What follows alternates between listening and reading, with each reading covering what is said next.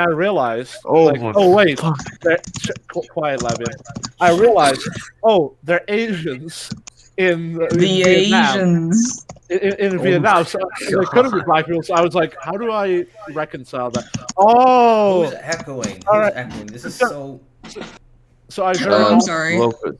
I very awkwardly say in the video, well, this time Vietnam was in Africa. Airborne.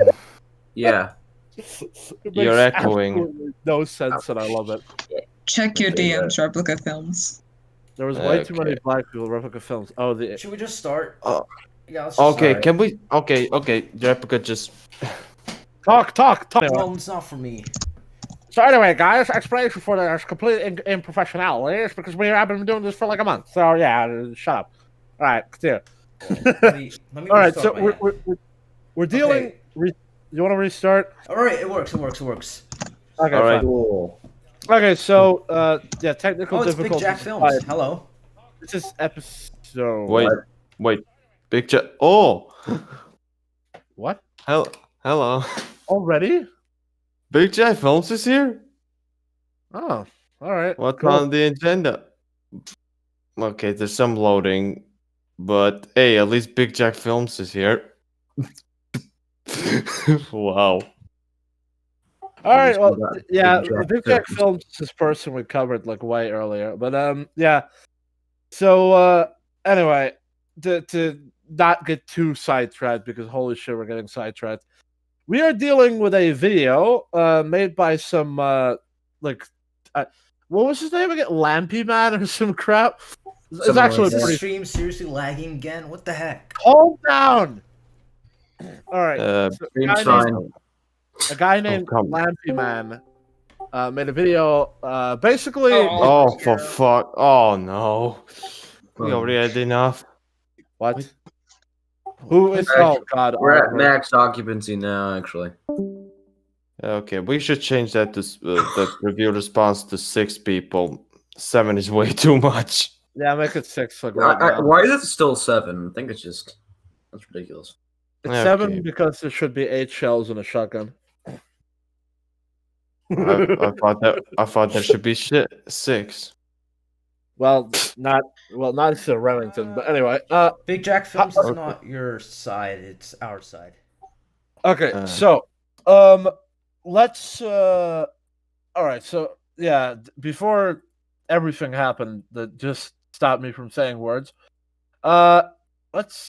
Yeah, okay. It's basically a video about a guy who's saying that George Lucas shouldn't get control over Star Wars again because he's terrible. Yeah, So- but even Go ahead.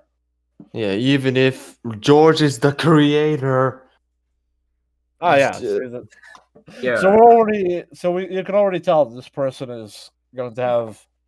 Nah, I'm not going to say that. I'm not an asshole.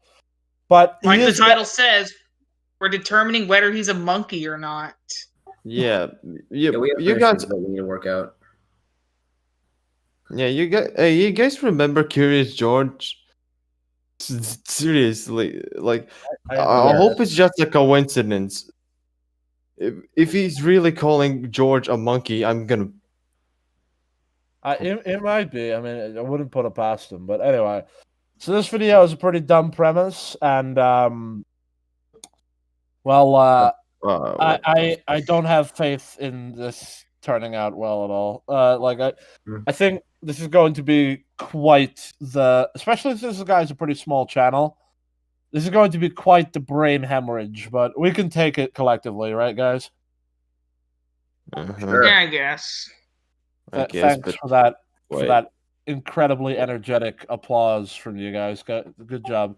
No problem. That's filling me with a lot of confidence. All right, so you guys ready for this train wreck? Because we know it's going to be a train wreck. Of course it will be. Who's that? What? Michael. Michael. Michael broke reality and just jumped in. All right. Okay. All right. No, get back here. I actually wanted to be here because I feel like he's going to help. Yes, I shall. I have Alright. the power of the world to be up. All right, Michael, Oh, here. come on. Calm down, Logan. Seriously, like, why the fuck you can still enter even if the limit is up? Because I am a gosh. Because No, it Discord is makes no- retarded. Yeah, think- Discord. Wait, Okay. why is there one of the female kind here? Oh, I'm shut sorry. up. This is our podcast debut, and you will be respectful towards that, okay, you little shit? I never wanted you to be. I was just going to All say right, hi. all right, all right. Everyone, calm the fuck. Everyone. All I was finish going it. to do is say hi, yeesh. Okay, whatever. Ow, Michael, that hurt physically. I know. My God. Okay, I have a boomer microphone now. Sorry Okay, for now being what are we female. reviewing, my mon first? What are we reviewing? Oh, Did I for fuck. sent you to watch to get a link already? Okay, yes, this is good. Am I still muted? Or No, No, No, I can no, hear you're not you. muted. Okay, because I'm like looking at the stream right now and it says that I'm muted. Curious It's George probably, or just, the it's case probably against like 30 George seconds behind or Lucas? something like that. Oh, Just Calm down. Latvian, Latvian. you have the This is how patience it of a goes. 3-year-old. This is no, just, I've. this is just how I Latvian, roll. literally every single stream we have this where we all talk over each other like morons. Yeah. I'm yeah. sorry. Why do I'm you sorry. apologize? We No. all did it at once. Yeah, no, you're fine. 100% fine. All right. Is Okay. this man a monkey or not? It's a monkey. It's his style. Okay. Fucking monkeys. All Yeah, right, okay, I get it. All right, let's fucking start this shit. Okay, guys will- whatever. You guys all ready? Yeah. No, Off topic, let's but do I it. saw Hellraiser thumbnail. Punch it. Okay, whatever. Punch it. Oliver, Okay. you could totally join in the discussion in the chat and Oh, not bother us. good old Okay, dog. let's. Okay, let's do this. 3, 2, 1. Boom. Curious George. I actually really like that. I used to love that show. The fan criticism surrounding the Star Wars sequels has had Oh, Disney great, he's reeling, British. despite them making over the billion mark on the box office with every sequel offering I so mean, far. I personally don't Force really know that much Awakens about made Star Wars, overt- but I don't understand it either. Like, you know, like it's the creator. Like it's the creator. Like shouldn't. That's a very good question.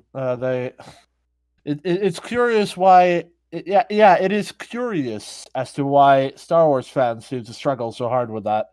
2 That's billion. hilarious. The Last Jedi over This guy's already 1.3 failing the billion. monkey And The Rise of test. Skywalker making just over $1 billion. I mean, the video isn't exactly loading for me. It's obvious that there's been a Is that dramatic loading? What? drop-off in return since the... What Okay, the- well, if I'm sorry. if it's not loading, just Mm. press the refresh button. Do you know where that is? Oh my. To the top left. It's that little circle that turns around. Okay. I'm just gonna be there, not interrupting. What the fuck? Yes, I know you're not gonna sabotage. I know you're not gonna don't post Raylo, considering we also have not. Yes, don't do it, Lat. I'm not. Oh, shut up. You shall be renowned for this forever. Who? What the f- It's Oliver. No, don't bring that up right now, Michael. Okay, And okay. Oliver- Who? Hold on. Oliver's just going to sit there and not say anything. Okay. It's fine. Okay. For you, Why? the day Bison graced your village was the most important day of your life. But for me, it Michael, shut up. And Okay. Latvian, calm down. Are you We're turning gonna go into an the video. elephant? Have you refreshed the page? You Okay. I'm, Okay. Why they? Who changed it to 8 people? I did. So Why? Oliver joined. Why do you want Oliver to join? It was 6 is. He's just gonna. He's just gonna sit Go there and listen. watch. And Michael's Can't broke sit there and be a his good scale. boy. Bat person. All right, fine. Bat person. Did you refresh the thing? Thank you for calling me bad person.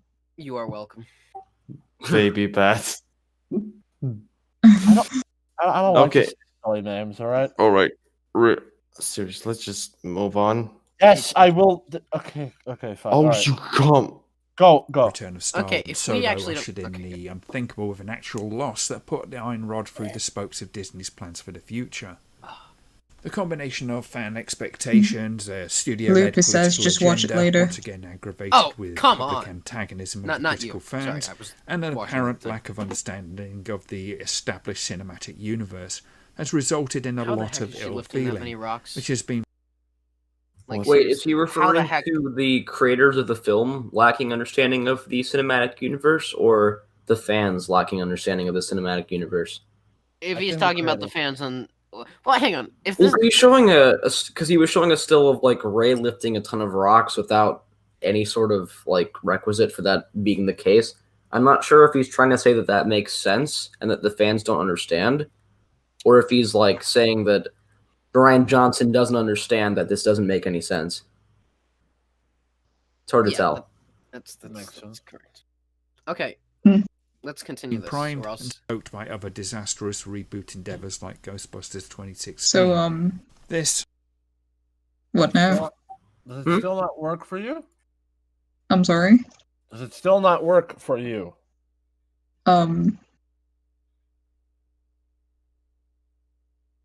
I'm just not going to say anything.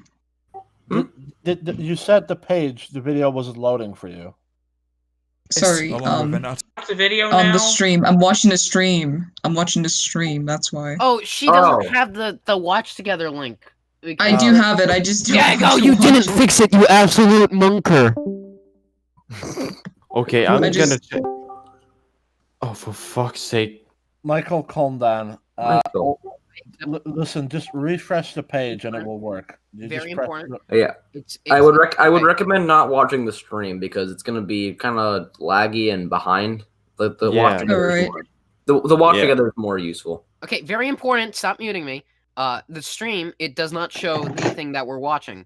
Is that What? fine? Alright. What? Yeah, it doesn't show it. It just shows us in the Discord call. That's what I was trying to say.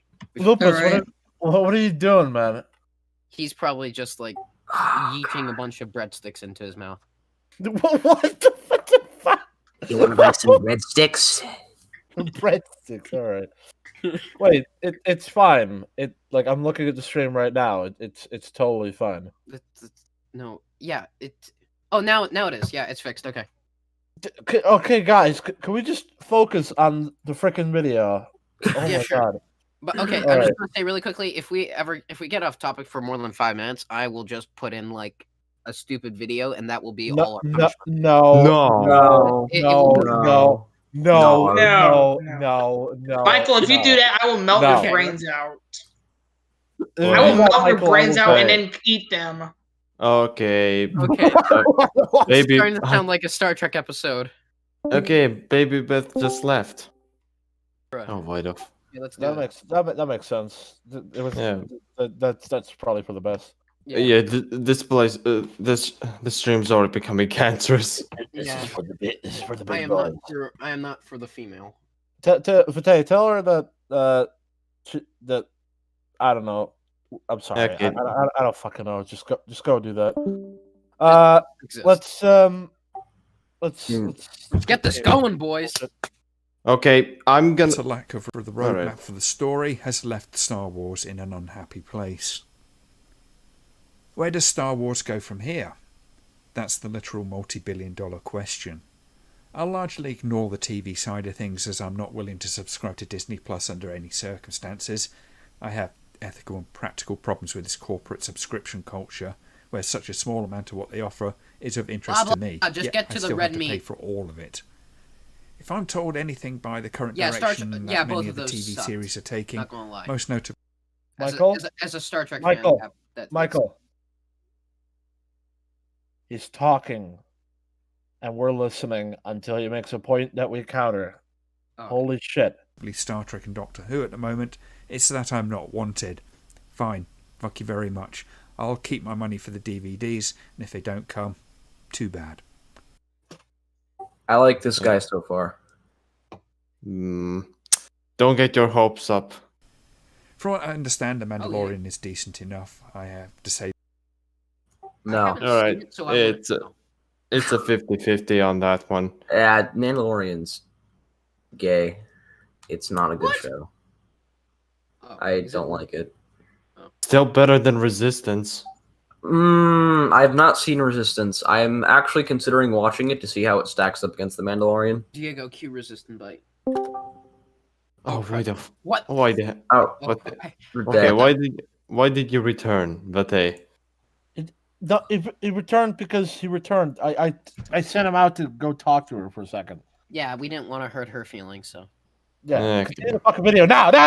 Say the reviews cool, erring on the side of It's better than the sequel films rather than it being outright it's amazing. We have had a couple of standalone films as well. Solo, despite the backlash that it got, was okay. Not much more than that, it has to be said, but it kind of did its thing okay. It was a bit ponderous, it looked a bit drab. Come on, get to the point. Exactly a young Harrison Ford, but it was. I mean, if you continue to be an impatient dickhead, I'll just throw you through a window. Whatever. Okay. Okay. Problem is that okay is not good enough for a story involving one of the most beloved characters from the OT, and it was only somewhat less bland than Luke backstory where we get to see his days farming moisture on Tatooine. Oh, Boy. shut up. Boy, don't In touch my the opinion, originals. it still worked better than The Last Jedi at the end of the day, and it got an unfairly That's brutal true. reception in some respects. One that was in no small part fueled by the backlash to The Last Jedi. But we did get Rogue One, which, as redundant as it may be, was an interesting film on a few levels, being I more enjoyed down that. and dirty than any of the previous Star Wars films to date. I like that a lot, actually. It was good. Yeah, Rogue One's all right. Like, it's passable, I would say. Like, it kind of it toes the line between meh and not meh, but it does the job, I guess. Yeah, I mean, I kind of lean towards more. I like it actually, just because we have some cool scenes and stuff. Yeah, I can enjoy it. I think it had a good story. All right. Standalone films seem Rogue to me One to is be at least the ways forward. enjoyable. Oh, shh. My ears. Films with a smaller scope, more character-based, lower budget. You can take risks with content and cater to smaller, more specific audiences. Oh, thank When you. it comes to the main series, I do wonder if there are really legs on the idea of yet another Empire against the Rebels story. The question is, what else is there? Yes. It's Star Wars. Hello. Who's that? Hi. It is Graham. It's the magic spoon. Yes. I don't know who the. I don't know what the. Yeah, you Who came the in fuck late. is that guy? He's the dude who helped me, like when we were still. Replica, I have met you, if you recall. Yeah, Do you guys not remember Graham? At the prequel You're stuff. that guy? Yeah, he's that Yeah. guy. And The he's guy my who Padawan. complained about the car with the bombs and shit? Wait, what? I don't That know was a about. long time ago. Nah. That was like 6 Well- months and some shit. What car bombs? I don't No, think the- that was me. You know the Gungan that was like on the carriage, and there was like a Yes, thing. I for a recall car. that. Yeah, I recall this. Oh, it's big brain time, boys. Shut up, Michael. Shut up, Michael. Why no? Welcome Sorry, to the worst day of your life. Here, Why check the- out here's a watch together. The message could not be delivered because the recipient. Okay, Magic Spoon. I know it wasn't you, but fuck you. Okay, fair enough. That's leftover frustration for every single other time that happened to me. Accept the friend request. I will, boy. I will. He's in Boy, Canada. what? He's in Canada. That doesn't mean anything. Oh my god. You Yeah, I did. Don't accept You friend just made the requests. worst mistake of your life and called Replica a boy. Now you will die, probably. Boy Why? is in BOI. Okay. Oh, now you'll seriously die. Severe buffering is so Yeah. unless you Alright, want. alright. this- Look, we'll kill you later. It's like first we need you for this fucking stream. All right. Graham, you will replace me in I 7 don't minutes. even know what's happening. Curious. Alright. What? Let's keep going. All right. Oh, It's kind of in the nature of what the main feature of the story is going to be. Musing on the potential scope. oh, for fuck's sake, echoing. Magic spoon, you got an echo. Go. On mute. Go. Alright, let's go. Oh my Scope of the good Star Wars fucking universe aside, god. George Lucas had left enough rough notes on where he saw Star Wars going, and to me at least, it seems very typical of Lucas's rather wild and messy imagination. But first, before I go on, a word of warning, trigger warning if you like. Well, at I least know you put this is that going in. to seem like a hit job on Lucas, and I don't. I mean, Good job. It that- is. that's- That's lovely. I don't care. Can't really fault him for being honest. Can we Yeah, just but keep going? what does he expect people to do with that does he expect people to like respect his opinion more? I don't know what he thinks he's gaining from putting this in. He could just say you might not agree with this.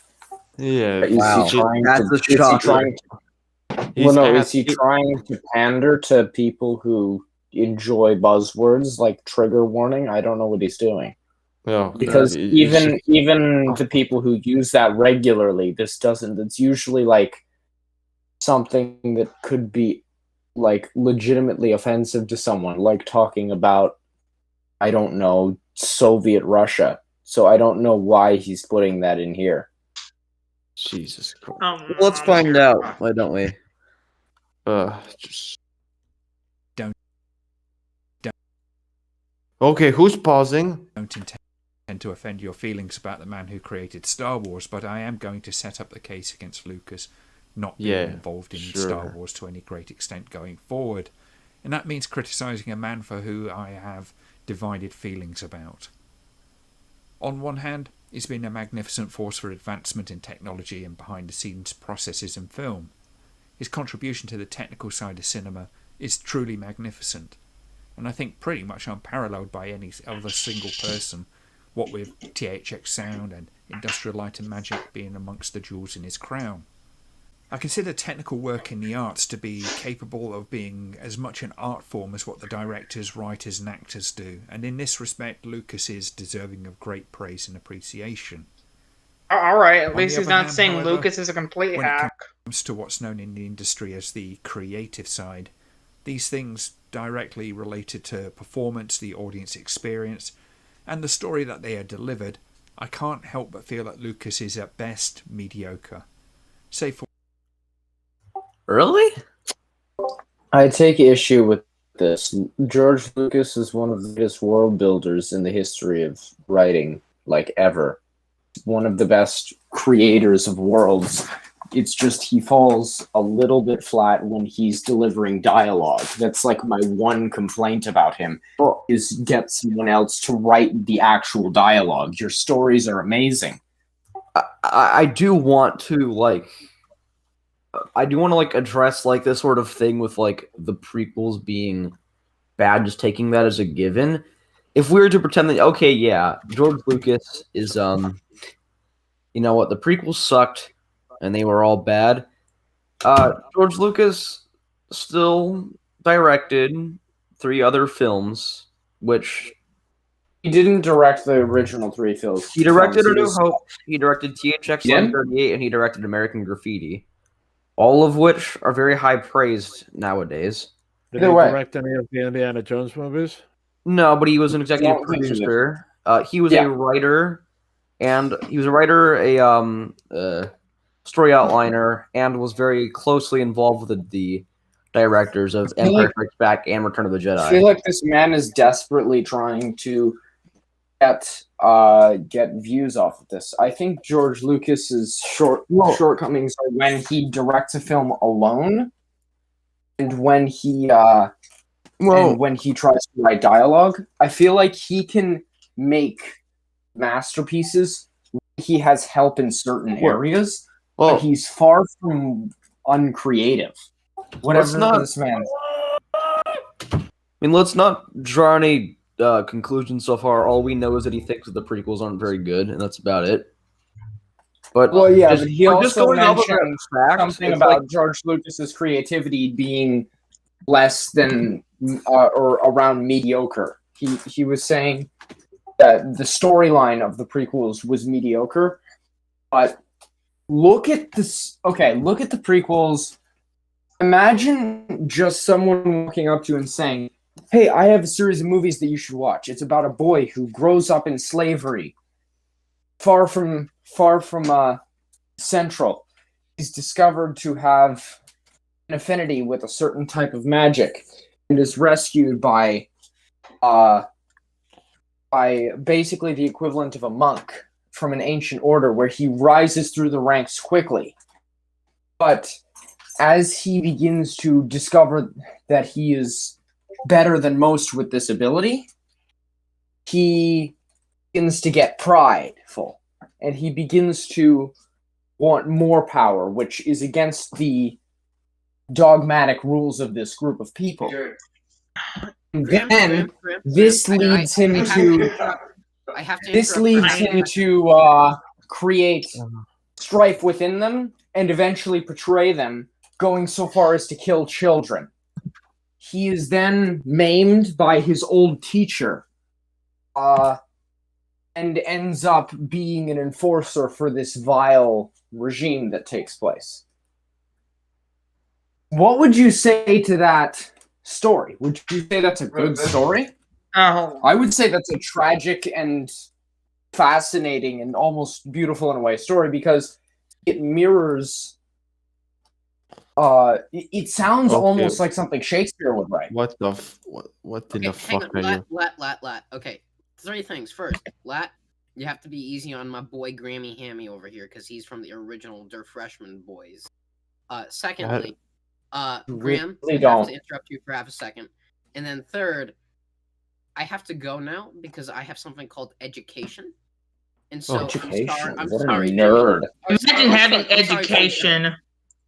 Imagine being educated. What a nerd. Loser. Well, anyways, I just wanted to say with all my heart because yesterday was Super Bowl Sunday. Yes. Why don't you join the retarded gang with me and Airborne? He and I are in the retarded gang. Hey. All right. Don't talk to me like that. Okay. Let's get back to the video. Oh, you are. You definitely are. Oh, shh. But back to the video, yeah, Seeks the right. final creative control to someone who can tell his is deserving of great mediocre, save for when he, at the time arrives. Oh, god damn it! Okay, who's doing that? Okay, who's doing this? Shut up! Got it under control. Who can tell his stories in a more disciplined, comprehensible directors, writers, and actors do. Okay, stop it. No, shut up! And in this respect, Lucas is deserving of great praise and appreciation. On the other hand, however, when it comes to what's known in the industry as the creative side, these things directly related to performance, the audience experience, and the story that they are delivered, I can't help but feel that Lucas is at best mediocre, save for when he cedes the final creative control to someone who can tell his stories in a more disciplined, comprehensible, and just plain human way. Shut the fuck up. I'm gonna have to disagree with you because he did not give up our final creative control on The Empire Strikes Back. He gave up directorial control, and even then only to a small extent. What a creative opinion. I don't know if he's mixing up terms here, or if he genuinely thinks that George Lucas gave up creative control of The Empire Strikes Back, but that's not what happened. Oh, he was still heavily involved in writing the story. Mm-hmm. To be honest, with how much that is represented, I wouldn't be surprised if they think it's basically the same thing now. It's not... I'm not going to pretend that Irvin Kershner didn't contribute a lot of great things to The Empire Strikes Back, because he totally did, but it's still Lucas's film. Irvin Kershner's contribution, just like Marcia, Lucas, and the original editors of Episode 4 and all those people, have been their contribution has been blown out of such proportion that it's hard to respect it or even think anything of it other than, being what it is, just helpers to George Lucas' vision. Mm-hmm. But yeah, that's what you see. That's another thing. That's a funny thing. I just had to bring this up real quick. If you make people's contribution more than it actually was, that will actually diminish what it was before, because the person you tried to lie to will then be like, no, that wasn't all that special, and that is another reason why you shouldn't lie. Yay. Yeah. Anyway, let's get to the video. It's not that Lucas can't tell a story. It's that he seemingly can't tell one without getting bogged down in detail and being distracted by irrelevancies that are interesting to him. Jar Jar is an irrelevancy? I think not. I was about to say, I got 2 issues with this. One, I think that out of the 3 prequels, The Phantom Menace struggles from not having enough detail, not explaining enough things. Not the other way around.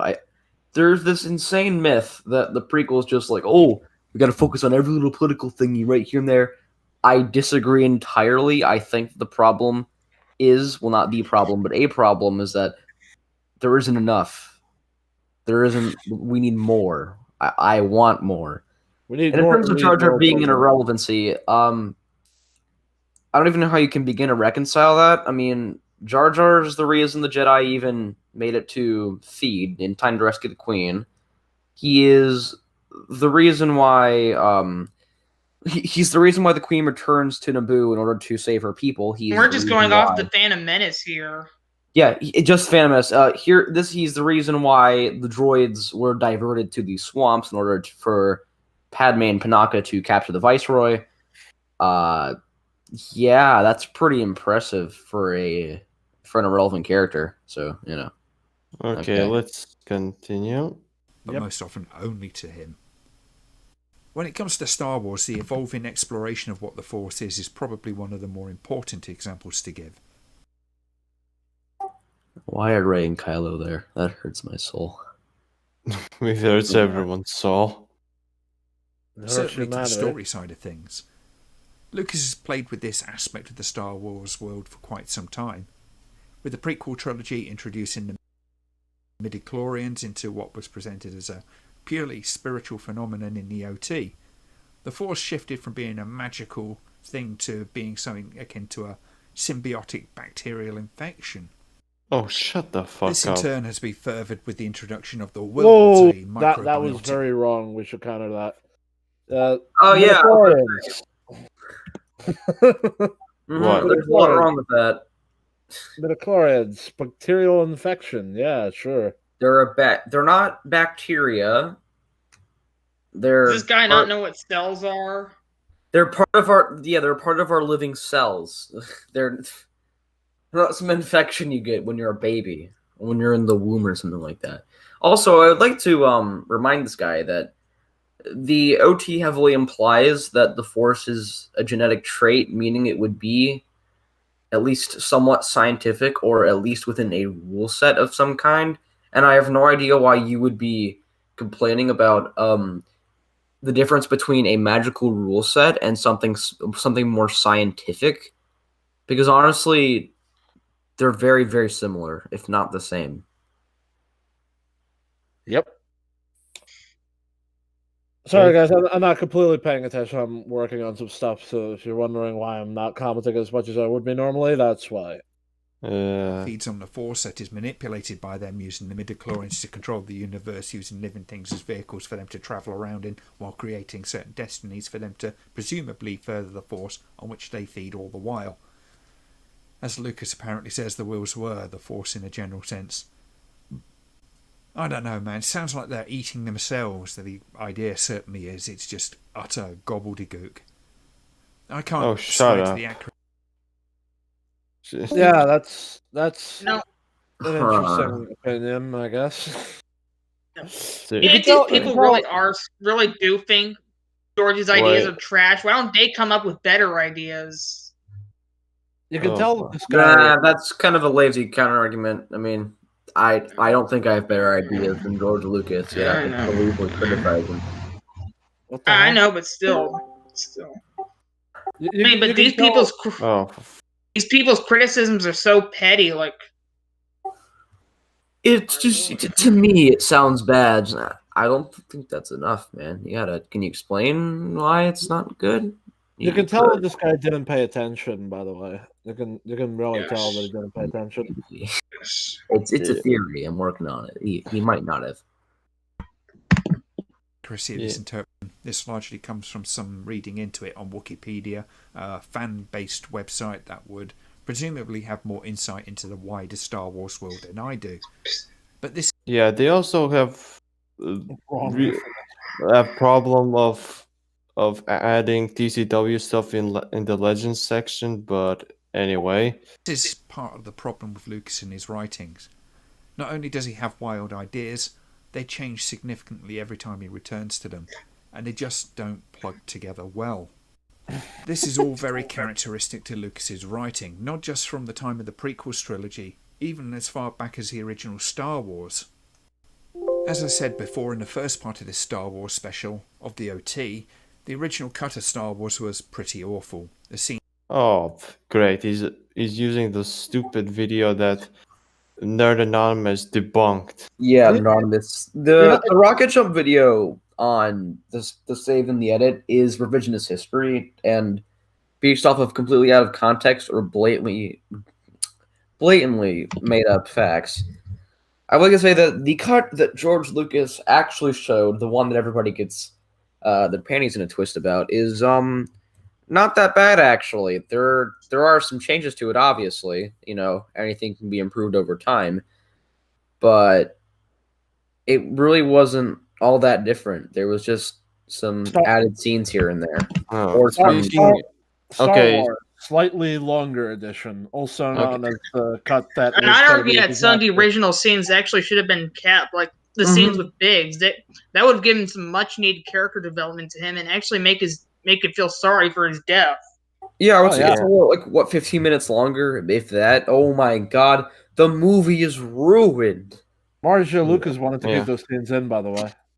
Yeah, yeah, but George wanted to be more Hidden Fortress, so it's more like George's fault. Yeah, George ruined Star Wars. Yeah, damn him for cute. Damn him for saving Star Wars in the edit. Yeah, the whole saved in the edit thing, I never believed it because it just doesn't make sense. Like you can't make a like I'm sorry, but there's no way in hell that you make. I mean, like it's the whole multiverse theory thing, where multiverse theory, like if different things happen, then different things would happen.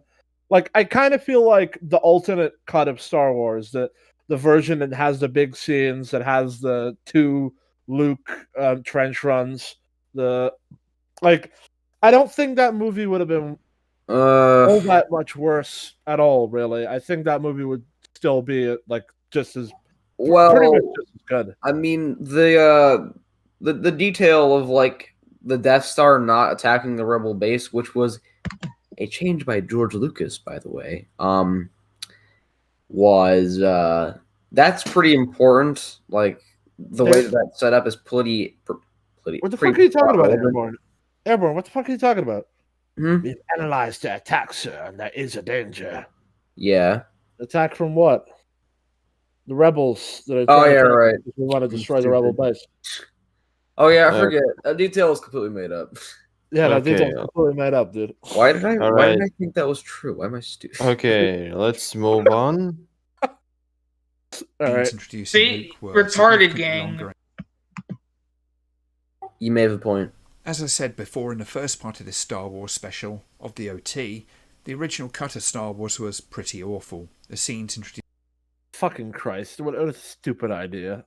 I'm sorry, but him repeating it like such a fucking moron, and watching that he had no idea, that he is not. He doesn't. This guy doesn't think. He doesn't care. But regardless of that, what a fucking dumbass idea that a 10 out of 10 movie becomes like a 0 because it was slightly different or some crap was left in that it was cut out for time or whatever. I mean, the thing is the cut that a lot of people show with all the unfinished footage and stuff. They talk about that and they think, oh yeah, this was all just saved, and it's no, this just wasn't finished yet. The broken version that everybody refers to, the version that George Lucas calls a disaster, that's the one that uses World War II footage as a placeholder for the. Yeah, it's not a finished cut and never was intended to be. Okay. I would take the second last version of Star Wars any day. That version is not bad. No, the one right before they finished, the second to last edition. Yeah, that version is great. That's great. Star Wars, but longer, basically. Producing Luke were significantly long. longer and astoundingly pointless. Astoundingly pointless. Yeah, world building is pointless. I agree, totally. Yeah, establishing motivation or more clear motivation for characters. I'm not kidding. I'm not kidding. I'm not kidding. Cutting the big scene was a complete mistake. I agree. Not all like who the fuck. Okay, let's be honest here. Before we saw that scene, who the fuck is Biggs? Just black-haired, mustache. Guy. Well, no, we know that he's his friend from the dinner scene. I know. Oh, wait, yeah, they say it's just gonna be one more season. That's what he said when Biggs and Tank left. So it's implying that they had the same plan as him, which was off to the Imperial Academy. Well, but we don't know why. Well, we learned later that they joined the rebellion, but like the scene from the scenes that we get, there's like not a lot of implication that they defected from the Imperial Academy versus what Biggs did. I honestly kind of feel bad for Biggs, both the character and the actor who played him, because he could have totally been like a part of the original three. The pop Harrison. The three Han, Luke, and Leia. If things would have maybe been like differently written or whatever. Maybe. But instead, he's basically reduced to being an extra. He actually was a character. I find that actually kind of funny. Like in the final cut, he basically has just as much of a significance as Porkins, other than being Luke's friend. Yeah, friend that we didn't see before. It's actually it's funny just how much more like I care about him dying in episode 4 now by seeing that earlier scene. Like I understand what his personality is like, who he is, what he wants to do and stuff, and what he's about. Relationship with Luke. Yeah, like it like the big scene is, it's like the thing in episode 2, the love story being expanded. Like cutting that, like I don't know why that was cut. Like those scenes with Padme's parents are great. I have no idea why those were cut. But stuff like that. George Lucas probably cut stuff like that because it would be retards like this guy here would be like, it's boring, it's pointless, it was blah, blah, blah. It needed to be edited down. Honestly, even with the special editions, I'm kind of unsure why he didn't bring those back. Like that would have been the real deal. Like that. Like forget about the Jabba scene. Like fucking hell, give us the Luke talks to big scenes. Oh yeah, I would totally vie for like cutting the Jabba scene in favor of the Luke and Big scene. Like, yeah, well, you could even have the Luke. We could even have the big scenes like edited in a different place. Oh wait, no. Oh, I get it. It's cut because it has to refer to. Well, if you edited that in a way that it was after the Death Star fight and they had landed, and then you cut out the part where he tries to break, where they go outside and look at it, and instead you edit it so that immediately it's Biggs and Luke walking out talking to each other. Maybe. But that would be such a hard quick cut that it's not really a Star Wars edit. But I don't know. I'll experiment with it. Things should always be immediately clear to us, and that's kind of what George is about. Should be like, oh, yeah, what are you guys? What are they talking about? Maybe I think I get it. No, wait. Okay. I mean, well, the funny thing is that the line that Biggs has, like they've already centralized commerce or whatever. Like that line actually gives us like the one big problem. It fixes the one big problem with the movie, and that is like, why are the Empire evil, and what is like the big deal with them? Besides the obvious, it's like, oh, they fuck up commerce and shit. So like totalitarian government that fucks up shit for everyone. Like, isn't that sort of implied in? It's implied, sure. It's implied all the time. Like it's implied every second that you see them, but it's confirmed by that line, and that's good storytelling. Again, calling these scenes pointless is just insane. Deleted scenes. Like if we look at like most movies, for instance, like Terminator. Like that's probably one of my favorite. Like in Terminator, they had a completely alternate plot line. Like if I smoke enough crack and I have like a desire to make a version of the movie where it's that, I could totally do that, like 100%. Like I have enough. Like there's this whole other plot line where the facility at the end of the first movie was actually Cyberdyne, factory, and they were going to try and blow it up, and that's why they get there. Now in in the new, the final cut, they just stumble in there. Yeah, and like to be fair, I honestly don't get why they cut those. that's just kind of like that is the mentality with people who don't accept new arguments or stuff like that. Just okay, here you go. Here is a fact, and this is a fact because lots of people have said it, and I'm not going to provide evidence. I'm not going to provide new perspective. I'm not going to provide a backup. This is it. That's all I got. Sorry. Well, that's because he doesn't expect to be countered. That's the thing, is that these people, they're so confident that I don't know what they were thinking. Like, I don't know why it never occurred to them that we would probably grow up one day and give them shit for this bullshit. But they didn't expect counter arguments. Like you can tell from how they talk. Like they don't expect you to counter them. See, I'm a baby zoomer, so I know nothing about the culture that surrounded the prequels. Back then, I was born after 2 of them. It's just, I don't know what happened there. It is very possible that like prequel defenders back then were just moronic, and that they just kind of like, okay, we know that these people are wrong, so we can just say these things without any recompense. Airborne, here's the thing. It's sort of like watching a movie with a friend, and your friend just starts to ask all these inane questions, and he's like, I hate that character. The one with the funny voice. Fucking hate that guy. He's like, yeah, he's a little annoying. Fucking hate him. He's ruining the fucking movie. Okay, calm down. This is one guy.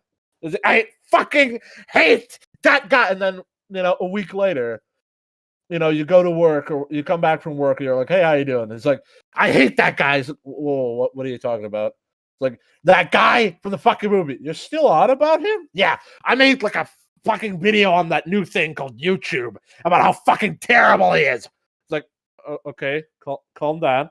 It's like, no, everyone will know that he was the worst character ever. And then you run away and like you don't talk to him for like 10 years.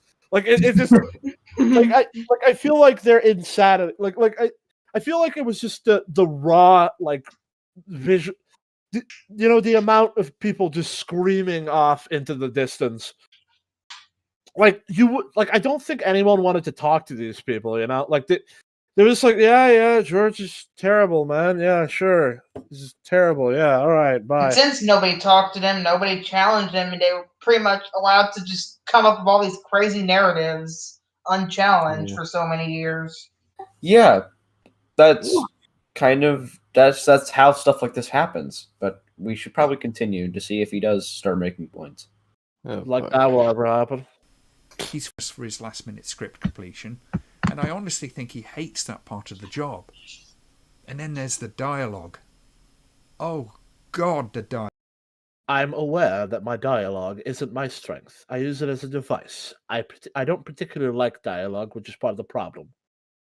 Yeah, that's understandable. If you take this out of context, you can make him look like the worst person on the planet. Dialogue. As Harrison Ford famously said to George, yeah, don't investigate why he said that. Just use the quote and then... I mean, fucking hell. If George Lucas is going to be that self-aware about it, there should probably be more behind it than just... If he knows that he doesn't like dialogue, why wouldn't he get a guy to help him write the dialogue? Like, are you fucking mental? This is like millions and billions of dollars, this shit. Do you think he's just like, okay, so I'm terrible at dialogue. Like, assuming he is, because we all know he isn't. But, just for this guy's perspective.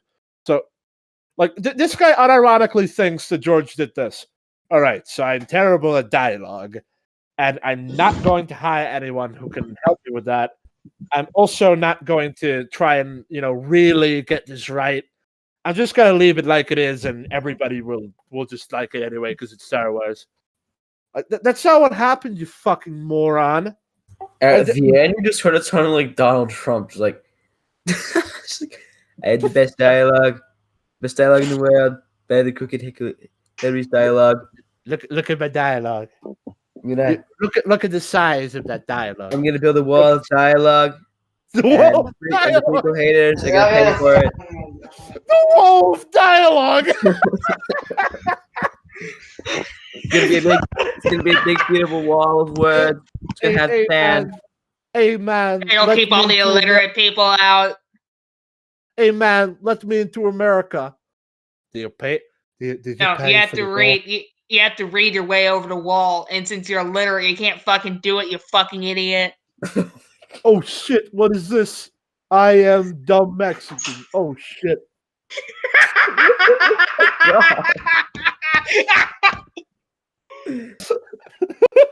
It just gets worse. It just gets worse. Like the president of Mexico will pay for all the walls. Yeah, he's also illiterate, so. Yeah, all right. You can shit, but you can't say it. Lucas, hold on. He sold the company for $4 million. He doesn't give a shit about what I think.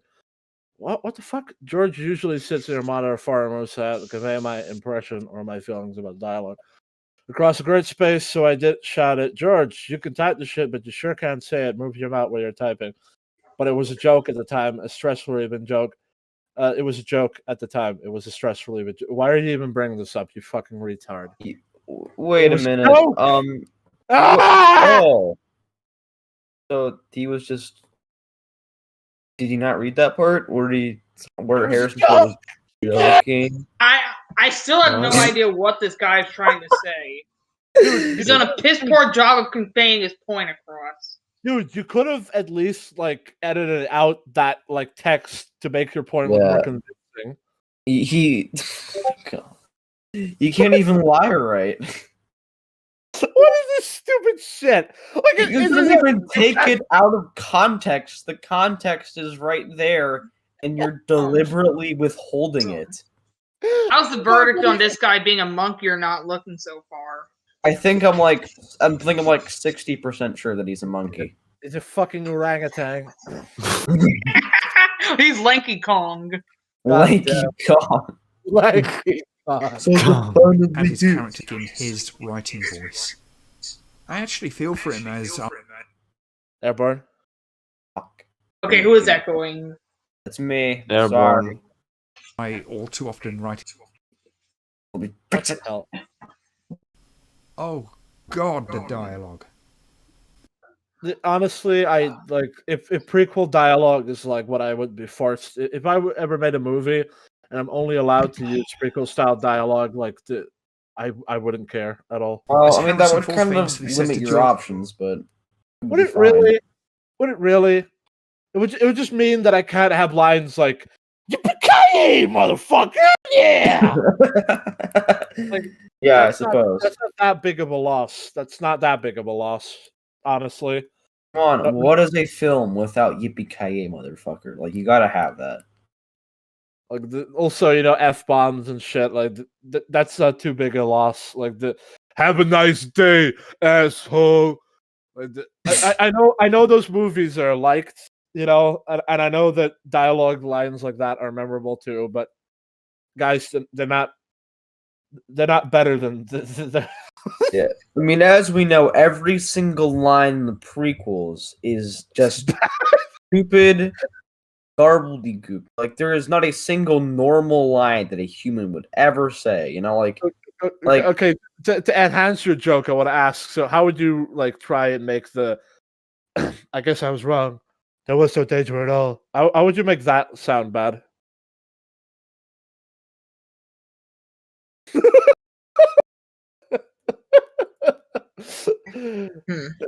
See, that's exactly what. Yeah. But my example for lines is just this would be in DOTs. You can't get that shield generator fixed. There'll be sitting ducks when Captain Box is just just the normal lines. If I just showed you that out of context, I don't think you would ever assume that it's from the prequels, unless you watch the prequels. It's actually pretty Which good. would be like, but if a prequel hater gave you a description of the dialogue, and then I showed you, if I can't get that shield generator fixed, be sitting ducks, you would never guess that it's from the prequels. It's that piece of shit, that absolute worthless, confused retard, that guy. Like it's like him. It's like him trying to make the dialogue in episode 3 look bad by just letting us not hear it and then speaking over it. Like, in my point of view, the Jedi are evil. Okay. He does do that, doesn't he? You have done that yourself, Anakin. I call him confused Mong. Confused Mong. Mong. Okay. I'm getting confused head. Let's get going. Now. I'm getting tired. Coward! This guy's fucking boring. The holy realm of war. I'm sorry, but it's almost. Our troops are running from the battlefield. Shameful display! Latvian Dragon, I will most definitely fuck you up here. Why? Whoa, Whoa, why What did the you say fuck? that? What a fucking asshole! All right, you're getting kicked instead. All right. Oh. See you around, Rayla. Latvian, see. Oh, you cruel piece of shit. I heard that. The rest of the audience that have IQ of like below 20 didn't, but I like how now the 2 people left, Oliver's back. Like he's Oliver. Hey Oliver, how about we leave and you do the rest of the stream? I'm not gonna leave. I'm just gonna stay here. Yeah, I know. All right, where the fuck is Matei? Get the fuck you kicked him. Oh, he left. Get the fuck back, dickhead. You can type this shit, but you can't say it. Lucas has had his characters speak in his writing voice. I actually feel for him, as I all too often write exactly how I think. It often doesn't translate to what's comfortable or even possible to reproduce using human language. The difference is I tend to correct for it in the reading and don't inflict that upon others to perform. Okay, glowing brain, big brain, genius man that made this video. I just want to say this, okay? It is impossible to read something like somebody else would. It is physically impossible to write something exactly like that. That's impossible. That's impossible. Like, you can direct a person to be closer to what your reading of the thing is, but everybody's different. Everybody. Like, if I go with like the video game line or whatever of like, I don't know, target sighted, and I tell somebody to say target sighted, like Vite, say target sighted. Target sighted. Yeah, see, like he doesn't know if I meant target sighted or target sighted or like this is it's exactly like trying to read Star Fox lines normally, like trying to make them sound like something a normal human being would say. Star Fox lines. It's just stupid. Like, it's like this guy thinks that George like infects people's minds and gets them to be just as boring as he is. Like, it's sort of like CinemaSin saying like, it's sort of like CinemaSin saying that did George Lucas direct what was his name again, the Anakin actor, Hayden Christensen. Yeah, did he direct him to like be like, to sound like he's dead? And like, no, clearly not, you fucking moron. That's not what he did. Fucking Christ. I'm gonna really use a G word when describing these. Like it fucking hell, this is stupid. Like, I understand you can add context for how to say something, but I mean, if I said like, say that's a grenade in like a somber tone, then Like if you added the context, like, oh, the grenade's about to explode, I would be like, that's a grenade. Oh shit. Like whatever. It's stupid. All this shit is stupid. It's fucking retarded video. God damn. Like, you know what's funny about this? Like, he leaves this clip up so long that even the mentally retarded audience that just believes everything this guy says can still read this and then at the end see that it was a joke. Like he leaves more than enough time to see that it was a joke. Like what the fuck, man? Lucas was responsible for We're dealing with a majority of special the writing breed of the here. prequels. We got treated to some Tommy Wiseau levels of language bilge. What does that even mean? What does that even mean? Tell me, video maker, what is bad about Tommy Wiseau's lines exactly? Like, I'm pretty sure it was the execution of the acting that was bad about the room. Like, I understand. Yeah, go ahead. Oh yeah. Go Do you ahead. remember that? Do you remember that one? Do you remember that one scene from Revenge of the Sith where Obi-Wan goes to Padme's apartment and the scene plays out like this? So Obi-Wan's like, I've seen a recording him of Anakin hitting her. It's bullshit. He did not hit her. I was gonna say of Anakin killing younglings. No, he did not kill them. It's bullshit. He did not kill them. He did not. Speaking of the room, do you remember I that scene think from PSA Prequel? I remember also that. compared It was a great scene. Hold on, let me. I think PSA Stitch also compared the prequels to the room. Well, PSA Stitch is dumb. Well, that's what happens if you listen. Yeah. That's that's the ultimate endpoint of what Red Letter Media wanted you to do. Like, he wanted to bring it to a point where you think it's just as bad as the room. But here, let me see. I'm going to. I want to find the script second so I can do a good version of the bullshit line. Just to show you, just to show how fucking retards.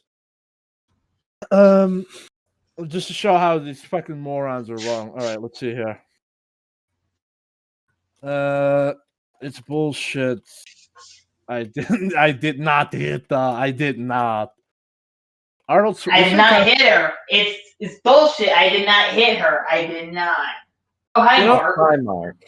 Like, I just want to say, like, for a lot of the like elements, like a lot of people they just call the room bad overall, but like I think like the plot element of a man that is like good and like just happy in life, but then everything gets ruined because his wife Michael doesn't love her and it just abuses him as like a like a tool to be used for her financially.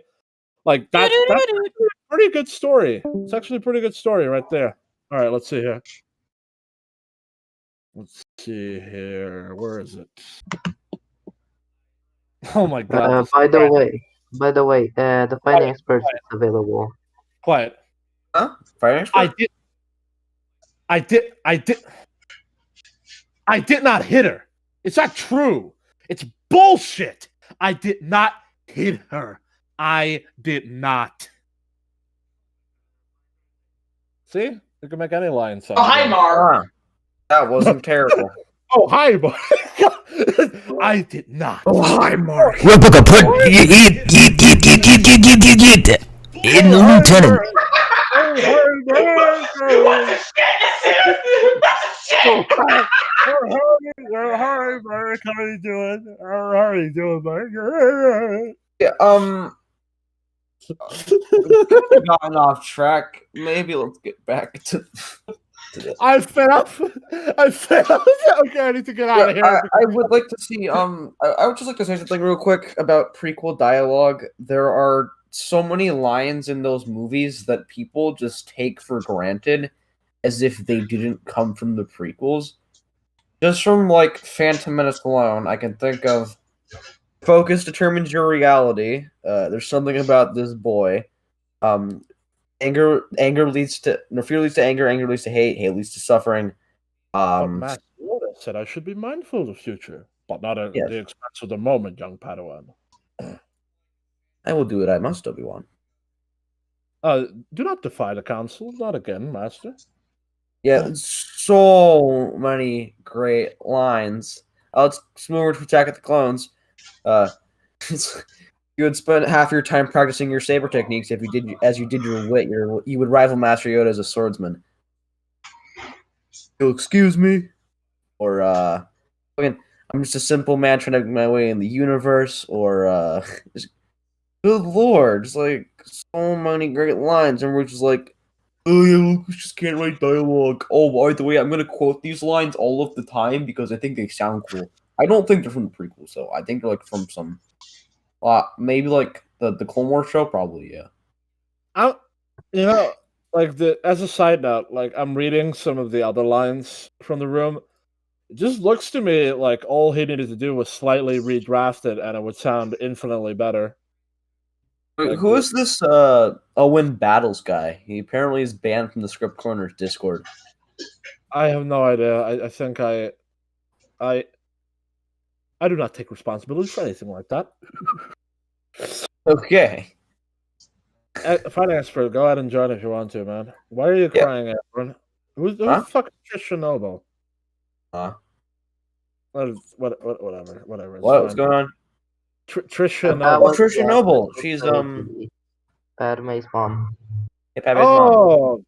Damn it! All right, yeah, that sucks. She's dead. Yeah. Yeah, George. Yeah, you really shouldn't have cut that scene, man. At least she was in episode 3 for like a few seconds. All right, let's go.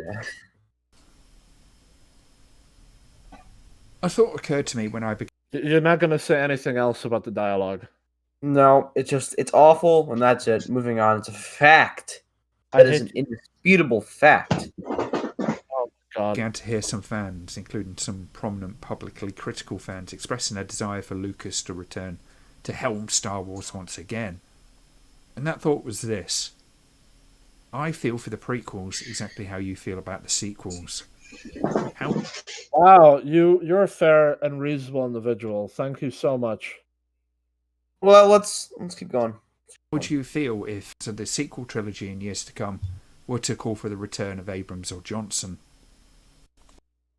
Well, they would be delusional. I mean, reasonable, but I disagree. I think I said that the first time. I don't know why you would ever want JJ or Johnson back when JJ Abrams deliberately sabotaged the creator of the franchise and screwed over everybody else in his path. Rian Johnson, maybe we can give him a second chance. I don't know, give him something small and tiny. But he still has absolutely horrible ideas for the franchise. Rian Johnson is something that doesn't affect anything else, and maybe he'll be all right. I don't know. He seems like an asshole. He just he thinks his ideas are so good, and I don't. I want him to have the second chance purely just to spite JJ at this point. But honestly, does Rian Johnson even know how to spell the word humble? I know Vite, I know, but he does because he probably says that he's humble all of the freaking time because he thinks he's so fucking zen when he's a moron. Well, I don't know if you know this, Vite, but basically it's been proven that The Last Jedi is mostly bad because of JJ and not Rian. Like really? Yes. Yeah. Mm-hmm. As in that Rian carried over a lot of the expectations aversion. Well, that was just a mystery box, and we thought it was Rian being an asshole. Yeah, JJ wanted him to intentionally misdirect the audience so that he could save all of his mystery boxes. He could save all of his surprises for episode 9. And it wasn't Rian Johnson being like, "Ooh, I'm gonna be subverting my expectations." He was actually he was following JJ's plan. Now, everything that didn't have to do with like that kind of stuff, just like random BS side plots, they were intentionally set to self-destruct at the end of their destination because, JJ gave him nothing to work with, and he didn't. I guess he was just too lazy to come up with anything interesting. Like, is this all for real? Yeah, or not. For real? Yeah, we're not bullshitting you. There's a series called Star Wars Apocrypha that we recently watched, and it basically explains what really happened behind the scenes of Star Wars, the sequel trilogy. Yeah, it's actually crazy just how intensely it is insane just how intensely J.J. Abrams, let's just say, what is the most politically correct term you can imagine for this, Airborne? What? All right, let's just say he rootless cosmopolitanized. He's a fucking hack fraud. That's what he is. Oh yeah, indeed. Are you guys watching a video? Yes. Yes, we are watching a video, and you are watching it with us. Here's the link. Thank you. I accidentally set out the... Who the fuck is Christopher Plummer? Who the fuck is Christopher Plummer? Have you watched Sound of Music? Hold on. Let me just look this guy up Or for a up? second. That guy? Hold on. Is this who I think it is? He was... All right, Joel, we're like almost 9 minutes into this video, and we still have no clue what the hell this guy is trying to say. Well, we do. It's just that he's provided absolutely no qualification for any of his statements. I have not seen him. I don't know where this guy is from, but I'm sure he's a great actor, and it sucks that his last movie was Knives Out. Well, on the other hand, I'm glad that we have we're having like a long stream for once. You know, we're an hour and we still got quite a bit of video to go. I like to those of you who don't know about this yet. Like seriously, like Rian Johnson is. It's honestly sad that his own personality is the way it is, because the only reason why we are even remotely defending him at this point is because we're fair human beings. Like, everybody hates his guts because everybody thought he fucked Star Wars, and he did not do anything to make himself look better. Yeah, because he essentially admitted or tried to admit that he fucked Star Wars. He's like, yeah, I'm taking the franchise in a new, bold and creative direction, and it's like, no, you didn't. You just An had some essentially weird racist ideas. direction. You just had some weird ideas that you put on screen because screw it, I got nothing else to do. You're supposed to be contributing to one large story. You're not some visionary, and you know you're not. JJ was pulling your strings, man. Yeah, like well, to be fair, it doesn't. If we consider that, maybe they knew that Rian Johnson was like that. So, long story and short, JJ has been revealed as the true final boss of this scenario. Yep. Alright, well, here's the thing. I actually slightly blame JJ less for what happened to Star Wars. Fighting expert. You haven't seen Apocrypha yet. You haven't seen Star Wars Apocrypha yet. Like, it has been proven that The Last Jedi is bad mostly because of JJ and not Rian Johnson. Oh yeah, you should watch the video series. Like before the series came out, with our current knowledge of like what happened behind the scenes, because I would say that you could totally. There's totally like a contention that Rian Johnson ruined the franchise, but after the video series, like, there's no doubt that it was J.J. Abrams. Yeah, like it. I think the moment I figured out was when we realized that like all the things we hate the most about The Last Jedi were already set up in The Force Awakens. You know, like Luke being closed off from the Force. Like that was like we were told that in Episode 8, but Episode 7 could not have happened if he wasn't. So like I can't believe I'm saying this, but that's actually Rian Johnson giving good writing explanations for the utter just shit show that we got before, and people just didn't realize because it's like Neuronymous said, like The Force Awakens is basically a 2-hour long teaser trailer to the next movie, and the next movie is basically what TFA was, so by extension. So like Yeah, essentially, Last Jedi is essentially another long teaser, but with Ryan attempting to give it some substance with his wacky, insane concepts. That's like the stuff like Canto Bight and stuff. Like Yeah.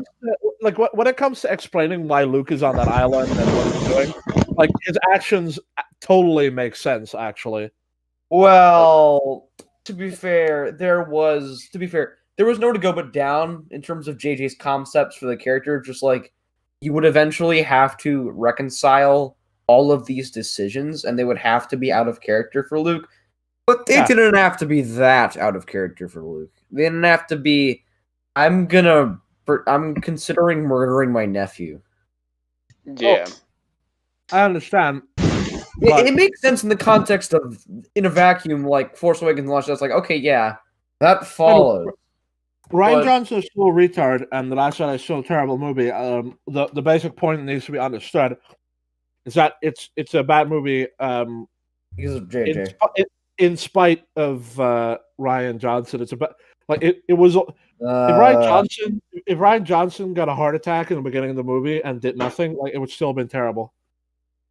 Yeah, I wouldn't even say that he made it any better or worse. Like the movie was just going to be bad either way. We just got his own unique flavor of bad.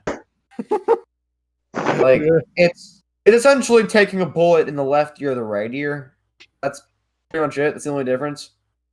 Yeah, like it's might feel a bit different. It's like would you rather have your kitchen bombed or your garage bombed? Well, you know what? That is a pretty good situation because I think that Ryan had the kitchen bomb, which is like you can live without your garage. You know, the kitchen has food. I think Ryan the kitchen. Honestly, it's funny because I have such mixed emotions because like you know there's still a part of me that hates Rian Johnson and everything, but there's this other part that's like, look, rest of mind. I understand that he's terrible. I understand that we hate him, but he's not the worst filmmaker of all time. And yes, he does deserve to make films. Like he does deserve to have a career. Like in spite of everything else. That's just a funny dilemma that I have now. Like, because like before I was like, he has to quit, and he has to quit right now, and never do anything ever again. except maybe be like you know a handcuffed like visual effects guy for some other shit. Like but now it's clear that J.J. Abrams is the guy who that applies to, and I don't know. It's just. I mean, I'm a fair person, so I'm fine with it. But it is funny to think about that Ryan is no longer the evil boogeyman we all despise so much. Mm-hmm. Actually, you know what? Stands they act like a cunt on Twitter. But that's the thing, Vitae. That's the thing, Vitae. Like putting the blame for TLJ on Ryan was the most easiest thing ever because he was such a willing target. Mm-hmm. So it is essentially blaming an ex-terrorist for a bombing that you did. They're going to take credit. Yeah, and also I just say like a new terrorist, like somebody that hasn't committed a crime yet but wants to. I just realized something which like it just makes me mad. Rian Johnson pretty much ripped off Tron Legacy beat for beat. Is that so? He might have. Yeah, because I'm a massive Tron fan. So I watched Tron Legacy last night and oh my gosh, TLJ is a fucking ripoff.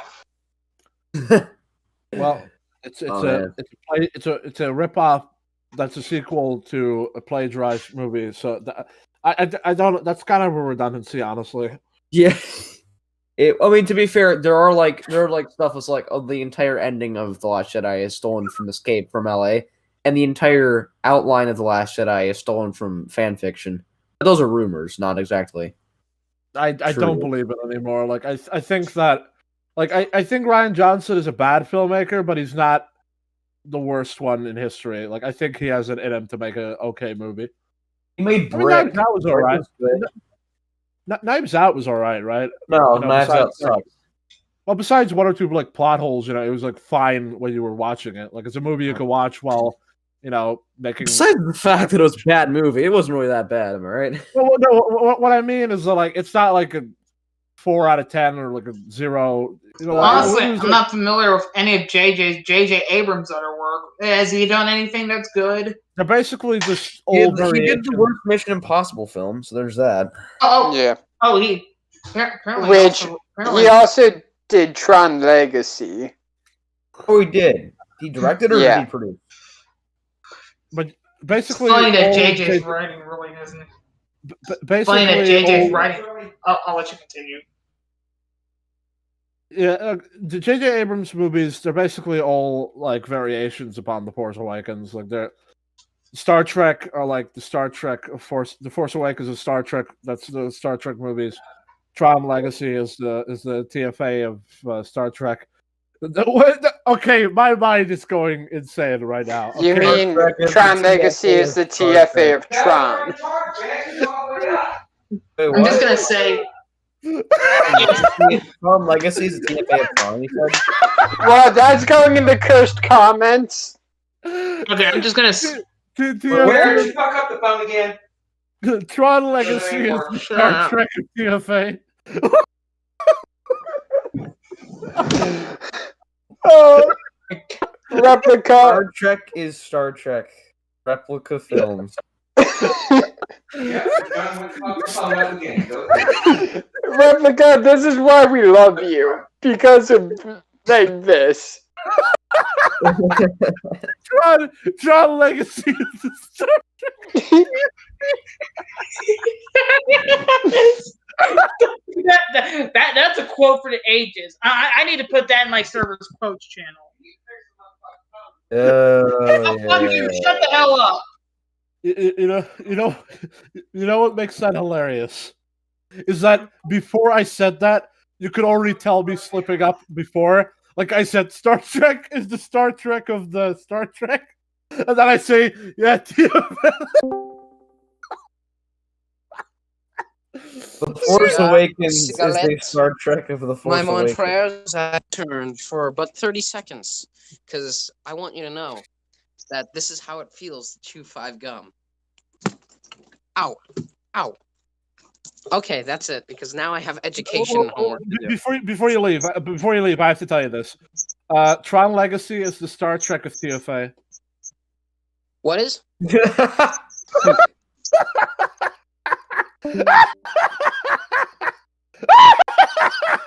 Oh boy! All right. Can I say what I was gonna say? Sure, go ahead. Matt about Tron. All right. Oh, so we have the JJ's writing really has. Sorry. Seriously now. Anyway, can I try? We should probably get back to the video, guys. Just like go ahead and talk. It's funny that JJ's writing abilities haven't gotten any better since he wrote the 1995 Casper movie, and he wasn't even credited for that. No, they've gotten so much worse. That's the thing. Yes. His only movie that doesn't completely suck is probably Super 8, which I thought was like serviceable.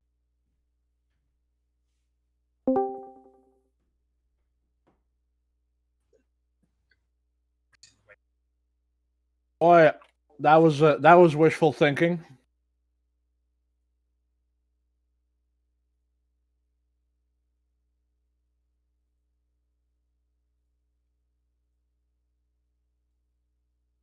What the hell's going on?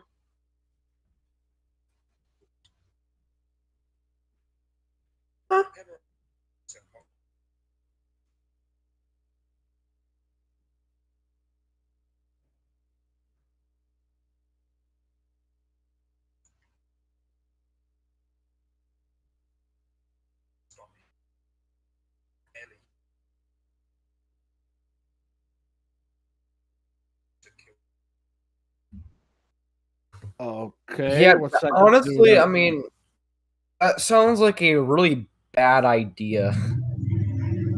Humans no longer have problems. They no longer have dramatic conflict with each other due to their inherent psychology. That just sounds lame. Are you making a joke right now, or do you not like Star Trek? I can't tell. Never seen Star Trek, but just that concept in fiction sounds really, really boring. Yeah, I assume that the guy who made Star Trek must have done some really good writing to make that shit work. Yeah, Kinda I assume, like how George and I did a lot don't, of good but I writing. honestly also think that that's not an accurate description of his show. How do you But know? if it is, that is incredibly impressive. Well, I'm gonna be honest with you. From watching episodes of the TV series, or just watching characters talk to each other, I don't think that there is no drama anymore. I don't think what he's saying is true.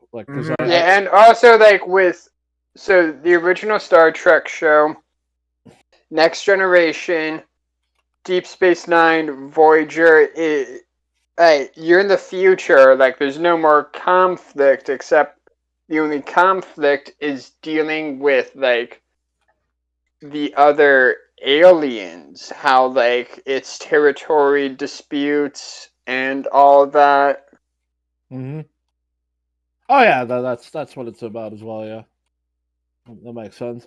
It's I think most of Star Trek is I think most of that is dealing with issues outside of. I think the point of Star Trek was it's a TV show about the future, but we're dealing with issues that are on a planet scale that are present on Earth today. It's sort of like the episode Symbiosis. That's one of the only ones I know about because of the awesome Ross Scott. It's basically an episode where there's two societies, and one of them is hooked up on drugs, and the other one and the other one is telling them that they are all sick from a plague, and they have to keep taking the drugs in order to survive. And it's that they thrive off their labor, practically as slave labor, because they provide food and services to that.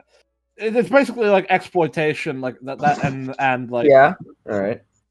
That's a theme in that episode, and I think that's what the show is about. Because I really don't buy the idea that there's no drama. In fact, I know because one of the crew members is arguing with the bald guy that and I know who the bald guy is, by the way. If you think whatever, he's arguing with the captain Picard. Yeah, that was his name. Arguing with them to let them help them release the drugs or get off the drugs. And he's like, no, and he's angry and stuff. So that's not true at all. Boy, it's hard to talk about a show you know nothing about. I mean, I'm the only quote unquote Trekkie here. What? You knew about it and you let me meander on like that? Okay, you asshole. Now you go and explain what it's about. I'm only the original and original next gen. You're not walking away from this. I don't care how many forms. I don't care how many forms of Judo you know. You are going to do this right now. How about we say no to that and move on? You son of a bitch! I'll get you for this, I swear. You know what? Let's move on. How about we? If I command, we move on. You guys are all assholes. One of the best Star Trek series, at least the one with the most interesting ideas, came out of the years after Roddenberry's death, and I wonder what it would have looked like had Roddenberry himself still been at the helm. Jesus no. Christ, that's holy shit. No, you ask any Trekkie, and they say after Roddenberry's death, it just kind of got muddled. Yeah, thank God this guy died. Finally, the show became good. What the all. Like when you look at the original and next gen, it's all hopeful. It's always trying to find the better way for everyone. Deep Space Nine, Voyager, it's kind of depressing. Wait, Star Trek: The Next Generation is not. That was when he was still alive. All right. Yeah. All right. Fuck you, by the way. I'm not gonna forget that shit from earlier. Well, that was. No. I literally just remembered my anger. What's going on with my brain right now? We're getting a lot of good clips for the highlight reel, actually. But to touch upon just like the idea of oh yeah, get rid of human drama and stories, then start writing fiction. Just why would you do that? Why would you limit yourself to such a I don't think he limits himself to that because there's like plenty of drama about how they should like treat the various. That's my point. Oh my gosh! Like for example, human drama, like in science fiction, like it works because you have Riker. He marries a half Betazoid, where the woman's mom that he's married, she's full Betazoid. She has the hots for Picard. And then one episode, it's implied that the mom walked around naked in front of Riker. All right. Oh boy. Human drama for you on an alien level. Like you can see how hilarious that is. Yeah, it is there. So I don't know what he's on about. Like, but just So tell me, I know Replica just. He has some interesting ideas for what he thinks about the MCU, but the movies work because of the characters being human. What are you talking about? The MCU. I only agree with Martin Scorsese. Like I'm perfectly. Well, I only agree with the dumbest position. It's not a dumb position. Like it doesn't exclude the movie from being good. It can still be excellent popcorn entertainment. All right, fine. Have it your way. Now what about it?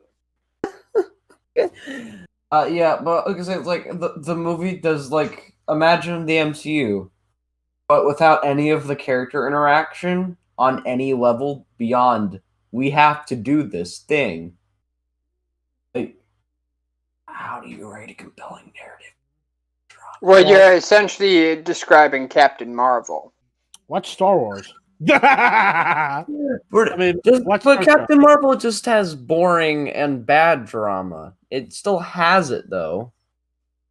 Like with Captain America and Nick Fury being like, "Oh, you look like a soldier," and I know soldiers. And when I see one, you need to get back to a battle. It's like that's stupid and dumb and boring, but it's oh, drama. Sake.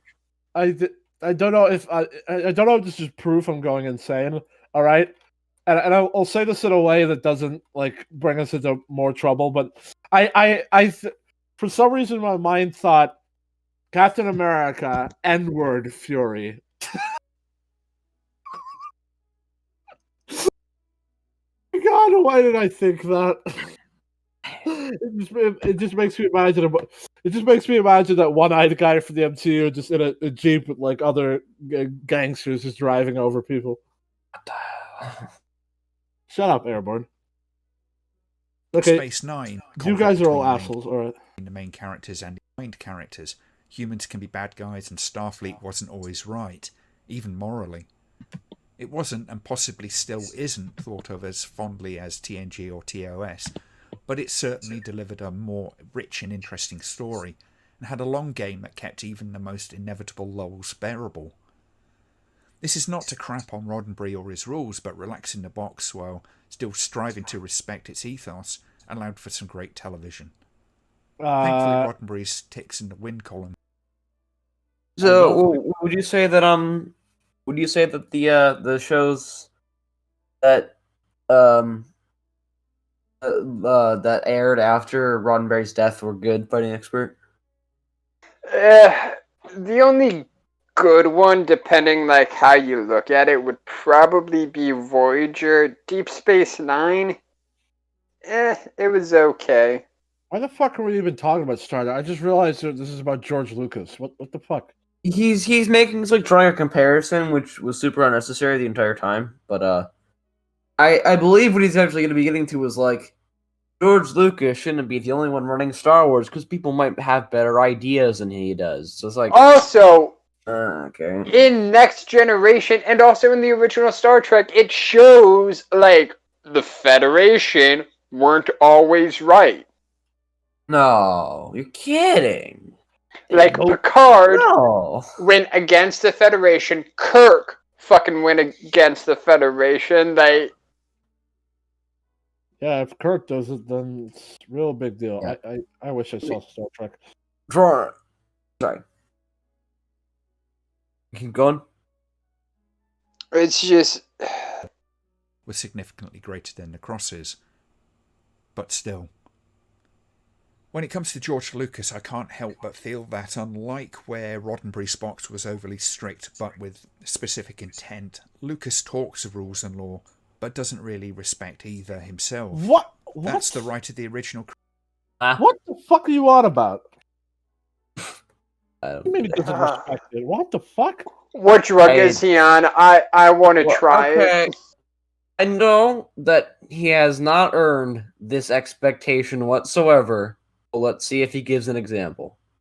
One example, please. One. Please. Right. Good luck. Oh, shoot, my bad. Good luck, video maker. All right. This is your moment of truth, man. Moment of truth. Strict, but with specific intent. Lucas talks of rules and law, but doesn't really respect either himself. That's the right of the original creator, some may say, but it doesn't bode well for the fictional world's future. Especially when the creator has an track record of wildly varying his way to a story while refusing to allow ideas to die, no matter how bizarre or ill-fitting they may be. Hold on, what did he show? I was playing a game. What did he show? I'm going to rewind it and see, because you kind of what? And you talked over. Lucas talks of rules and law, but doesn't really respect either himself. That's the right of the original creator, some may say, but it doesn't bode well for the fictional world's future. Especially when the creator has an epic track record of wildly veering his way to a story while refusing to allow ideas to die, no matter how bizarre or ill-fitting they may be. You showed no picture to what you were referring to. And he showed the prequels, but he didn't show any specific idea of yeah, if the not allowing him to die. Well, considering he's showing the prequels, we can only assume he means the entirety of the prequel trilogy. So yeah, the prequels being an idea that he wouldn't let die. Yeah, it's a bad thing. How dare you want to tell the story of the prequels? Absolute moron. He probably thinks that. I mean, he thinks they're just as bad. Oh yeah, I have no doubt this guy ironically thinks that the prequels being told as a story, just bad because George Lucas wanted it. Where Roddenberry's box, Lucas had a meandering highway with constantly switching destinations. What are you talking about? Now, this doesn't mean that everything he writes is bad. He clearly has many, many great ideas, but it all goes in. Everything he can get away with, and without much of a filter. What are you talking about? What are you talking about? I don't know. Biggs didn't make it in. He just showed the Geonosians and the Ewoks. What the fuck? Why do you? Okay, so the Ewoks make sense in the story. For the most part. I really don't care if you think they're terrible, because it's incredibly subjective, my friend. Yes, Ewoks. When he says, "Oh yeah, all of his ideas make it in," I don't know what conclusion he's supposed to be drawing. It's showing Jar Jar, and Jar Jar is not an incomplete idea. He's a fully realized character with a fully realized story and character arc that, of course, you have no fucking idea about because you just conceptually don't accept him. And also, here's one thing I will say, even though we all know this, but George Lucas originally wanted Jar Jar to be a costume, a practical prop, but it just wasn't working. So his effects team said, hey, how about we just CGI him? I'm limited by the technology of my time. Yeah, pretty much. Lucas should be commended for what he did with Jar Jar. Honestly, like I know, like we got Gollum and a whole bunch of other characters. The short-sighted retard will point to Gollum and be like, "Oh, look how much better he is," but Gollum couldn't exist without Jar Jar. Honestly, Gollum in Lord Fellowship of the Ring doesn't look that amazing. I'm sorry. I will agree, mostly because like you barely see him. But yeah, they have to intentionally mask his presence in order to make him seem convincing, and that's fair because technology That's was Fellowship, limited. you idiot. I know. Well, when you see his eyes or when you see him came out in moving, 2001, 2 years after the Phantom Menace, so even 2 years after the technology was used. Fighting expert. He's talking out of his ass. He's talking about the Fellowship or the Ring. Yes, I am. No, what we're saying is that Gollum in Fellowship of the Ring, for how little you see him compared to the Two Towers, it's not that great. That's almost true, but I don't think it counts because he's covered in darkness for the most part.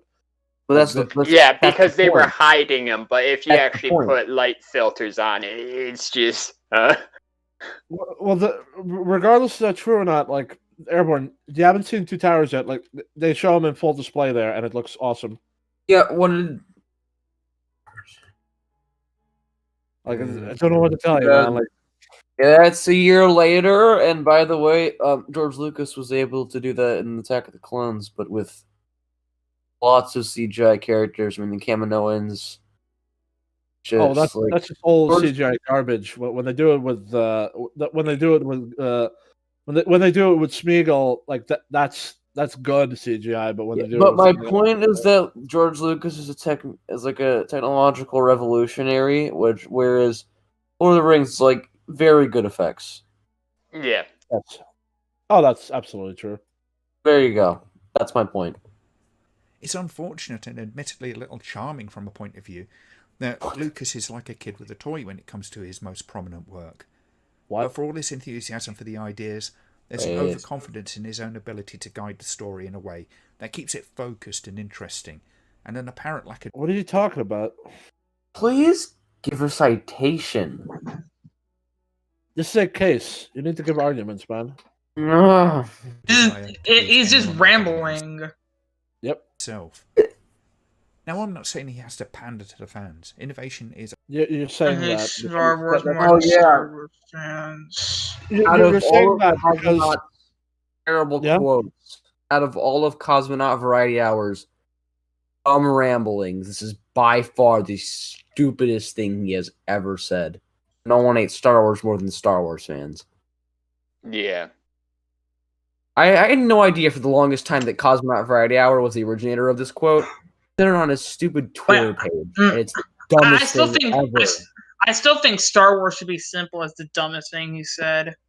I think that he can actually. I think you can actually make a case for that. You cannot make a case for this. This is blatant. Like, oh yeah, see, the Star Wars fans are bad because they don't like Star Wars. It's like, no, fuck off. We don't like garbage. People don't get angry at things they don't care about. People are not disappointed in things they don't care about.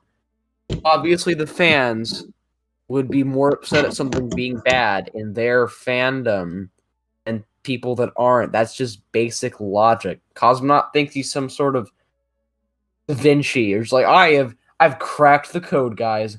No one hates Star Wars more than Star Wars fans. That's true, and that makes so much sense. Says the guy who hates the prequels.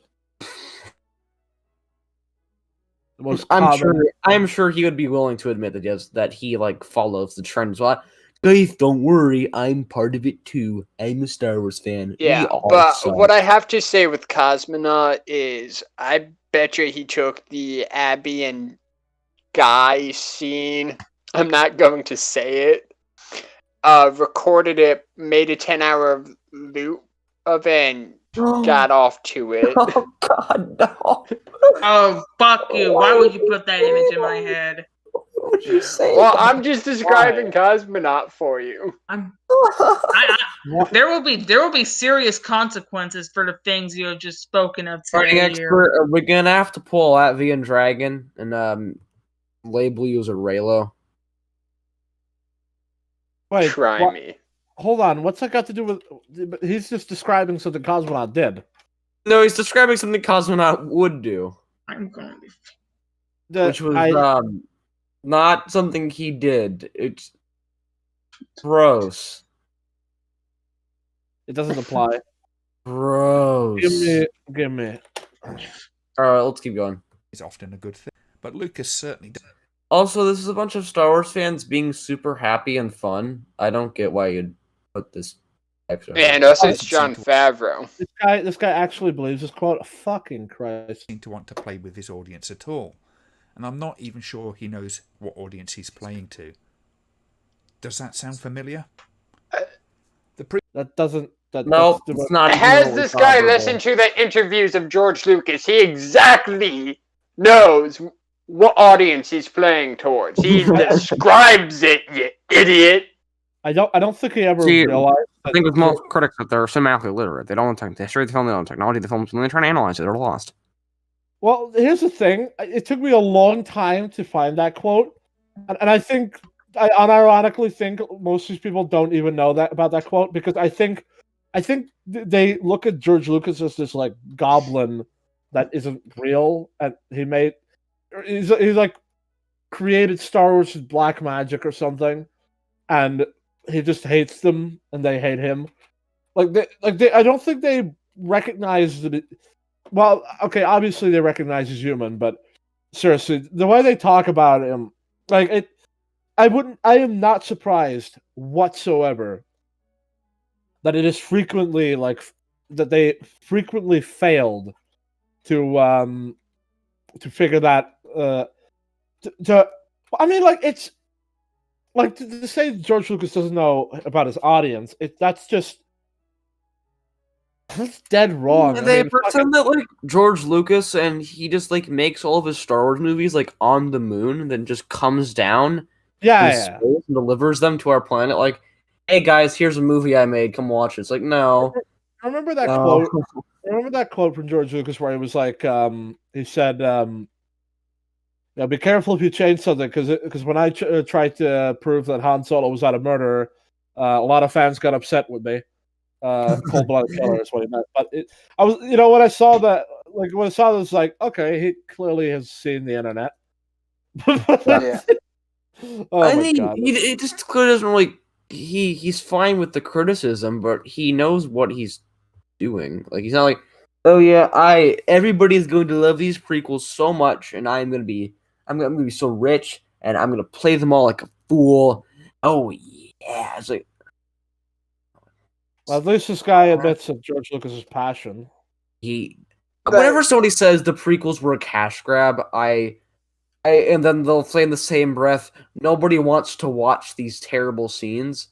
Like, oh, so who wants to watch a romance film? Who wants to watch a bunch of boring detective work? Who wants to watch? Right. Here's the thing. I know they are illiterate and uneducated because I grew up reading and watching Pride and Prejudice, which is actually some of my favorite books. Thank you, Jane Austen. I said nothing. I want to watch this boring stuff. I want to watch this, and then they'll say something. Why are these movies so bloated with action and like marketing garbage? Like, it can never be good, basically. But no. Okay, guys, a small thought here, but my mind tried to make a counter argument for what we're saying here, and my mind said maybe these people are just cynical because everything else is a cash grab. Everything else is like just hollow garbage. Well, I mean, it's a possibility, but you are being willfully ignorant. You're like, yeah, it's cash grab. Still wrong, but it could be an explanation potentially. All right, let's keep going now. Prequels are in many ways very different from each other in terms of tone. The first being largely very frivolous. The second was focusing very heavily on much. What? No, it starts light. Then let him finish. Adult level politics while having cartoon villains. And What? the third, that was getting quite dark and This guy's a twisting the practical character effect. from being a heroic type to a child murderer, while his love interest Just pretty much child brushes off his murderer, okay. murderous activity as being understandable. The three films split their attention across so many threads as well. Oh, so he's wrong. Can I say something? Yeah, you're gonna say it before. All right. The three films don't go off in different directions. They actually focus on one direction. The first one, The Phantom Menace, starts actually lighthearted. If you actually look at Star Wars, it's the most child-friendly thing ever. Mm-hmm. Second one, it's more like, okay, this is pretty dark. Yeah, my teenagers can watch it, but should my kids actually watch it? Because I say that for a reason. Attack of the Clones, when Padme and Anakin go into the tunnel and you see all the Geonosians just crawling around, that freaked me the fuck out when I was a child. I'm like, no. Then Revenge of the Sith, like, that got real dark, and my mom was just like, yeah, when I went to see Revenge of the Sith in the theaters, my mom was like talking to my dad, and she's like, are we sure we want to let him see this? Because that was my first Star Wars movie in theaters. So just seeing how dark that is, my mom's just like, do we want to let him see this? And my dad's like, oh, sure. I love how he says cartoon bad guy and it shows Christopher Lee. Like, fucking. Well, he was talking about Viceroy Newt Gunray. Like, how blind do you have to be to say cartoon bad guy and then show a picture of Christopher Lee? Well, I don't think he meant Christopher Lee. I think he did mean like... I know, but it's like, yeah, this movie has cartoon bad guys in it. And it's like, yeah, and it also has one of the greatest like actors playing like a sympathetic bad guy in it. Like the fantastic point there, my friend. Like this, oh my god, man! You see the Revenge of the Sith poster, like on the right of the frame. I find it absolutely hilarious how Anakin is in that poster 4 different times. What? Let's see. He's in the center frame of the poster. He's doing Obi-Wan at the bottom. He's in the spaceships on the left, and then he's in the Darth Vader mask on the right. Well, Obi-Wan is in it. I never noticed that before. I'm getting into the watch. And then Obi-Wan's also in it 3 times. Hey, look, it's Oh yes. It's quiet. I had never fucking noticed that before, actually. All right, hang on. Oh my god, he's so quiet. Yeah. Quiet. Microphone. I need Quiet. I need to turn on my microphone. Oh. It's. I understand. You're quiet. I said I need to turn on my microphone. Okay, chill out. Okay, don't worry, quiet man. Okay. Let's keep going, man. Well, there we go. Different purposes all right, to my all mic's of up now. Cool. What the fuck happened? Cacophony of jarring notes of humor. Okay, I'm getting into the watch together. All right.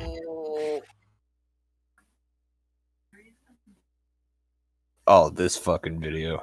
Oh, Let's great. keep All right. going. Off his murderous activity as being understandable. The 3 films split their attention across so many threads as well, wildly different purposes to all of them. You're echoing. Yeah. My bad. Idiot. All right, I continue. It shouldn't be too bad.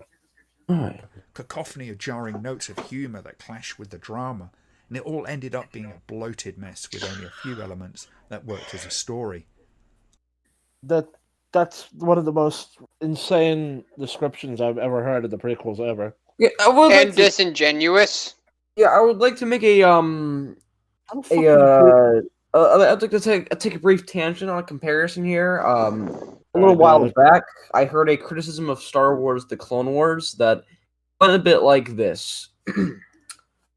Star Wars: The Clone Wars has incredibly wildly varying tone, and there are a lot of tonal shifts between episodes. Sometimes it feels like the Clone Wars doesn't know what it wants to be. There are some arcs where it's super silly and goofy, and other arcs where it's super dark and serious and edgy. Why does it do this? Why the fuck does it sound familiar? The show has an Oh identity. god, that's Theo, isn't it? Has he not heard of what an anthology is? I would like to simplify it even more than that. Let's say that Star Wars: The Clone Wars was not an anthology show, but had the same variation of tone. I would like to remind you that every single Star Wars film ranges from goofy to dark in some capacity, and they're within the span of 2 hours, not 48. This idea that the Clone Wars should just be like, oh yeah, it has to be the exact same tone all the time in every single scenario. C-3PO and R2-D2 wandering around different planets like it's Gulliver's Travels should be the exact same thing as Maul going on a rampage across the galaxy, uniting the criminal syndicates under one. And that's why a lot of shows in the faction. CW are boring as fuck. Well, I mean, do you mean as in like the channel of the CW, or No, like Arrow, Flash. oh, that, yeah. Yeah, like those shows, like Right. they have one set tone for like each specific show, and they just keep it, and it's boring. I would say the most tonally consistent Star Wars film is A New Hope, and for the rest, it is you go all over, and that's perfectly fine. There's nothing wrong with that. Like, so when you, from like Empire Strikes Back, you got scenes with Han Solo being tortured for information by the Empire with those super hot needles, and he's screaming like a motherfucker. You also got some green alien beating on Luke with a stick while he's trying to steal his dinner. In the Return of the Jedi, you Dude. got Luke being electrocuted to death. I think that Sorry. like, Uh, oh no, it's fine. You cut out. I think I lagged for a minute. I think that, yeah, doing it again. I think that the like the most stark difference I can see between silly and dark is in the Return of the Jedi. Yeah. And you'll understand what I'm talking about because the Return of the Jedi has the God fucking The Ewoks. okay. 1 second. I'm gonna leave this VC and then come back to continue my point, y'all. Yeah. And if you want to talk about inconsistent tone, let's look at the sequel trilogy. Like, fucking having shot Kylo shirtless for no reason. And Hux, what TLJ does to him. See what Emperor Fort Blocks, like whatever his name is on Nom server. I'm so glad he made that edit with The Rock as The Rock Swallow, because that is less of an eye rape than Eye is back, boys. Adam Driver shirtless. Yeah, alright. Derpity Derp is going to give us his PSA on Return of the Jedi. All right, I'm about to give you a verbal log, man. Anyway, whenever I think of like a huge contrast between silly and dark, I actually kind of take a look at Return of the Jedi for the most apt example, because of the Ewoks over on Endor and how that entire situation is just completely silly, and then how the battle between the stormtroopers and the Ewoks are, because it's completely fucking stupid and ridiculous. But on the other hand, you have That's son stupid and against ridiculous father. because there's like 5,000 Ewoks. We just Well, don't see them. Relax. He's supposed to be exaggerating. Yeah, that's basically what I'm trying to say. It's ridiculous in that it's Star Wars kind of ridiculous, and that it can work. But anyways, the dark part about it would be Luke and Vader fighting each other in front of the Emperor, and as he manipulates Luke like he did to Vader. Now, at the time of watching Return of the Jedi, people don't know what happened to turn Vader to the dark. We just know that this dude's manipulating him, and now he's manipulating Luke. So I find those two contrasts to be really prevalent in Star Wars, and I think that's what really gives people tonal shifts that can work if executed properly, which it is. Yep. I want to break it down even more simpler than that. The scene in Return of the Jedi, you cut and it's like goofy battle with Ewoks. Cut to Luke and Vader. Cut back, the battle's gotten a little more serious. And you get hit with that like Medal of Honor scene where the Ewok is like trying to wake up his dead brother. Yeah, like the total shift makes sense because the bad guys are winning. Actually, yeah, that is It's silly, but it is also a bit heartbreaking. Like once you really take a look. When you think about it, it's like it's dark. It's like, oh, wow. Yeah, like that just happened. Holy shit! Teddy bears are dying. But yeah, like you two should make a video about this. They call it Episode 6: How Star Wars was saved in the awkward. Yo, that'd be funny as fuck. Also, interesting fun fact, but due to some Legends material, it's been confirmed in Legends at least that Ewoks naturally lean towards the dark side of the Force. There was an Ewok that had Force abilities. Sith Ewok? Yeah, and it was fucking creepy. Like, if you thought Ewok Hunt in Battlefront 2, the EA one, is downright disturbing, imagine one with, like, the anger of the Sith and Force powers. Oh, God. Because you're fucking around. Okay, yes. Okay. Sorry, that was my uncle. I agree with Fernando. Ewok genocide right now. It worked earlier. That would be Darth Jar Jar, like, levels of just weird and awesome at the same time. Yes. You guys are all fucking maniacs. All right. I'm proud of it. All right. Well, let's continue with this horrifically terrible, awful video. Those pointedly did. Oh yeah. I did. Okay. Projects.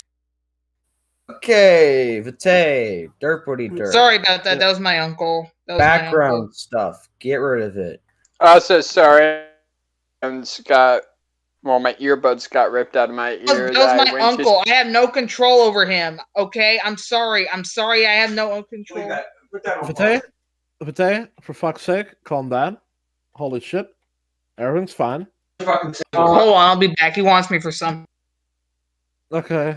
All right. Okay. Anyway, right. You guys, somebody press the. All right, fine, I'll do it. As he, you piece of shit, whoever beat me to the Star punch. Wars project would likely mean that once again we'll find all the same lack of self-control will come flooding back as he throws piles of money at making his vision as whole as he can. What? You haven't established a precedent that would allow you to draw this conclusion.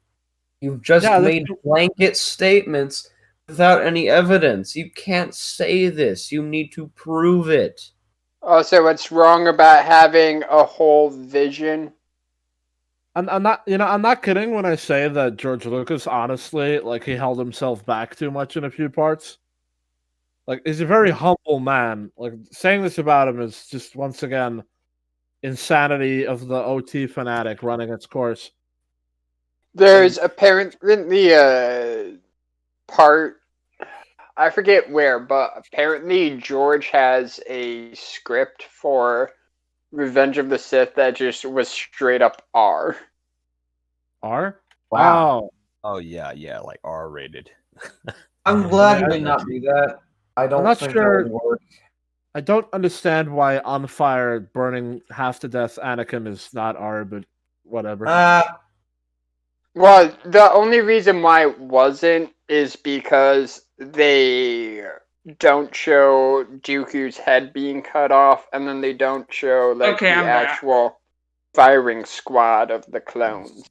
What's up, dude? With like Ayla Secura and all the other Jedi. We do get to see Mundi get like gunned down. Yeah, but he's defending himself. It's where if like it's just a straight up firing squad with like no one like defending themselves, then Not it even would be battle, like really, just execution. Yeah, that's what happened to Ayla Secura. Oh, that's probably why those other deleted scenes didn't happen because they because in those the Jedi just get executed without being able to do anything. I think they're also just really gratuitous. Indeed, Like, I don't like the original Order 66. It's not very well edited, and I think it's just really over the top. Like, well, how can we make this next death more shocking and surprising? How can we up the ante? Yeah! Oh yeah, I got what you mean.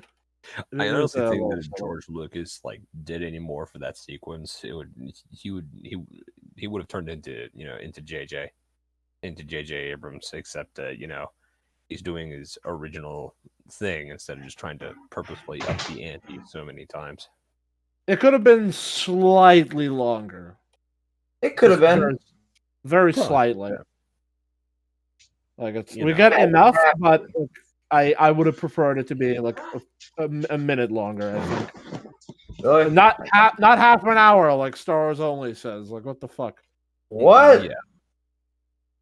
It's half an hour. Yeah, good idea. Star Wars only. Let's make this the most depressed movie of all time.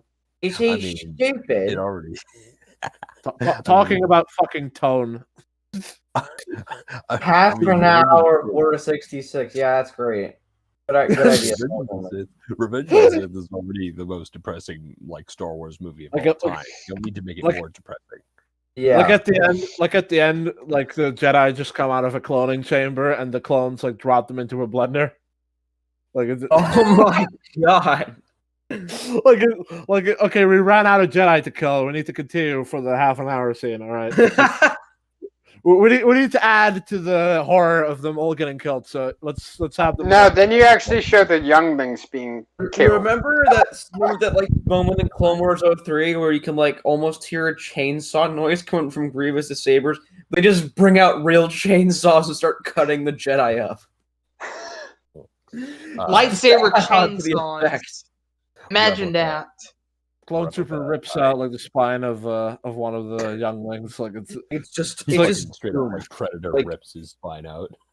Yeah, we're being adult now, baby. Hell yeah.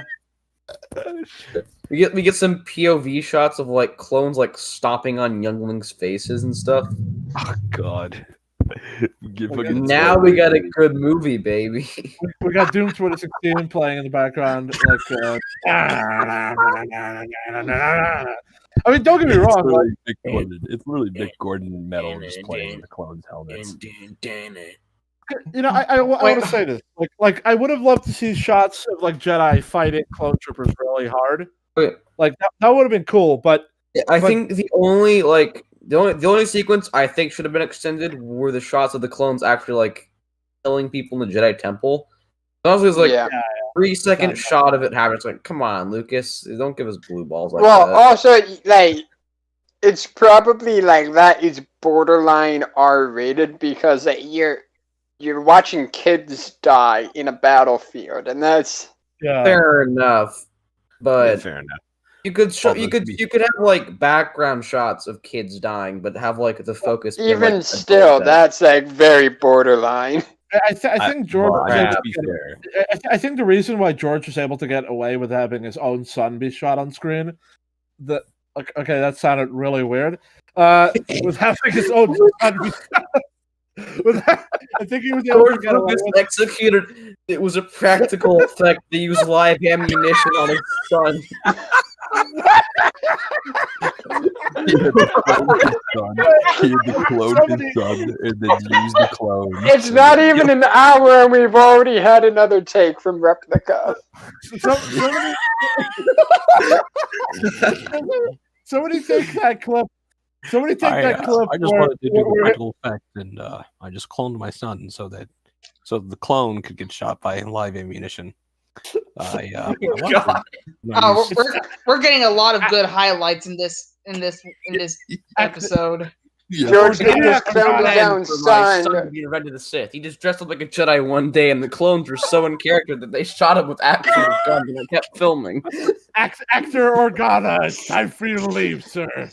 No, really, what it was is that it was Halloween, so his son dressed up as a Jedi, and then George Lucas cloned that, dressed the clone up in a Jedi, then had clones fire live ammunitions at the clone, and just kept filming. I don't know why, but I want to take that clip from that son of George Lucas saying, "I already know what happens in regards to the George's story," and I just watch himself get shot on screen. I already know what happens. That'd be so funny. That guy, I'm actually like, unironically, I'm actually pretty curious to see what that guy is going to turn out like. He's in his teens now. He must be in his early 20s now. Like he might be become an awesome filmmaker too. Although that goes for his other sons as well. True. I don't know. Like sons don't always inherit everything from the father, but it's so interesting to see it because, I don't know. I would love to. He probably has the best Star Wars collection in the world. I would love to. I would love nothing more than to just have a chat with one of his sons, like just great. Like. So, what did you think about all those insane people and what they said about your father? And he's like, we kind of just ignored them because they all said the same thing. After a while, I checked back and I just found insane assertions like that it was all the editors and not him. Dude, could you imagine being that person? Like you're like 5 or 10 or how old you were, and you stand as you watch your father like make the thing at the set, and like Rick McCallum was like, "No, that doesn't work." And then you check back on the internet, it's like surrounded by yes men, and you just think to yourself, "Wow, these people are really lying about my dad." Like, it must really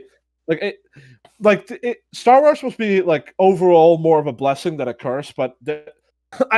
If we asked them like, do you kind of look at it as also like being terrible? They would probably be like, some ways, yeah. Yeah, I wouldn't blame them for saying that. It's like, yeah. Yeah, me neither. Well, like I don't know how they would react, but I think all of I said is stuff that they could say, but I don't know. Also, anyway. I will say this. Just so that it's out there on the internet for everyone to hear, and please clip this. When people say prequel fans are brainwashed, I am the youngest of 7 children. Everyone in my family hates the prequels except me. Did your brother like it? You're brainwashed by your lack of knowledge, and they're clearly all smarter than you. That's it. Stop breaking and yet the narrative. They don't know anything about Star Wars. You're the ugly duckling of the family. Hey, you're ugly. Well, see, no, he's the person who thinks he is the ugly duckling when he is like the ungodly, like beautiful duckling. If that makes any sense. Ungodly, beautiful duckling. Oh, clearly you haven't seen a picture of me. Yeah, he looks like a normal guy, except like I have no idea how to explain it. Like Replica trying to say that he's ugly without saying that he's ugly. Part 1. Pretty much like 90% of my body is covered in scars. Yeah, like that's what I meant. That's what I meant. He looks unusual. Like he Stop digging your grave. I'm used to it. At this point, I take it as a compliment because I'm actually engaged. So, if I were to describe how the fighting expert looks, like the fighting expert looks in real life as though he's a burn victim, but like he was one of the first. Like there was his doctor who like managed to like make the skin like work again and like look good, and like he's the first test subject. Like, he looks normal again, but there's something just that doesn't make sense.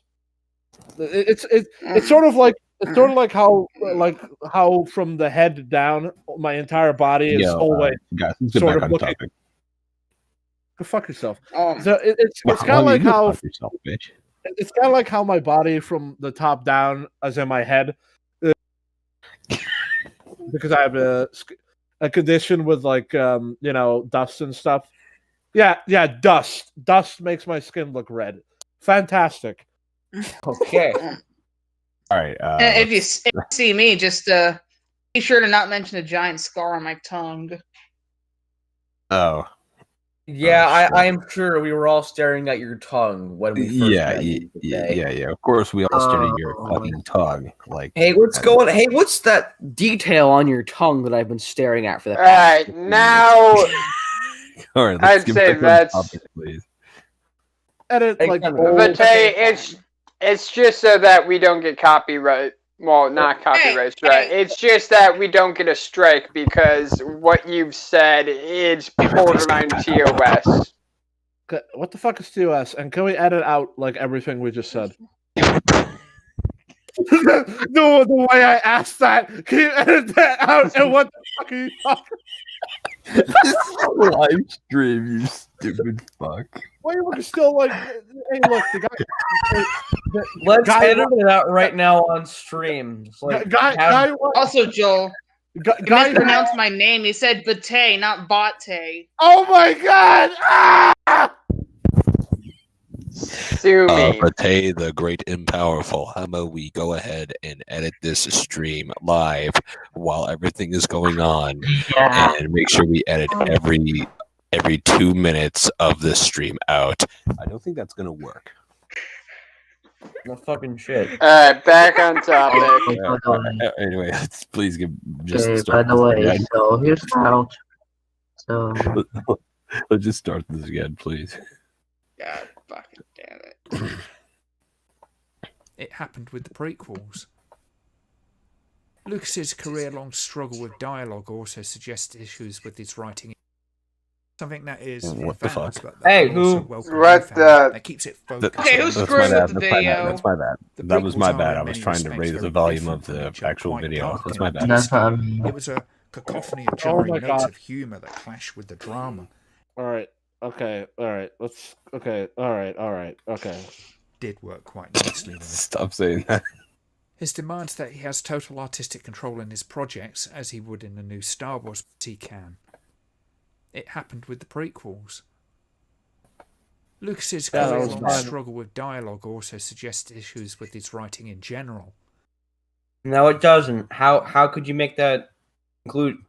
You're showing this quote and then refusing to research why he's self-aware about it. Oh, I would also like to.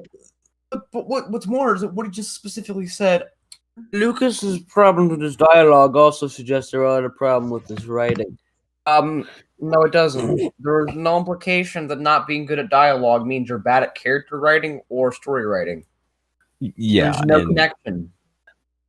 I think that there are, in this particular instance when he said this clip. Oh, I'm sorry, when he said that quote. I think that he was being a bit modest because there are a couple of like character lines that he has said that actually, really, really work even without the context of the characters themselves. So I think he was being a bit modest when he said that. But, for example, aggressive negotiation. Yeah, that was actually kind of funny. Not gonna lie to you. That is spot on. Well, here's the thing: is that George Lucas says that in a vein of like the old school days when people acted like normal human beings and weren't like whatever the fuck kind of manipulative pieces of shit. Yeah. Just like, what? Just egotistical assholes, I guess. Yeah. Like it was like he says that kind of stuff in like the sense that of all the awesome things I do, like the special effects and the story and all that shit. Yeah, ultimately the dialogue of my characters is not really my strength. He says that modestly, like that's not as good as the rest. And if we know how good the rest is, then we can conclude his dialogue's, pretty damn good. And that's really the thing here, is that this guy is like, well, he admits the dialogue is good, so that obviously proves the dialogue is like some of the worst garbage of all time. And I just say, fuck off to that. You are a child idiot and fuck off. You are a child idiot and fuck off. Airborne? I say, kiss my hairy bunghole.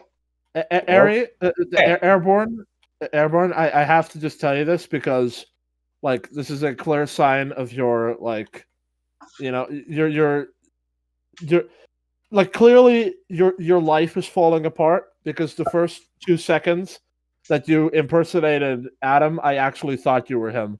So you need to work on that. Like, I thought he was there. Oh, the Coronian bot, isn't it? Yeah, it's Coronian bot. I decided to unmute it. That's my bad. I didn't think that he would type anything. What is the Coronian bot anyway? Like, why is that even here? I don't. Yeah, we It have was a to bot. Oh, his replace all the first other name when bots. you kicked Rickbot. When you kicked Yeah. Rickbot, that back then. I'm better than Rickbot replica. Okay, I'm server muting him. Oh, he's got a hot British accent. You are made of airborne. It's such a hot British accent. I love Siri. Sorry. He doesn't write to communicate character. He's writing to exposit. This is a terrible betrayal. Fucking. Has he not? Well, maybe. Okay. Okay. I know he has not been giving examples for the past 14 minutes, but I'll say again, maybe I'll give an example. Maybe. Because it's a betrayal of the characters. They are there to spew out the plot points. Betrayal of what? No. I have no doubt that. Okay. George Lucas even says in The Phantom Menace he hates writing dialogue that just spews out plot points. He hates doing exposition dialogue, but it has to be done. I'd say that the biggest example of, like, I guess expository dialogue would be in Attack of the Clones. But even then, it still sort of works to the plot's benefit, especially since we already have interactions with other characters that enhance the story. But that's just my. What view scene on are it. you referring to? Well, I'm basically referring to. Let me give an example. It's mostly with the Obi-Wan detective scenes. Oh yeah. With, Yeah. Dexter. Like Justin, on Camino. Tango. Yeah, and the Camino wins when they were talking about tHiS and all that. That was his exposition. And I mean, to be honest, I think that's kind of a flaw of that film, is that I wish we got more insight into tHiS, especially in the film before. But I have no idea who that is, but fine. tHiS. Oh, it's that guy who died. Okay. The one who ordered. He's in the Darth Plagueis novel. Really interesting fellow. True, but I always assumed that tHiS was like either a constituent of like Count Dooku who was hired specifically for the purpose of dying. What? Like, oh yeah, I'll make a clone army for him. It's oh yeah, cool, good idea. And then just murders the person, or it was Count Dooku himself. Those were my. There ideas. was an actual Jedi. That which is kind of weird. Look at hold on, Replica. Look at Bot Mayhem for a second. Oh God, what is this? This is wholesome. This is wholesome content right here in Bot Mayhem. Look at the top message. I'm so happy that the chat can't see this. Fucking lupus. Oh God, what is that? I gotta see this. Good time. Wait. Oh God. Good time to look at it. Oh shit! Do you suck dicks? All right. No, I do not suck dicks. So fuck yourself. All right, let's. Hold on. If Vitae in the previous picture did that, and then he asked me that, that's in line with his character, honestly. Anyway, so anyway, let's get the fuck out of here. All right, we'll continue the video. He's a man of vision, though very often it's expressed by representing other people's ideas. He spends so much time on his inner monologue that he's not enough of a team player to allow others to express themselves. What the fuck are you talking about? This is most prominent.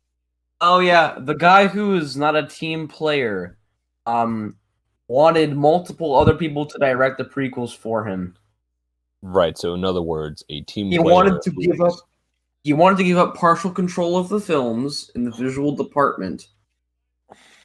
That indicates that he's not a team player and is in a state of inner monologuing. Oh, also, not many people know this, but Nick Gillard, the fight choreographer, George Lucas literally said, "Here's the script, here's what I want to happen, create the fight, you direct it," and then just walked away. Yeah, like good decision. Nick Gillard knows what he's doing, so but I mean, I'd almost call that like lazy. Like, yeah. No, because like George Lucas explained earlier, like, I'm not really good with directing fights. I know you are very good at them and what you've done.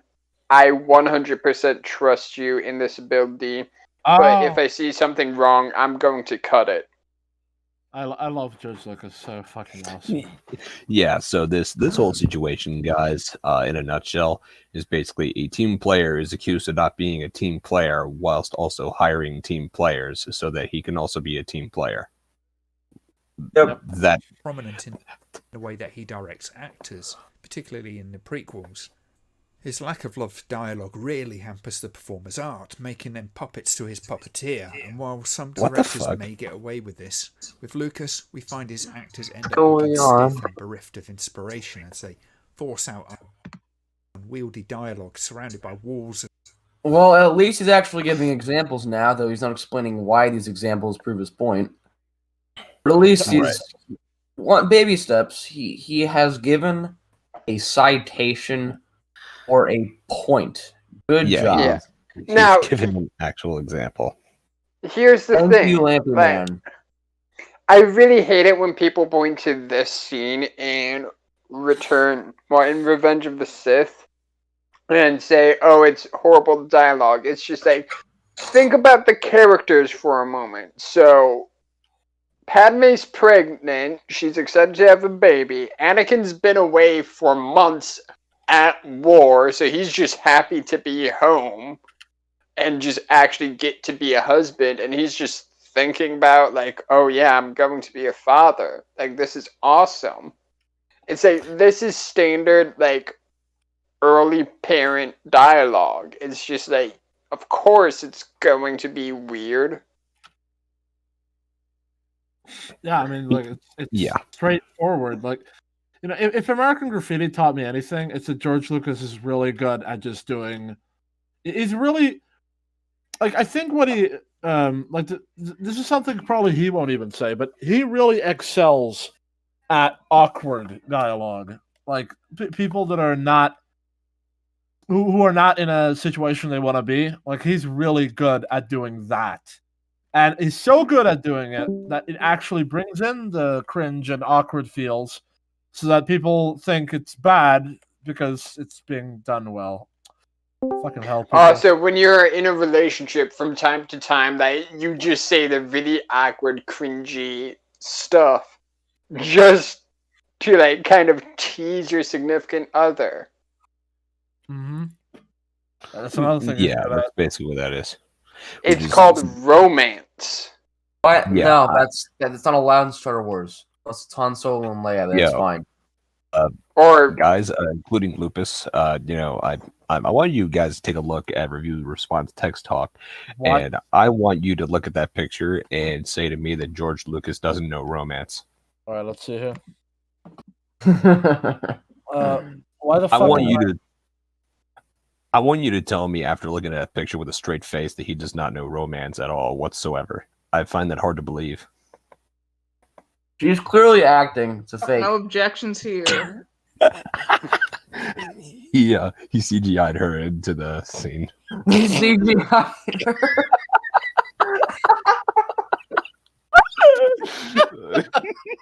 His wife is CGI. We've been tricked. Damn, George, this photorealistic bullshit. Ik ben aan podcast aan het doen, dankjewel. Fucking funny. I love coming onto these podcasts with you guys. It's never a dull moment.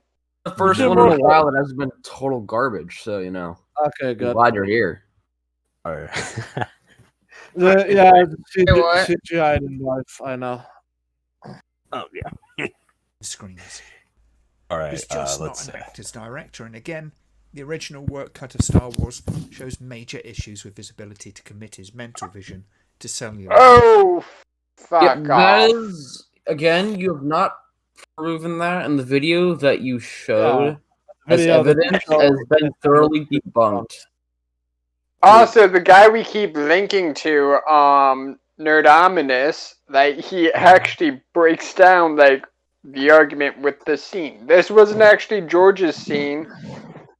This was other people's scenes. Yeah, these were made in order to. Honestly, this seems like an optional thing for if George Lucas wanted to focus more on Luke, which he did not want to do from the start. So, Marcia Lucas fought to keep this in, and Marcia is not she's not God. So, I think George made the right decision. Yeah. I mean, you could easily like spin the narrative the other way. It's like Marshall Lucas desperately tried to keep these brilliant scenes in, but George wanted them out. What's wrong with her? God, this can go both ways so many times. It actually hurts. Oh yeah, like all those people that say is like, oh yeah, it's so great. Those editors, they never got an award for anything else. We could easily spin the narrative to be like, oh yeah, these people got their thing because of George Lucas and nothing else. Oh yeah, they didn't contribute at all to the script. They were being handled by George Lucas. Actually, you see, George Lucas isn't a team player, so he didn't surround himself with good people. Therefore, he hired people he could control, and he controlled the editors to make his film good. Therefore, George Lucas was unilaterally responsible for every good decision in New Hope. I want to. That would actually make easy that was. Really bad too. I want to look how easy that was to just like blatantly manipulate the context in order to make Lucas seem like a god. I want to rip. That's what Rocket Jump did. Chest after saying that. Airborne, he rightfully wants to kill you. If you actually, that was a joke. He's good. Fine. He's good, Mom. But we're doing something more important right now. All right. What's going on? And then it's fine. I just made a joke. It's fine. Shut up. Mom was dealing with the, how do you call it? You know, the laundry, and that was the day. What is Replica doesn't know what laundry is? The washing machine and dryer. I am Dutch. I don't trivial. Replica, it's okay. It's okay. I understand what you were trying to say. Oh my god. Could you stop speaking in German? Oh, come on, Replica. You're not a member of the retarded gang like me and Airborne. Retarded gang? What? Well, I'm glad I'm not a part of that gang because it sounds stupid. Wow, that's it is. What an intelligent observation, my friend. Maybe it should be. It really is. Yeah. Wow. I don't want to be part of the gang that has a name that implies stupidity because that would make me stupid as well. Our brilliant fighting expert. Welcome to Airborne, the extra you signed a chromosome contract. gang. Everyone who is watching the stream, welcome to the extra chromosome gang. All right, sorry. Extra chromosome gang. Yeah, well, try my gang, the extra brain cell. Extra brain cell? I'm pretty sure that would be more beneficial than bad. Yeah, because all of you guys are like on 3 brain cells. I'm on 4. Hey, 3.5. I will only. I have negative brain cells. Running on 2 brain cells, you stupid incel. All right, anyway. Fair. You have to have a pretty high IQ to understand how Star Wars is saved in the edit. I'm so happy that wrestling game doesn't give me more settings like health, stamina, intelligence, because I would work that so much. And if you want to know what that wrestling game is about, then you can get that for free for $14.99 if you pay me for no reason. For free for $14.99. If I pay him for no reason.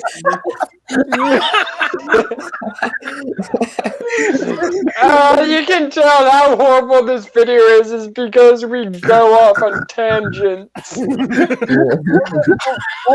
all that this creature does is just repeat the same bullshit over and over. This creature.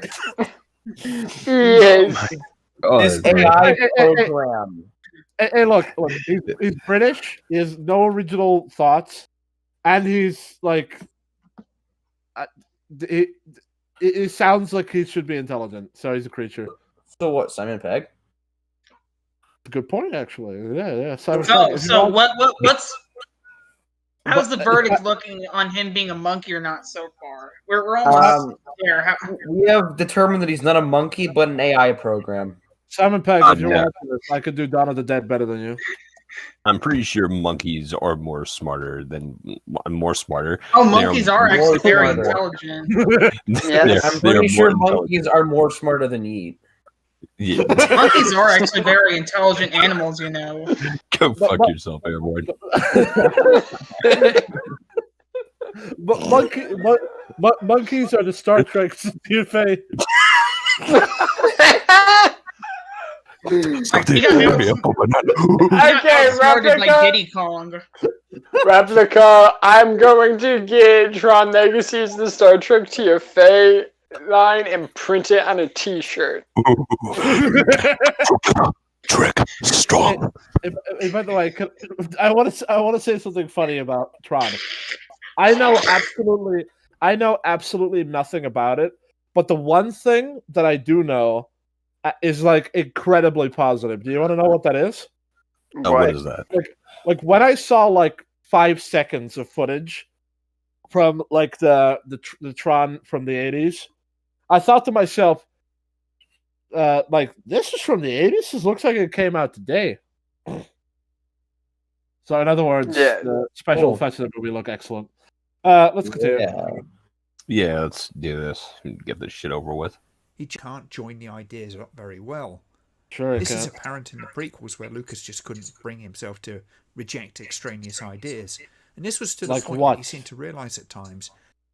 Does this guy not know?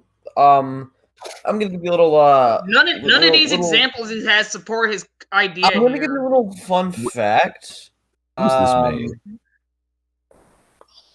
Just a little tidbit of information.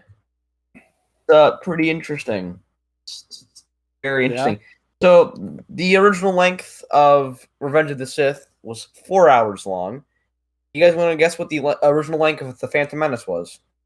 How long was it? 40, I thought. 6 hours for The Phantom Menace. Jesus fucking Christ. And 8 hours for Attack of the Clones. I would not if I had all 3 of those lengths. He somehow managed to cut all of that down. All of them are now 2-hour films. And this guy has the audacity to say, he just couldn't get rid of any ideas. Not one. Not a single concept. He didn't ditch one bit of screen time. He held on to everything. He got rid of too many. He cut down one of his movie by a half, one of his movie down to 1/3, another movie down to 1/4. You've got to be kidding me. I think the 4-hour cut is just total bullshit at this point. Like, I don't think that's true at all anymore. Like, I'm actually convinced that there was probably more footage that there was there. 12-hour cut probably. If we're gonna be Oh, honest. speaking of which, just like to save us a couple more seconds of insanity, well, from insanity, talking about like extended cuts and all that. My fiance is getting me the new extended cuts of the Lord of the Rings film trilogies. All right, let me know. Let me know. Let me know if they add any deleted scenes that are worth buying them for. All right. Oh, I will, and it's going to cost her like so much money. But she said, "Well, you know what? For everything you've done for us, yeah, you deserve it." And like, thank you, love. We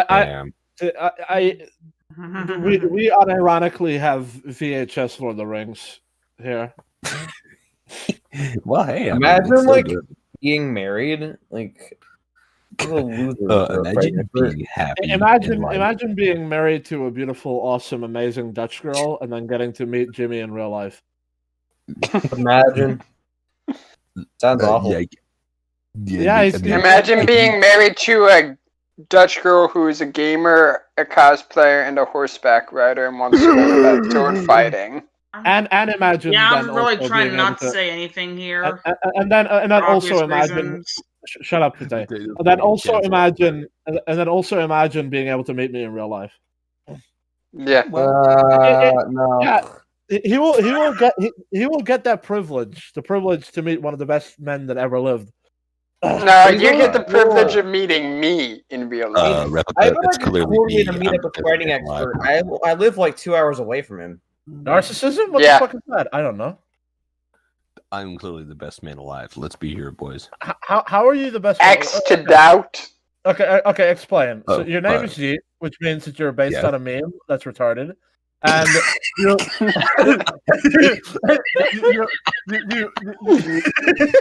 That's all, folks. That's wow. I'm about to end this man's whole career. You look like the anime figure of some big-breasted whatever thing, and you like that. So what's wrong? You pull here. I don't know if I can read what's on this profile picture. Your other alias is Derpity Derp, which means that you derp like a derp in the derp town with the derptons. And I hate you, Sudai. Why you're not the greatest person on earth? I hate you. What is the argumentation in a nutshell? I like how at the end it turned into Adam like dialogue. Like just... guys, I want everybody to know this is how you argue in 2021 with absolutely no nuance whatsoever. This is how you're supposed to argue. And I cannot wait for our discussion to devolve into one-word rebuttals. That's just like the entire discussion. Oh yeah, like in 2042, like I hate you and you die. Like adding "and you die" at the end will seem like the most wisest thing you've ever seen. Complex artistry in debate. I have a glaive, so get on my level. I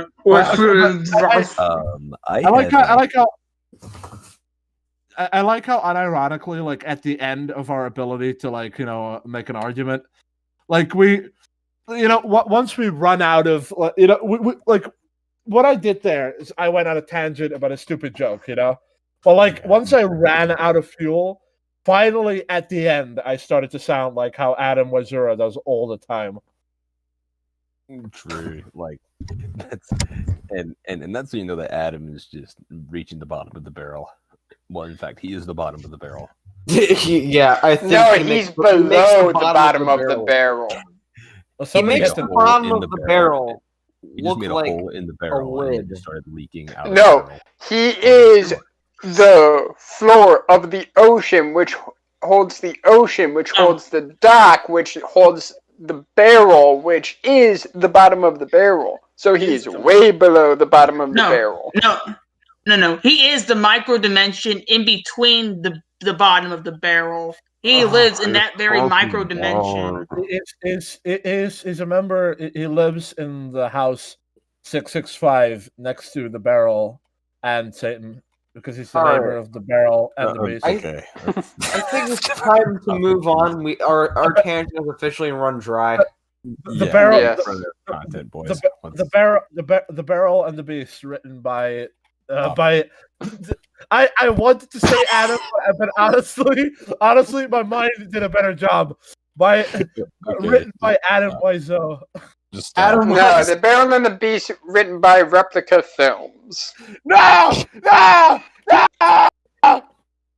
Produced that. Guys, everybody, let's move on. And let's continue. That's what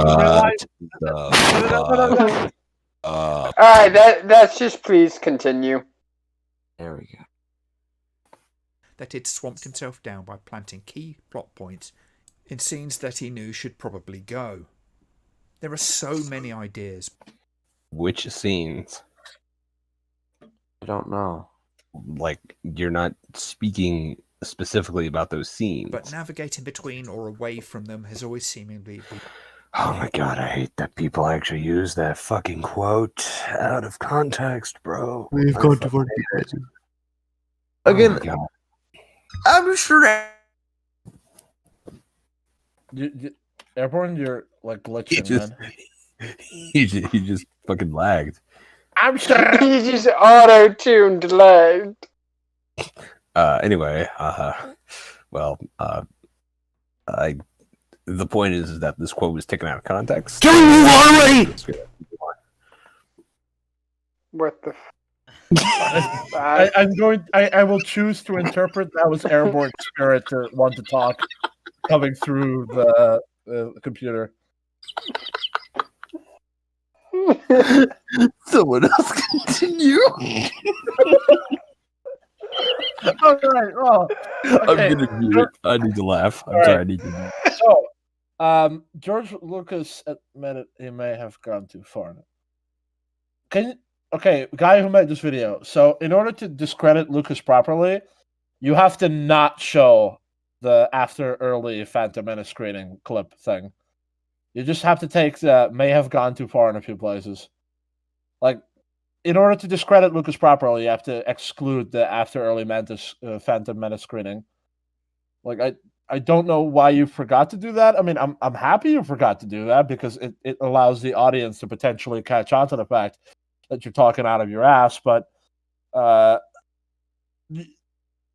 in order to serve your goals, you're supposed to misrepresent him, but you didn't do that for some reason. So, yeah.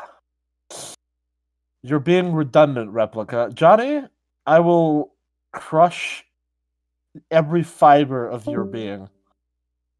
Like, by the time you are done, there will be only explosions left for you.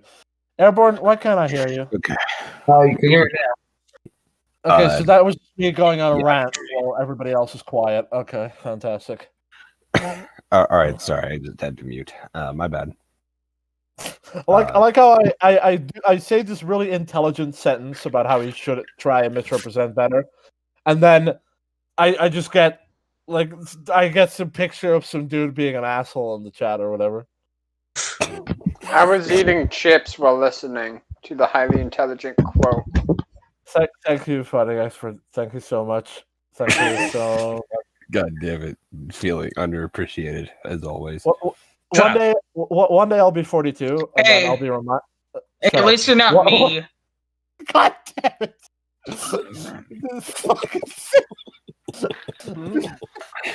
Well, I mean, to be honest, Replica, at least I'm not you. Put it that way. Wait, did you say that? You said. Goddamn right. What you gonna do about it, baby? Vitae, I will grab. Vitae, I will grab your foot, and then you'll fall. What the fuck? Brilliant comeback. So stupid. This is so stupid. Let's bring this back, please. I will tell what you. What did that... I do? Not that that will stop him adding more. You ain't gonna do shit. I just super muted you. Anyway, let's continue. Listen. I will tell you that the snap of the pep snap what Okay, I actually listened to that, and then you'll be confused. Yeah, and This is a plot point. let's just continue, It please. seems that he knew should put more as and when he wants. Being or away from them has always seemingly been a problem for him. Not that that will stop him adding more as and when he wants. And yet the special editions pretty much entirely disprove the fact that he wants to bloat his film with extra scenes. Yeah, because he barely adds any in. You could have put in like 5,000 deleted scenes. I would like to point out that the hidden vault containing all the deleted scenes that nobody knows about, like Lucas has access to them. Like there must have been some pretty good shit in there that must have been pretty tempting to put in. Mm-hmm. Like I mean, I don't know what, but you know. Well, no, but if you actually read the prequel comic books, they have a couple deleted scenes that aren't on disc. Well, you can just spin the narrative this way. Oh my God, there were so many deleted scenes that Lucas could have put in, but he's a total hack. That's what the first video we covered on this series, Script Coroners, was about somebody whining about the deleted scenes. Why were the deleted scenes put in? George is a hack for now. And watch these videos before you say something about the prequels again. All right. I mean, I totally get that because. By the way, Yeah. Big Jack Films is watching our stream, so. Oh yeah, he's probably. Yeah. Proper hello. Hey, Big Jack, if you would like to come on for like a coffee to the table discussion at some point, just totally willing to have you on, man. Like, Did you say? Did you just say communist table discussion? No, he said coffee table discussion. Okay, just making sure. Yes, for the motherland. Yeah, we do not support communism. He kind of slurred his speech. He was like, "Guys, God, discussion." Well, Airborne, you are west side of Michigan, so I'm not surprised that you would think that. Blame my braces in my mouth. What the fuck is Lupus doing right now? Being Lupus. I have braces too, and I'm not nearly as unintelligent. Shut that! What? Is it unintelligible? Did you just call me unintelligible? What if I did? Guys. Yeah, you can't because you're yes, guys. Motherfucker. Be friends. All right, Mom, Dad, please stop fighting. Okay. We are friends. This is how guy friends are with each other. Guy friends, like gay friends. Shut the fuck up! I'm trying to defuse the situation. Okay, let's just continue, please. Diffuse. Before we end up. I don't think I'm a bomb. Lucas has never felt that his films were ever finished. I don't know. Be it THX 1138, where the original cut has been removed from availability in favour of his director's cut, For or the fuck's OT sake. Star Wars, which Lucas has tainted with, Oh my or, God. in my opinion, systematically vandalised since its release. Vandalized. Oh, fuck. Oh, this is a conversation I had with a person in Star Wars only server. They say, oh yeah, I'm a purist when it comes to the original trilogy, the ones that first came out, and I'm like, you do know you using a purist is technically an oxymoron because the purest form of the original trilogy is what Lucas wanted the whole time. I would say, by the way, like he says, vandalized, as if. I mean, the official definition of vandalization would be defacing of property that's not yours. These are George Lucas's films. He can't vandalize them. They are his. They are his to spray graffiti on. He can do what he wants with them. I think he disagrees with the idea that George owns his own movies. Well, that's stupid, and he's stupid for thinking that. Yeah, he is Yeah, stupid for thinking that he can't do anything with his own movies. To be perfectly honest. I feel like this. I feel like this is like 5-year-old bullshit where it's just like, why is he doing that? He made it, Timmy. Like it's his fucking thing. Like I don't know what else to tell you. at least with 5-year-olds, they're they're curious about it. I mean, this is just pathetic. Like, no offense, guy who made this, but judging by your voice, I would say you're either mid-30s or 40. Mid-30s. I don't know. You should think. You should use your brain harder. Being fair, there's like this guy on the Turf Nation Discord server with he's 14 years old and he's like this super deep voice, even deeper than this guy right here. So it's like I don't think it's impossible that there's no way that this guy's guy in his 20s.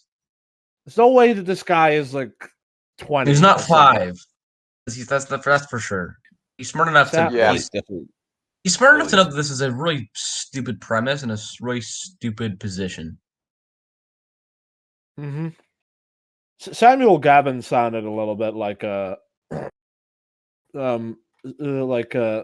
that again? Samuel Gavin is that guy. Sam's Views. I'm gonna react to him. Yeah. You should probably stop calling him Sam's Views because his real name is Samuel Gavin, but.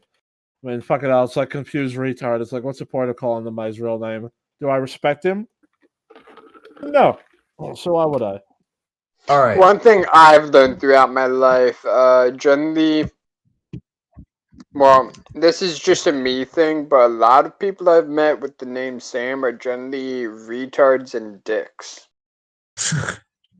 Okay. I've met some nice Sams to remove the original versions completely. He has had no respect for the experience that the audience has had with his films. Who cares about that experience? Spielberg Why do so many people care about that?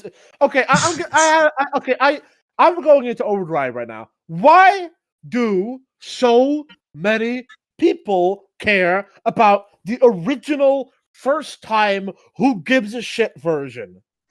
Because they still have a fucking grudge on whoever spoiled the movie for them, and they just can't let it go. So I just say, fuck you, fuck your grudge, take your grudge, put it on both your middle fingers, and then shove it up your ass. Oh, hey. Every single addition to a movie I've seen that's like different, it's only slightly different every single time. Also, here's a good example of why that argument is null and void, because you remember when Endgame came out, and then they had the one special showing of, like, the extended editions? Yeah. Mm-hmm. Yeah, no one was making the complaint or argument that it was ruining the audience's like first time viewing or original viewing. Why the fuck? I will put this in even. I'll put this in even broader terms. I will say that if you ever watch a movie more than once, you're ruining your own experience of the film because you are changing your perspective. Here you go. That's it. Sorry, you watch a film once. You watch a film for the first time, one time. That's it. I'm sorry if you think that your experience in your childhood is so precious that you have to relive it over and over and over again, but you can't. That's impossible. Once you have watched a film for the first time, once that film has changed your life, that's it. You can't relive that. It is physically and mentally impossible because when you watch it, it permanently is imprinted in your brain. You add a new fold onto your brain. As you're watching it, that fold then changes. So you physically cannot watch and have the exact same experience that you did when you first watched it. But here's the thing, though. You can have the introspective second time when you truly figure out how good the movie is. Like, it's not just like the one time you watch it is like the one time.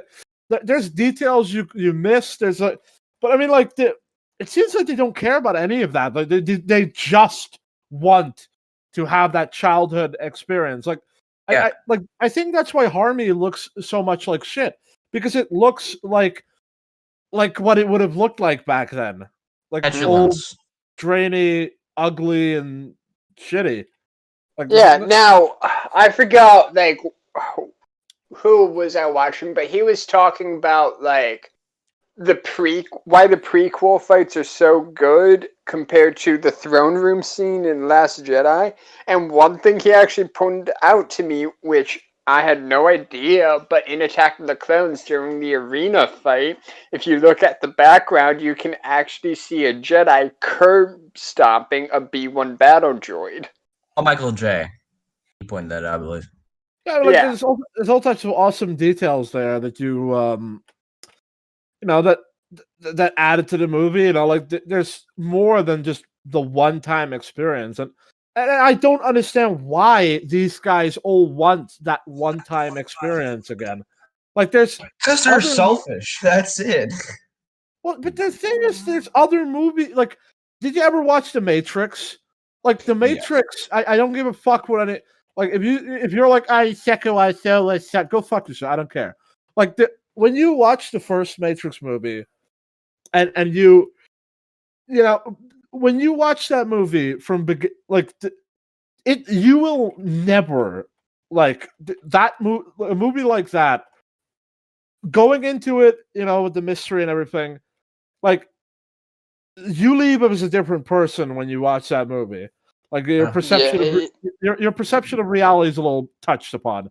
But more importantly than even that, if you rewatch that movie, that's not the same thing. Once you see Neo with that cable in his mouth in that pod thing, like that's only once going to hit as hard as it did. Only once. Yeah, the feeding tube, watching him pull that out, I'm just like, ugh. I mean, like it's still you know what? I think we can break it down even like more than this, which is, let's say that you somehow were able to relive your exact experience every time you watched a movie, and George, forget about it. Now that you can't do that anymore because George took that film away from you. I don't care, and neither should George, because they're not your movies. From the fans. Somebody press play. Do you know what he did? He thought about that response, and he publicly renounced the changes that he made, promising not to do it again. He saw the error of his ways, and the film was restored for the home media versions. In the meantime... Why? You didn't explain why it was an error, though. You just said, Steven, he chose to get rid of the changes. Let me take a look at this. Okay, so what is that thing to the left? Is that the original? Okay, so the difference is that the officers are holding guns in the original and they're not in the bottom right version. I think he did that to make the movie more child friendly. Yeah, I'm pretty sure that's what he did it for. And honestly, there's it ruins the movie. But there's I don't understand. I don't understand. Well, I mean, exactly. There's nothing wrong with that. People just don't like change, I guess. Well, I mean, don't get me wrong. Like, this is a far more major change than any of the things he did in the Star Wars prequels, which is why I am slightly maybe wanting to agree with him a tiny bit. But this is also not his own creation. So, like, this is something he helped with, so it's not the same thing. What's going on? This is George Lucas didn't make E.T. No, so George Lucas didn't make these changes either. This was Steven Spielberg who made these changes. Yeah, he was. Yeah, and he's saying like, because Steven Spielberg made these changes and fans got upset, and then Steven Spielberg apologized. It proves why the changes are bad. So in other words, George Lucas has more balls than Steven Spielberg. Basically, yes, he has more balls. And also the fact that like.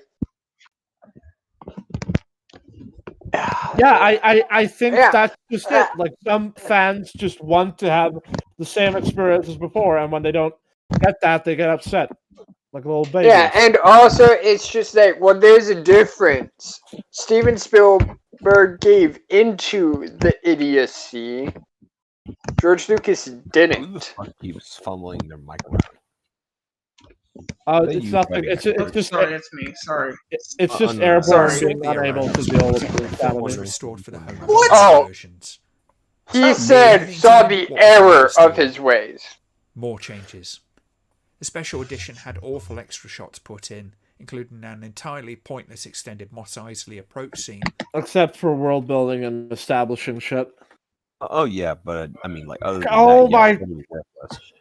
Hey, look how fucking good Mos Eisley looks. Think about the goddamn thing. Why don't you think? Use your brain. See, like for the mid-90s, Why is this? Like, I don't get what he's complaining about. Why is this? What makes this new shot bad? Just says it's pointless. CGI. CGI bad. That's basically it. Use your brain. Why can't you use your brain? Video maker, like seriously, if you watch this man, like why are you just like everybody else? Like your tiny channel, like your tiny channel, like you only have like 500 subs or whatever. Shut the fuck up, Lupus. You are a tiny channel. You have an incredibly small amount of subscribers, yet you are just exactly the same as these channels that have like millions of subscribers. Also, everything. Yeah, I figured out something which is kind of hilarious. So, the reason why I don't watch the original trilogy on Disney Plus is because Disney Plus actually added a few scenes which is totally stupid. For example, when it's the shootout, well, just a quick draw with Han and Greedo. Greedo says Mclunky. Mclunky. Oh, yes.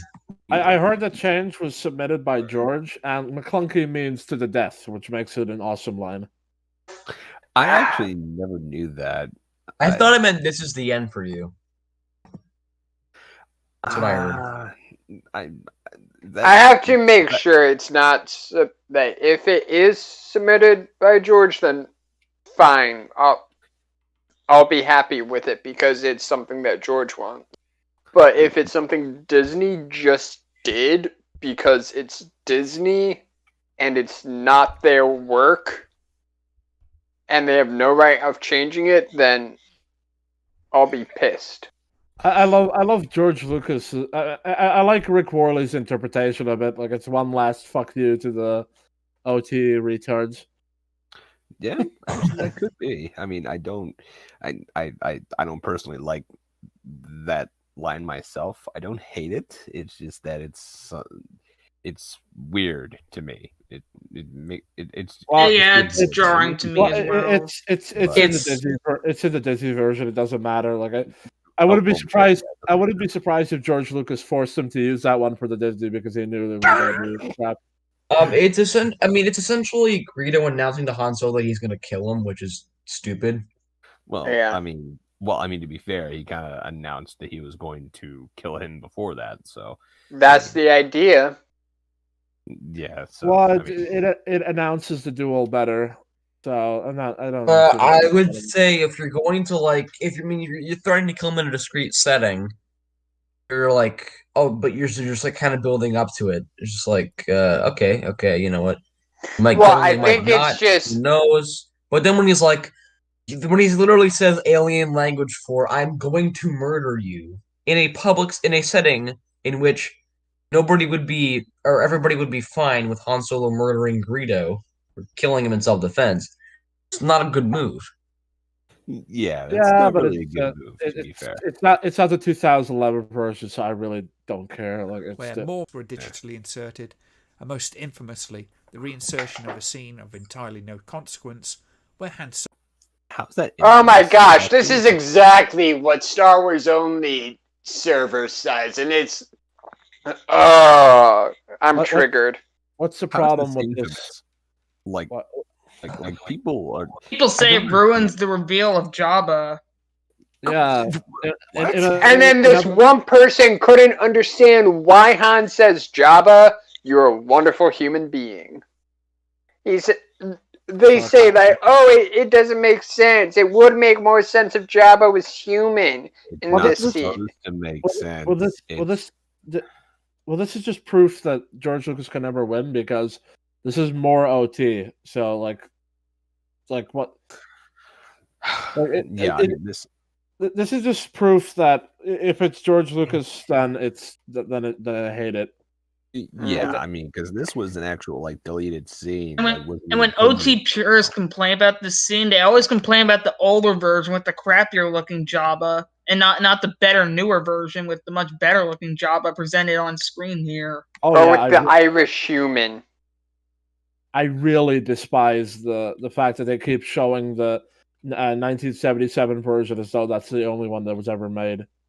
Right, which is stupid. Yeah. Mm-hmm. Yep. All right. Well, let's. Prequel, it's ugly, people. Solo meets with Jabba the Hutt. Why? Because Lucas couldn't let it go. It was his idea, and in his head, the film was incomplete without it. It didn't matter. No, you're just not thinking about it. Wait, I want to hear what he says. Yeah, let's hear it. It didn't matter that he had to do very strange things with the visuals to make it functional. It didn't matter that no one had missed it in the first place, or that it just plain doesn't work in context of where it sits in a movie, or that it messes with the value and impact of a couple of How does it not more work? important scenes. What? Lucas what are you talking about? Explain, man. Explain. What the fuck? Okay, the last one is entirely inaccurate, but let's say that those first three are true. It doesn't matter because he wanted in the scene. The only defense for this is the only defense that I would make is that I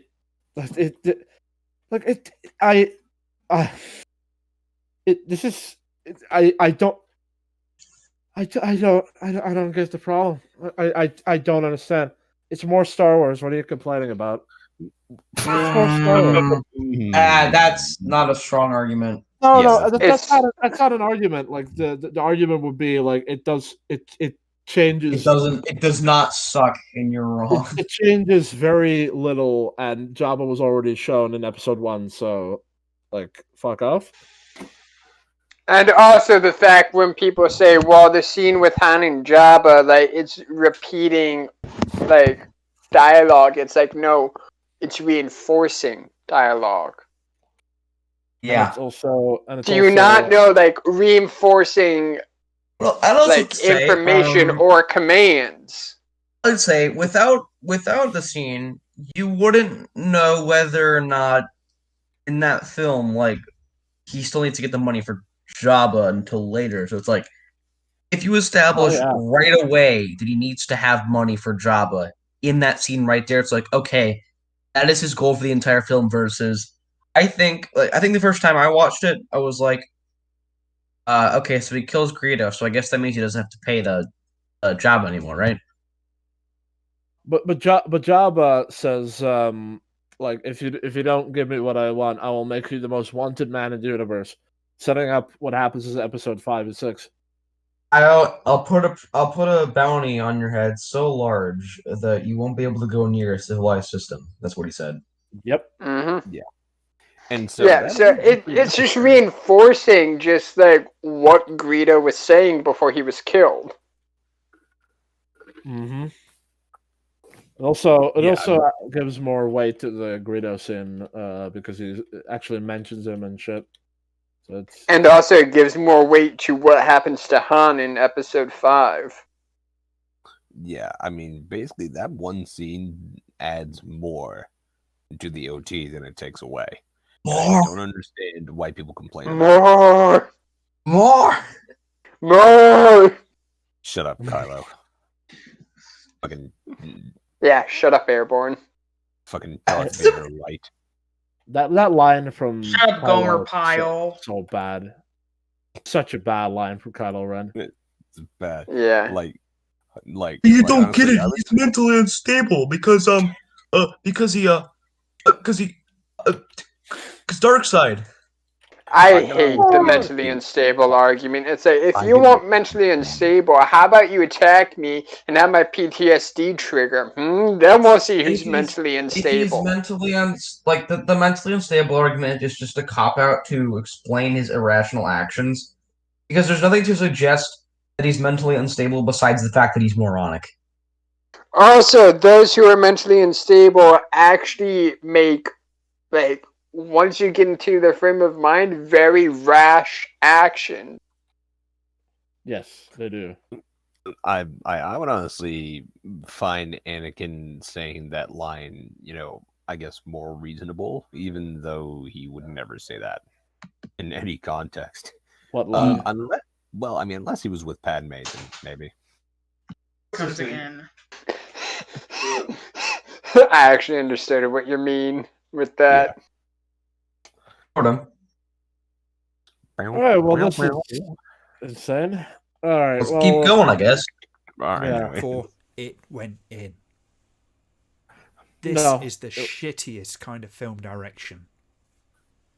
What? That Well, you're the has since been rejigged on shittiest at least kind of one occasion, and it filmmaker. still looks like crap, while not matching still our looks like original crap. introduction to Jabba. It's I think the 2004 version looks great. Oh, yes. 11 version does that look like crap to anyone here? No, No, the 2004 it version looks good. fine. Like the 1997 version is the one in the top right, and the bottom left is 2004. I'm going to be entirely honest with you. I don't know how the 1997 version turned out that bad. Like it got left out in the sun a bit too long, like ice cream. Yeah, maybe. Like you'd figure. Doesn't Jabba look kind of depressed in the 1997 version? Kind of does actually. It was What is fixed, the other one? and Yeah. if it's fixed, then He's surely- depressed because he looks like ass. Compare that to 2004. It looks like a fucking space pimp.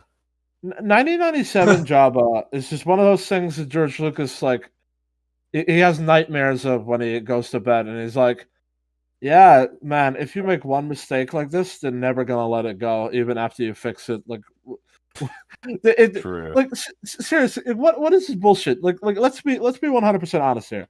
If the Star Wars fandom was not filled with psychopaths, this scene, that version of Jabba should be reduced to just being hey, do you guys want to laugh at what Jabba looked like in this earlier version of the deleted scene? And also replica. Yeah. I came so close to Rick rolling you when you said they're just not going to let you go. Well, let it go. Oh my god. I'm never gonna tell a lie. Never gonna go down. Wait. I can use the Rick box. No, because copyright strike. Do it now. No, copyright. We'll get taken down. Don't do it. I won't fucking do it anyway. We need content. Is Rick Ashley a piece of shit? No, but his producers are. Ah. Yeah. Dude, imagine being Rick Ashley. Ashley. I'm popular. I don't know why though. I really. No, what's hilarious is that what? I want to say. Yeah. March of last year, Rick actually got Rick rolled on Reddit. Yeah, or how he Rick rolled the news as well. Bruh. Yeah, if obviously he's embraced the meme, but I really do his initial impression must have been like, wait, why am I everywhere? What's going on here? They're playing this song over and over. Why? He also Rick rolled Instagram. That's just one of those fucking memes that could never happen anymore. Well, no, those memes can happen, but the randomness is just beyond everything. So, yeah. But anyway, let's continue. All right. We had 7 minutes left of this bullshit. To what end? The scene does not need to exist. It looks awful, doesn't match the later film, and adds nothing to the film itself. This is just one of those blatant examples of Lucas not being able to identify important stuff in a film. Did you just hear like how the venom? Yeah, the venom in that. Like he did.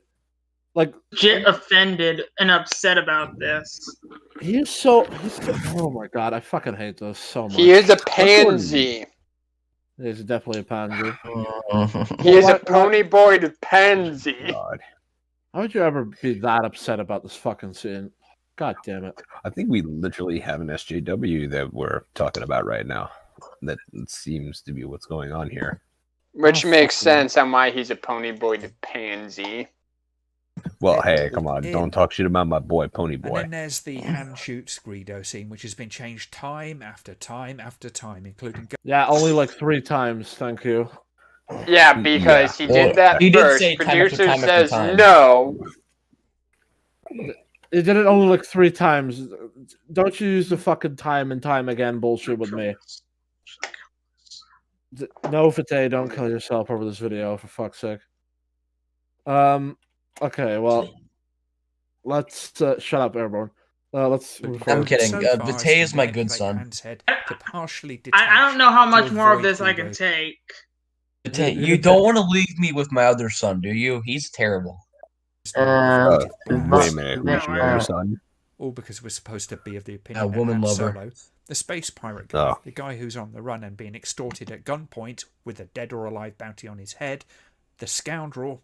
Yeah, blah, blah, blah. He would fucking shoot him, blah, blah, blah. Effect was terrible, blah, blah, blah. Oh my god, Han Solo is such a dynamic character.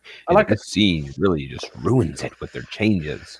I love how he uses the CGI of the worst version to like bring his point home. Like wax head Han does not exist in the 2011 version. Like first. What do you Lucas care? has been very insistent on this change, with it being one of the longest standing and most revisited changes. And that's along with the because of episode 4 you. conceit that meant we had to have 3 full movies made in order to line things up. No matter what. Hold on, what's this? Han Solo was going to marry Leia and look back. Should he be a cold-blooded killer? Lucas told to watch the post. Because I was thinking, Mysticology, should he be a cowboy? Should he be John Wayne? I said, Logically. it should be John Wayne. Continue. And when you're John Wayne, you don't shoot people first. You let them have the first shot. It's a mythological reality that we hope our pay society to. I'm sure there's a better reason that he's leaving out. But he made Star Wars. He made everything. He can do whatever he. How much does Han shooting first change? Nothing. It doesn't really change anything apart from saying that Greedo shot first. It just means that Han. It just means that Han is an inconsistent human being and a terrible person because he shot the radio first. So all he did is just make Han look like a hypocrite. Good job, George. You fucking retard. Did none of that make sense to you? Oh, that was using his logic against him. Just use every. The cost. Like, aside from our half-assed Laserdisc ripped optional extra on a now deleted DVD release, the fans have not been able to get the original versions of those films. Only the special. I don't care. Fuck your original versions. You're not allowed to. Honestly, I don't want you to have them. Like, I really don't. Like, I in the I will buy the only copy left of them, find this guy, stand outside of his house, and burn him while he's watching. How much? You know what? It's not really necessary because they can just make fan recreations of the original versions. You know why? Because George Lucas wants them to. He encourages it. He lets them because he likes fan creations. So he lets them make these Frankenstein monster versions of what they think the film should look like based off of some rough outline of the original version. And then he just sits back and watches it happen despite it being absolutely stupid and petulant because guess what? He's George Lucas and he lets you do it. Man, that fucking asshole. letting us ruin his films. Now Disney, on the other hand, everyone hates them. Like I want to well, I mean, I'm not gonna get a logical answer, but like seriously, fucking Christ, I mean, edition with whatever changes Lucas has made since. Oh yeah, Infamous like oh yeah. What I wanted to ask is, tell me, why are you not satisfied with the VHS? Like there's because VHS. it's not high quality. And also the fact that they wear out. No, seriously. Like I don't mean as in like, the high quality thing, but I mean like fuck off, Eric. God fucking hell. Alright. The VHS exists. Like I don't understand the problem. Like it exists. Like there's a VHS version that might not be the very first mono dog shit audio version that was released. And that I'm sorry, this is so stupid. I hate this. I think one of my brothers actually owns the Yeah, I actually have a VHS of A New Hope right here. Let me just read what it says on the front for you guys. Special edition. Fucking hell. Greedo, that works way to the Disney Plus edition, is both ridiculous and tragic. His final perplexing utterance of Mclunky seems to have come from one of Lucas's final changes to the film before he sold it to Disney, and stems from the prequels. Of course it does. Now, it's not that I'm opposed. So did you figure out what the word was? All right, hold on. Let's go. No, you did not figure out what the word was. Well, it was to the death, retard. Okay, but what if he doesn't like that? Look, guys. I'm not saying that Mclunky is like an awesome change or anything, but seriously, like it meaning to the death. Yeah, that adds some weight. That adds some weight to that scene. Oh, hold on. Fuck this. I'll get that. That literally means this is the end of you, in Greedo's language. That's what that means. Yep. Yeah, like that's pretty. I was right, Replica. Suck. Okay. Did you guys hear what I said at all? Because Discord cut out for me. No, we didn't. Sorry. The upscaling, the restoration, the tidying up of the. What I said is that call me a hypocrite, but I'm changing my stance. I'm going to defend the Mclunky scene just to spite this guy.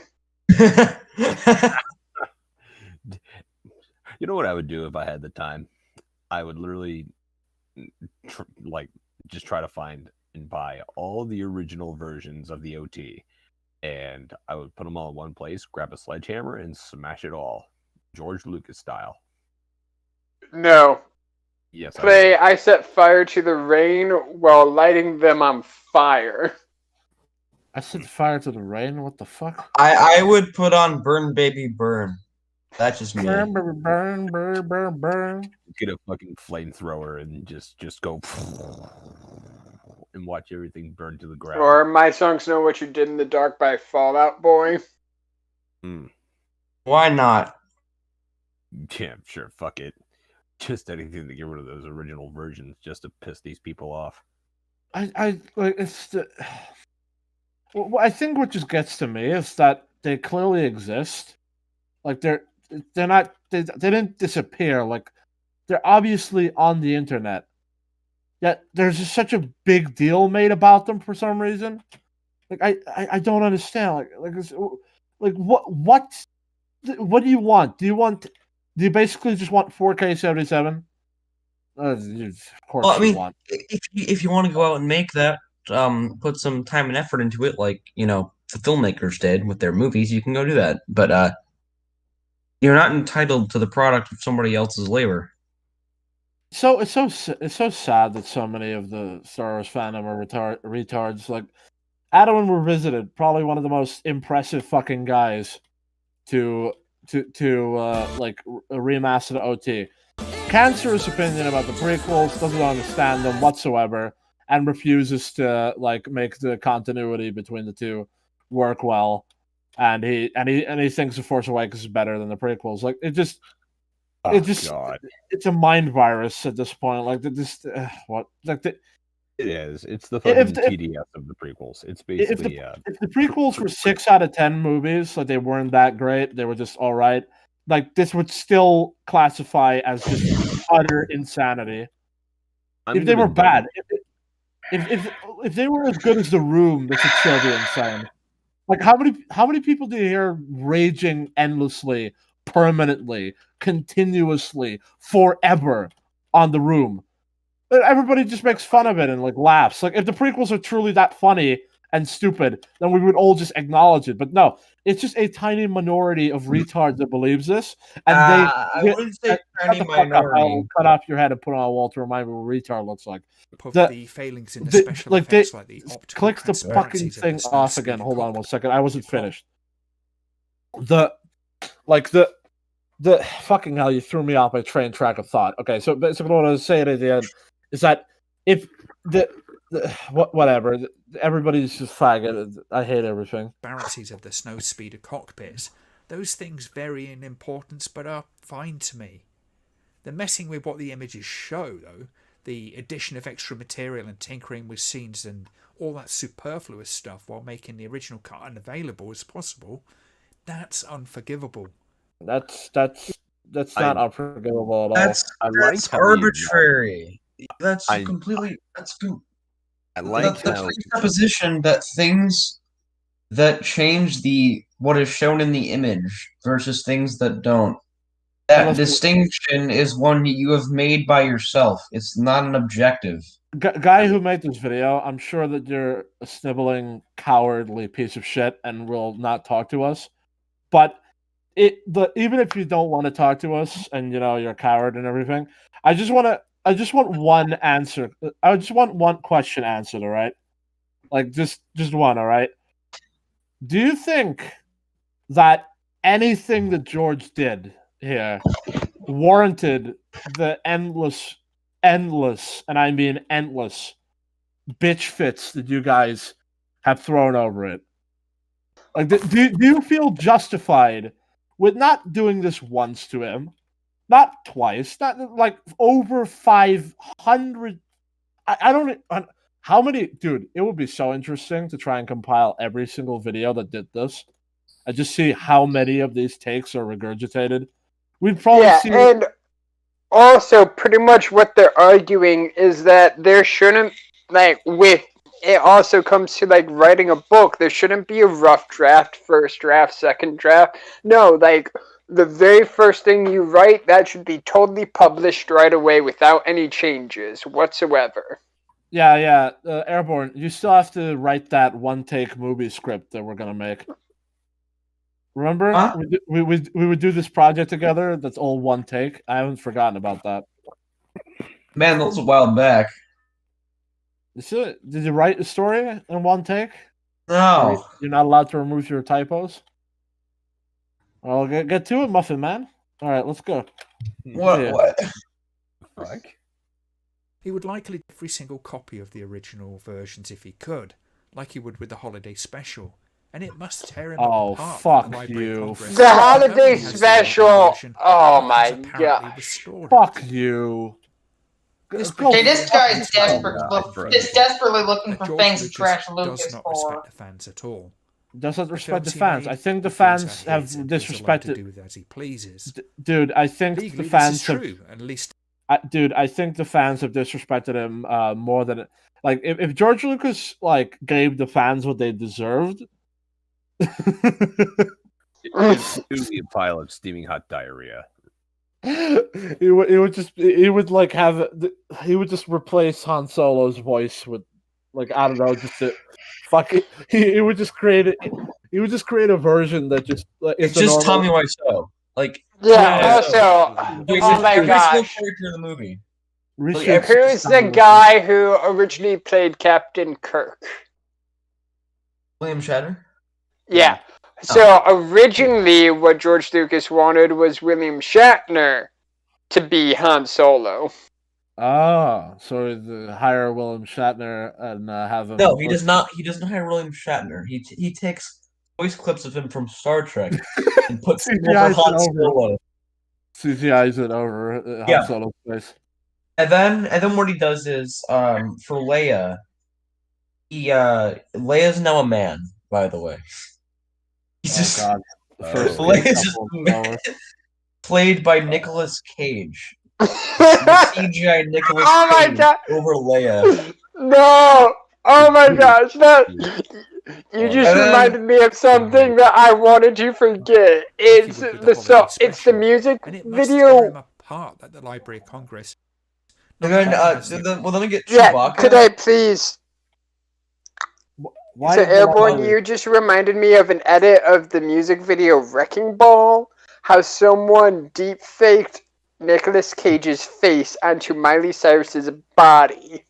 Okay, cool. All right, I don't care. Move on. With the holiday special, and it must tear him apart that the Library of Congress not only has the original version, but has apparently restored it. What? What are you talking about? Library of Congress. It's everything produced, whether it be media, book, or show. Any form of media it produced in the U.S., a copy of it goes into the Library of Congress. Unadulterated versions. What a retarded quote. Yeah, unadulterated. That's why it was made by the same guy, changed by the same guy. Fantastic. Lucas had either seized or destroyed or hidden away all Cobb's original films in order to roll out modified versions. That's bullshit. I don't believe that. Owing to its age, the first film was released in 1997, probably undergone more updates and spit polish. Go fuck yourself. Than the rest. There is, however, one place beyond the reach of Lucas Twitchy. The guy who wrote this article can get hit by a car and then be crippled for life. Compulsively dissatisfied. The Library of Congress, as I read last year in the epic, how the Star Wars conquered the. I don't give a fuck. Chris Taylor, Chris Taylor, that's a guy from Platoon. Wow, I didn't know that was a documentary instead of a real movie. The library doesn't have a preserved 1977 negative of the film. That negative has been transformed to a glorious 4K file that anybody can view by appointment. That breaks that fucks up the original version that wasn't 4K back then. I like that. So this is adulterated. So by your standard, this is a fucked up version now. So you guys are old faggots. Yeah, this is kind of a lose. This behaviour leads me to one conclusion: that George Lucas does not respect the fans at all. Yeah, well, even if he didn't, which I think he still does, even if, despite everything, if he doesn't respect, you know what? Whatever I was going to say, forget about it. Video maker, I only have one question for you. Why do you not look at yourself in any of this? Yeah, how can you respect someone who doesn't respect you? I mean, more than that, I would just say that he can still respect fans while not bowing to their every wish. Like the fans, I mean, the guy said earlier, oh, what if people wanted J.J. Abrams and Rian Johnson to come back? It's like, my guy, nobody wants them to come back. It's not JJ. Well, maybe Ryan, but barely anybody likes JJ anymore. I mean, seriously, the likeness for him has run dry. And I would just like to say, what if he what if instead of doing what you did instead was which was Lucas did something that the fans didn't want. What if instead it was Rian Johnson and J.J. Abrams didn't come back despite being at the request of the fans? Would they not be respecting the fans since they didn't come back even when people wanted them to? Yeah. Is that not respecting the fans, or are they entitled to their own time and patience and money? It's so frustrating. All of this is so annoying. But it's just, I think what I just can't get over is the lack of this person, to him, and everybody else, all these other OT fan, crazy people. To them, it's just George Lucas that is at fault for everything, and they don't ever stop and like they don't ever stop to think about like what they do. Like, I'm sure that if this guy watches this will be like the most mind-boggling thing ever for him to watch, because it'll be like, wait, you mean that I also affect things, and that my like reaction to it like also at like, the one side. No, it won't even be that. It'll just call us idiots. But we're not, man. We're just showing you for being a hypocritical asshole. Like that, I'm getting so tired of these people. Like, it's just they have the smallest form of humility would make the videos like this infinitely better. Nobody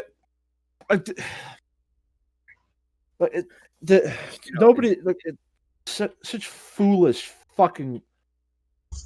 It wouldn't hurt, I guess, to say that what you like and what you don't like relies on subjectivity. It wouldn't hurt to hear something like that in this video or any of the other videos. Hey, who resumed it? He's talking. And then it's fine. We were just about to continue anyway, but what is objectively good or what fits with the characters is more important than your, I guess, preconceptions of what something good or bad is, especially by subjective standards. Can't reconcile that in their heads. There's no way they can be wrong. They have to be right. Otherwise, everything they have whined about for years was all for nothing. Otherwise, they admit that they're entirely wrong. And they can't admit that because they would look terrible. So they have to be right. They must be. Like, I think they'll only start admitting they're wrong once George is dead. I'm not kidding. I'm not kidding. Like usually something like that has to happen in order for this sort of shit to finally end. But I think once George dies in like 15 years from now or whatever, like that's when we'll finally start saying, like, you know what? I was kind of an asshole. No, probably they wouldn't even do that because Twitter attacks everyone as soon as they die. Oh yeah. Yeah, but George Lucas is a little bit more of a, like, him dying would have a bit of an impact. Like that wouldn't matter. The Twitter troglodytes, it wouldn't matter. Assuming Twitter still exists then. I hope not. But yeah, like I hope it still exists, but lesser, because we want to contain and corral those people. Yeah, I'll say this. If that happens, if they do that after he dies, I will make I'm announcing it right now. I'll make a 12-hour long video where I will just rage talk them into the ground to a point that will seem near unfathomable. Like I can promise you hell. I know a lot of people. I know a lot of people think that like people like us we're unmovable. We can't change our perspective ever. But you see, our what do you say ideology, we could call it, isn't contingent on being stubborn. We can have our minds change. I mean, the Star Wars Apocrypha video that we watched, I was like sure that I knew what happened behind the scenes of the sequel trilogy, and I was wrong.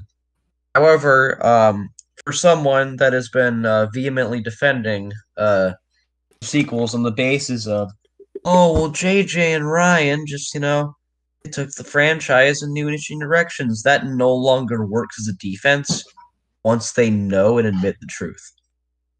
Yeah. Legally, this is true, at least until Disney bought it up. Morally, though, not so much in my opinion. And I do wonder if Disney have a copy of the original version. That George Lucas does not respect the fans at all. The films he made, he feels are his, and his alone to do with as he pleases. He's a creator. That's true, though. Yeah, that is true. They're his movies. He's a creator. Yeah, so why shouldn't he change them as he sees fit? I don't understand. He's the Hold on. creator. Okay, look, guys. This is like being the owner of Delhi, in the middle of the city. But but you can't do anything about it. You can't make any changes about it. You can't. If you can't affect anything, then you're not the owner. You can't affect anything. But you instead this the customers change how the stores run. Like that's how retarded this is, and that's pretty much what you're trying to say about this is that the owner of the store should not be the owner of the store. The customers should be the owner of the store. That's not how this should work. Oh, God damn it! I could just see the regret in George's eyes there. Like not actually, maybe not regret, just more like a sigh. Like that I'm doing this right now. Oh man. Also, the fact that George has the white slavers comment. God. Yeah, I think that George did this for the betterment of himself, and I can live with that. I can live with that. He can just sort of, sit back and retire. And not dude, I'd be fine with him remaining like as a consultant for Disney. Like that would be great. Just like kind of sitting back, like, hey, I got some ideas. You want to hear them? And they're like, hey, yeah, sure. And we know that's what was gonna happen because like up until June 2013 at the very earliest, it was like, oh my god, we're having a good time. George's story treatments. We got a whole script going, and we're working on a second, third, fourth draft, whatever. Then J.J. Abrams got power hungry, and we ended up here. Yeah, and also fuck you, Kathleen Kennedy. I hate you. Yeah, yeah, she hired I don't blame her as much anymore, but she did hire J.J. Abrams, which is a big mistake. Legally, this is true, at least until Disney bought it up. Morally, also, could I say something? Go ahead. One thing, so this is also me name dropping Cool Man, but even though The Mandalorian is not that great of a show, at least George Lucas is still working with Dave and John, because there are pictures of him on set with Dave and John working on the script. That makes me think kind of lowly of George Lucas, honestly. Guys, I just got a message from like this, what I think is like a bot, Balopian Inquisitor or whatever. This is like, I'll change your life financially. Do I just press block? How do I do it? Block. All right. So how much control do you think Lucas had over the Mandalorian? How much influence do you think he had? I hope not a lot, because if so, I would be disappointed at him. Yeah, he doesn't have a lot, but he has enough to actually consult to the best of his abilities, because it's Disney's child, so he's just mostly giving advice. I mean, I don't know if a stillborn still counts as a child, but yeah, sure, we'll go with that. I wonder if Disney have even the right to re-release the original cuts, or if Lucas has a provision to keep them buried in the contract that he signed. I'd bet good money that's the case. Who cares? For all the justified cries that Disney doesn't care about the Star Wars fans, for Lucas, the fans don't count for anything either. The other... Dude, you make a video like this, and then you ask yourself why.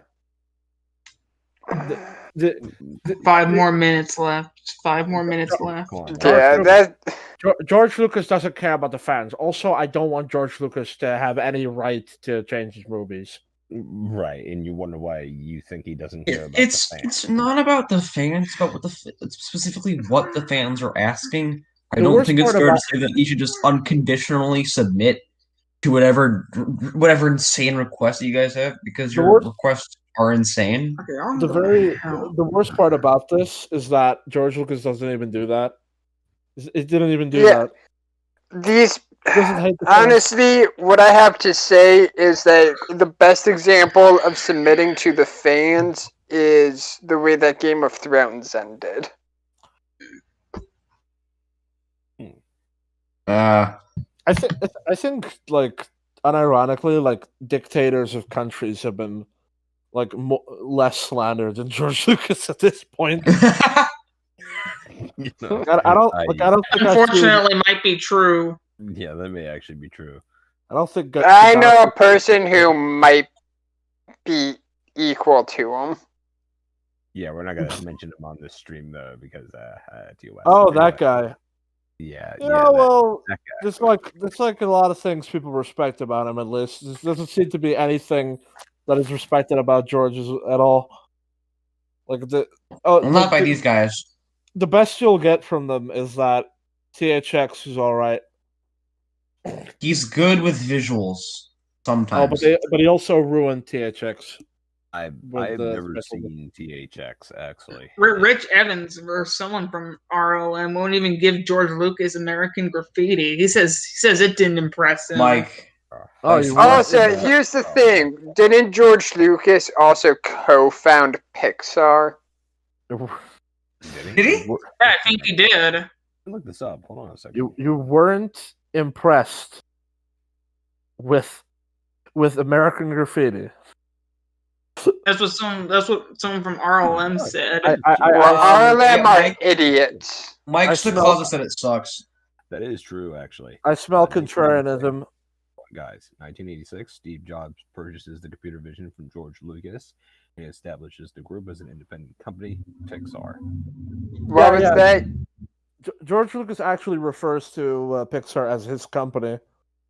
Yeah. Yeah. Damn straight.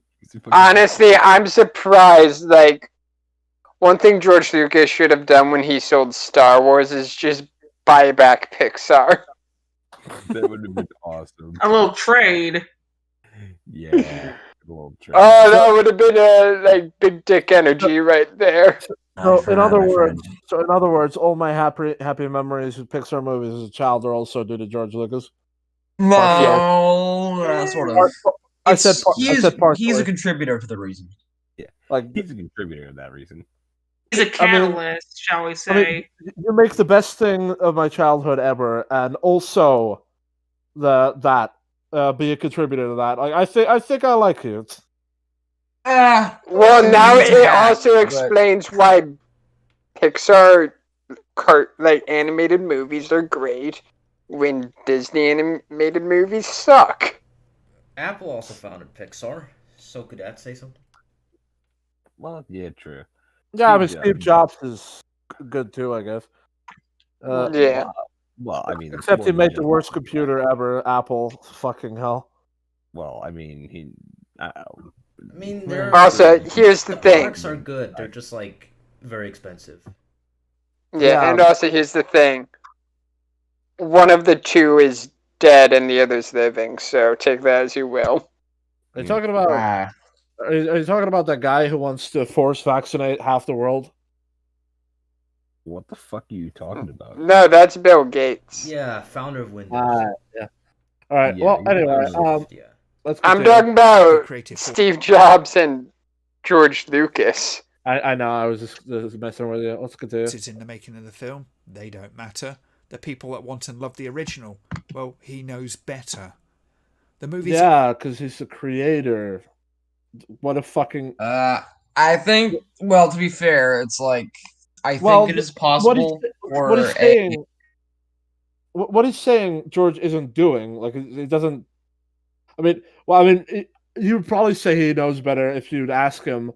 But like, that's not his attitude. But even if it was, he's got every right in the world to have that attitude. I mean, he made it. I would just love someone to try this shit with Martin Scorsese. Like, someone like him is less humble. You know, something that I truly am like sad about is that we never got to see those. We never got to see, you know. I mean, to be fair, it would be kind of sad to watch what Star Wars did to George Lucas, but Man, I would love to know what he thought in some of those sleepless nights he must have had over this crap. Also, better yet, I would love to see someone do this with like Quentin Tarantino. Oh yeah, George A. Romero for that matter. Motherfucker, motherfucker! You tell me how to make my own movie? Shit. And Stanley Kubrick would also be a good pick for that. Oh yeah. Yep. Tell me how to make my own movie? And screw anybody else who would like to have the movie that they actually fell in love with originally. What? Same movie, aside from like one or two scenes. Again, they can have the movie if they want. They just can't have it in their pretty 4K. Or two, they can make their own version, or they can purchase / get a version from like Peter Harmony or -1. It's the same. It's the same movie. Screw off. It's the same. It's the same movie. It's the same movie except for like one or two scenes. It's the same movie. Like, I know I'm saying this like a crazy person, but seriously, it's the same movie. It is the same movie. Like same movie. It's the same movie. There's one more scene with like bullshit in it, and then another scene, but it's the same movie. Why do I feel like I'm talking to a brick wall? Like because that's No, Brickwall has more personality and actually listens. True.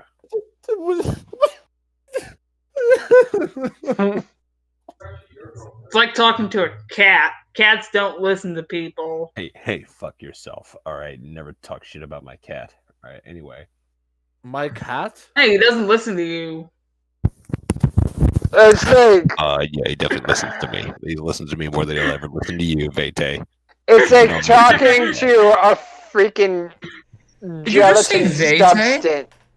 Yeah, stop pronouncing my name wrong, please. Vete. Well, hold on. Hold on.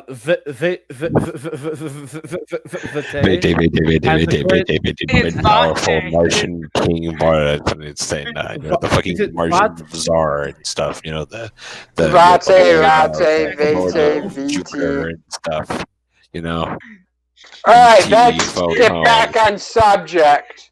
Okay, Vete, there we go. Alright. You little fuck! You little fuck! The tie? No, Can we Everybody just quiet. Can we move on? Everybody quiet. Please. Everybody quiet. George Lucas returning to helm Star Wars will not only be affirmation for the man who has done his best to raise the thing that we fell in love with back in the day. There's more than just episode 4, and there's more. There's also the prequels, and I was born in the year 2000, and I fell in love with the prequels at DOT.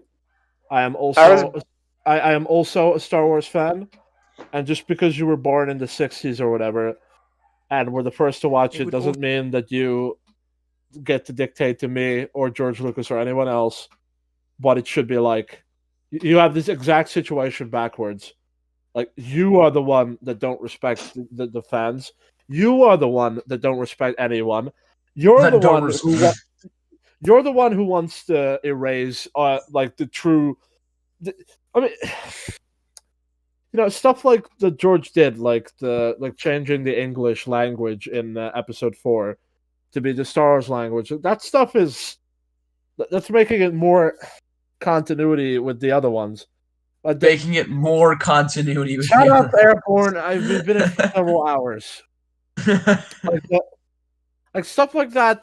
That's not pointless. That was done for a reason, an intelligent one, and it's important. And you're just fucking being a dickhead. And all the things you mention are like minor who cares bullshit that you blow out of proportion. And I don't understand you. Like, why are you like this? Like, why do you just feel such a need to? This is such an insane fucking topic, man. Like, I don't think I've ever seen something as crazy as this before. It's got to be because Star Wars is so popular that it attracts every nutcase in the galaxy to like go fucking ape shit about this. But I will never, like, as long as I live, understand why people care so much about this. Like, it's he says they erased the movie that we fell in love with as a child. So, in other words, they erased the slightly blurrier version with less special effects, less everything, that of the same movie that still exists today, like Star Wars Episode 4, A New Hope. That movie that exists, that you can watch, that you can buy anywhere, like that movie has been erased from our memories. I mean, it's been erased from nothing. It's just really not been erased from anything, because it's the. Also, here's the thing, which is also, it's going to be the final smack to this guy. It's going to be the knockout punch. But when the original version that was sent to theaters, George Lucas actually had to send another version, and he had to keep on sending more updated versions because he noticed that with the ones going out to theaters, they had missing special effects, missing sound. So he had to edit them and then send them out to the theaters. So he probably doesn't even know what the original cut is at this point. Good point. Either way, I still don't understand why he's crazy about it. But let's finish this stupid fucking video. I'm completely done with it. Like, we're just gonna rush the So am last part I. here. I want to be done with this dog shit. Also lead to Yeah, let's just watch the rest of this straight through. Initial pro-Lucas fan adoration dies down. And Yes. it would also lead to another huge disappointment after that initial pro-Lucas fan adoration dies down. And that adoration would eventually subside into slowly dawning horror at the decisions that he made. You mean ultra super hate adoration, like what you had? Fucking. These people try to suck their own dicks. If you get Star Wars back, you may as well kiss goodbye to the original cut release, well, forever.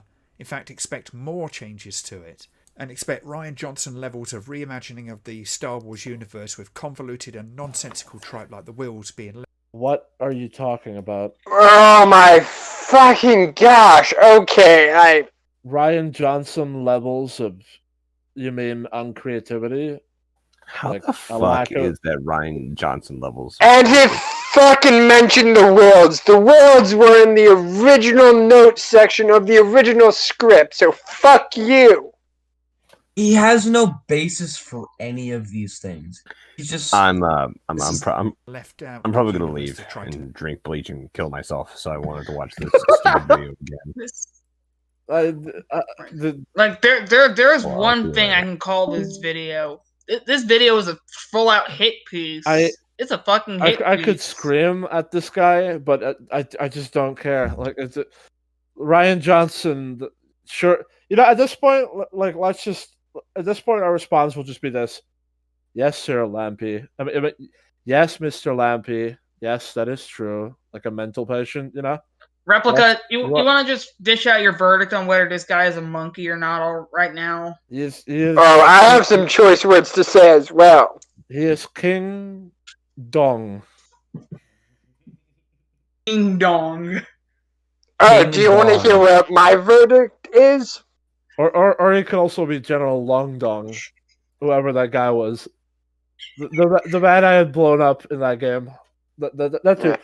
That you could be that guy, that piece of red Gibbs that was on the wall after I put the room. Alright, well, here's my verdict.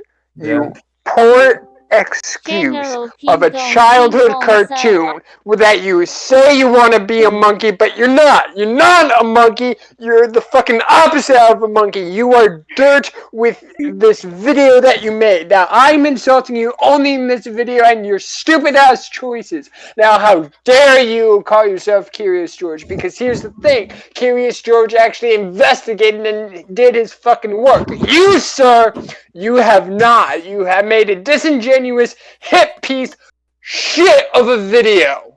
And how dare you criticize George Lucas when you are the one who is being disrespectful. So go fuck yourself in the ass. And expect Rian Johnson levels of reimagining of the Star Wars universe with convoluted and nonsensical trope like the Wills being left out to the extended universe to try to make sense of. It will be a guaranteed self-indulgent, garish mess that doesn't like the existing fans of the prequels or the OT. What? You see, your logic here is that we agree with you. I mean, like, because you're comparing it to, like, oh, he did this in the prequel, so he's going to do it again. It's like, in case you remember, you're talking to prequel fans. That's who you're addressing in this video. And if we don't think he did it once, we don't think he will do it once again. I like how we exist all of a sudden when it's convenient to him. Like, I will be so happy once these people. I love doing these streams for one reason. For one reason, it's because one day they wake up, drink coffee, and then they see this response video, and then they just spit it all out. And I love that we can do that to these people because they deserve. Also, the fact that they have an angry autistic after them now. I got the dogs. I got the dogs on them. I'll feed your heart to the hounds. The sequels. I've said of the sequels that the detractors of those feel exactly how I feel about the prequels. Now ask yourself. Yeah, that shows how insane you are. Because even if those movies were like 0 out of 10, your reaction is blown out of proportion to such an insane degree. Like, I don't even know what to say. Like, you're fucking out of your mind.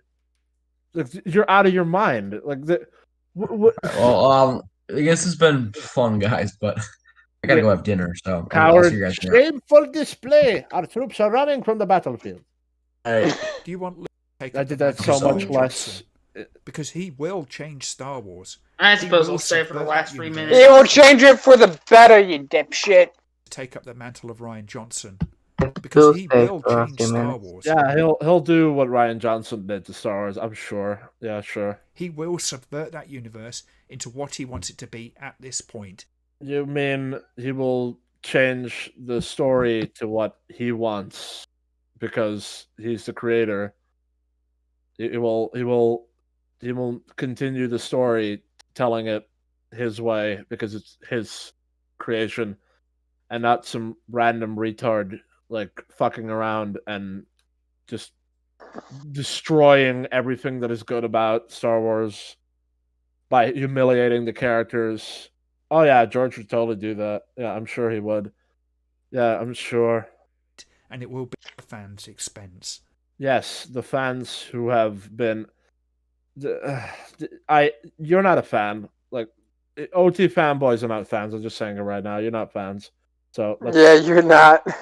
Like, you call when you say the fans, you mean the OT fanatical fanboys. You're not fans of Star Wars. You're fans of Indiana Jones and the first Star Wars movie, the first two, and the rest are garbage. Hey, Indiana Jones is good, but only the odd ones, 1 and 3.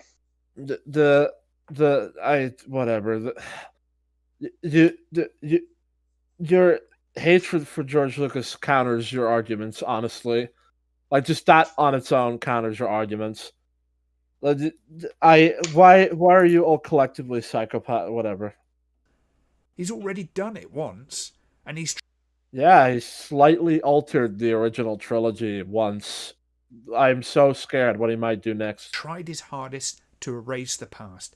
Yes, he tried to erase the past, which is available. Oh, he's trying to do the freaking Last Jedi, let the past die. He's trying to erase the past of the movies that are available on VHS and DVD and anywhere. Didn't want no one to hold you. What does that mean? You said nothing gonna break my stride.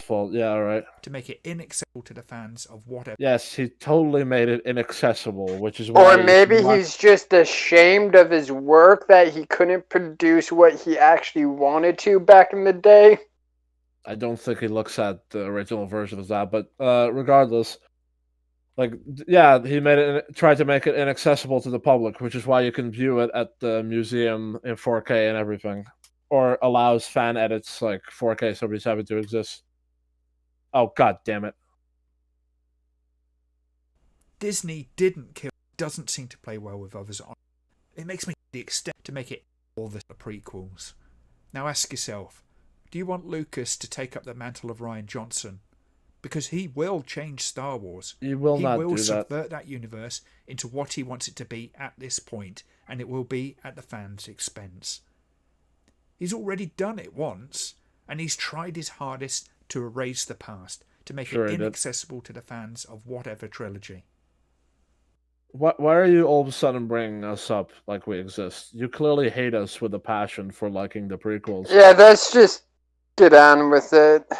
Disney surely have fucked things up. I fully agree. They fucked it up really badly. But Lucas isn't the way forward. For all the things... He's the original creator. He's the forward, he's backwards, he's everything. He's the god. He's the Alpha and Omega. Unironically, George Lucas is the god of Star Wars. Like, other people may tell stories as well, but like what he says is fact. Like, I don't care what you think. Like, he made it. It's his child. It's his brainchild. He's the god of it. It's his. What do you want me to... Fuck off. God damn it. So I wholly respect him for his technological innovation, his involvement with the... Yeah. So all the things that are not, important to the story.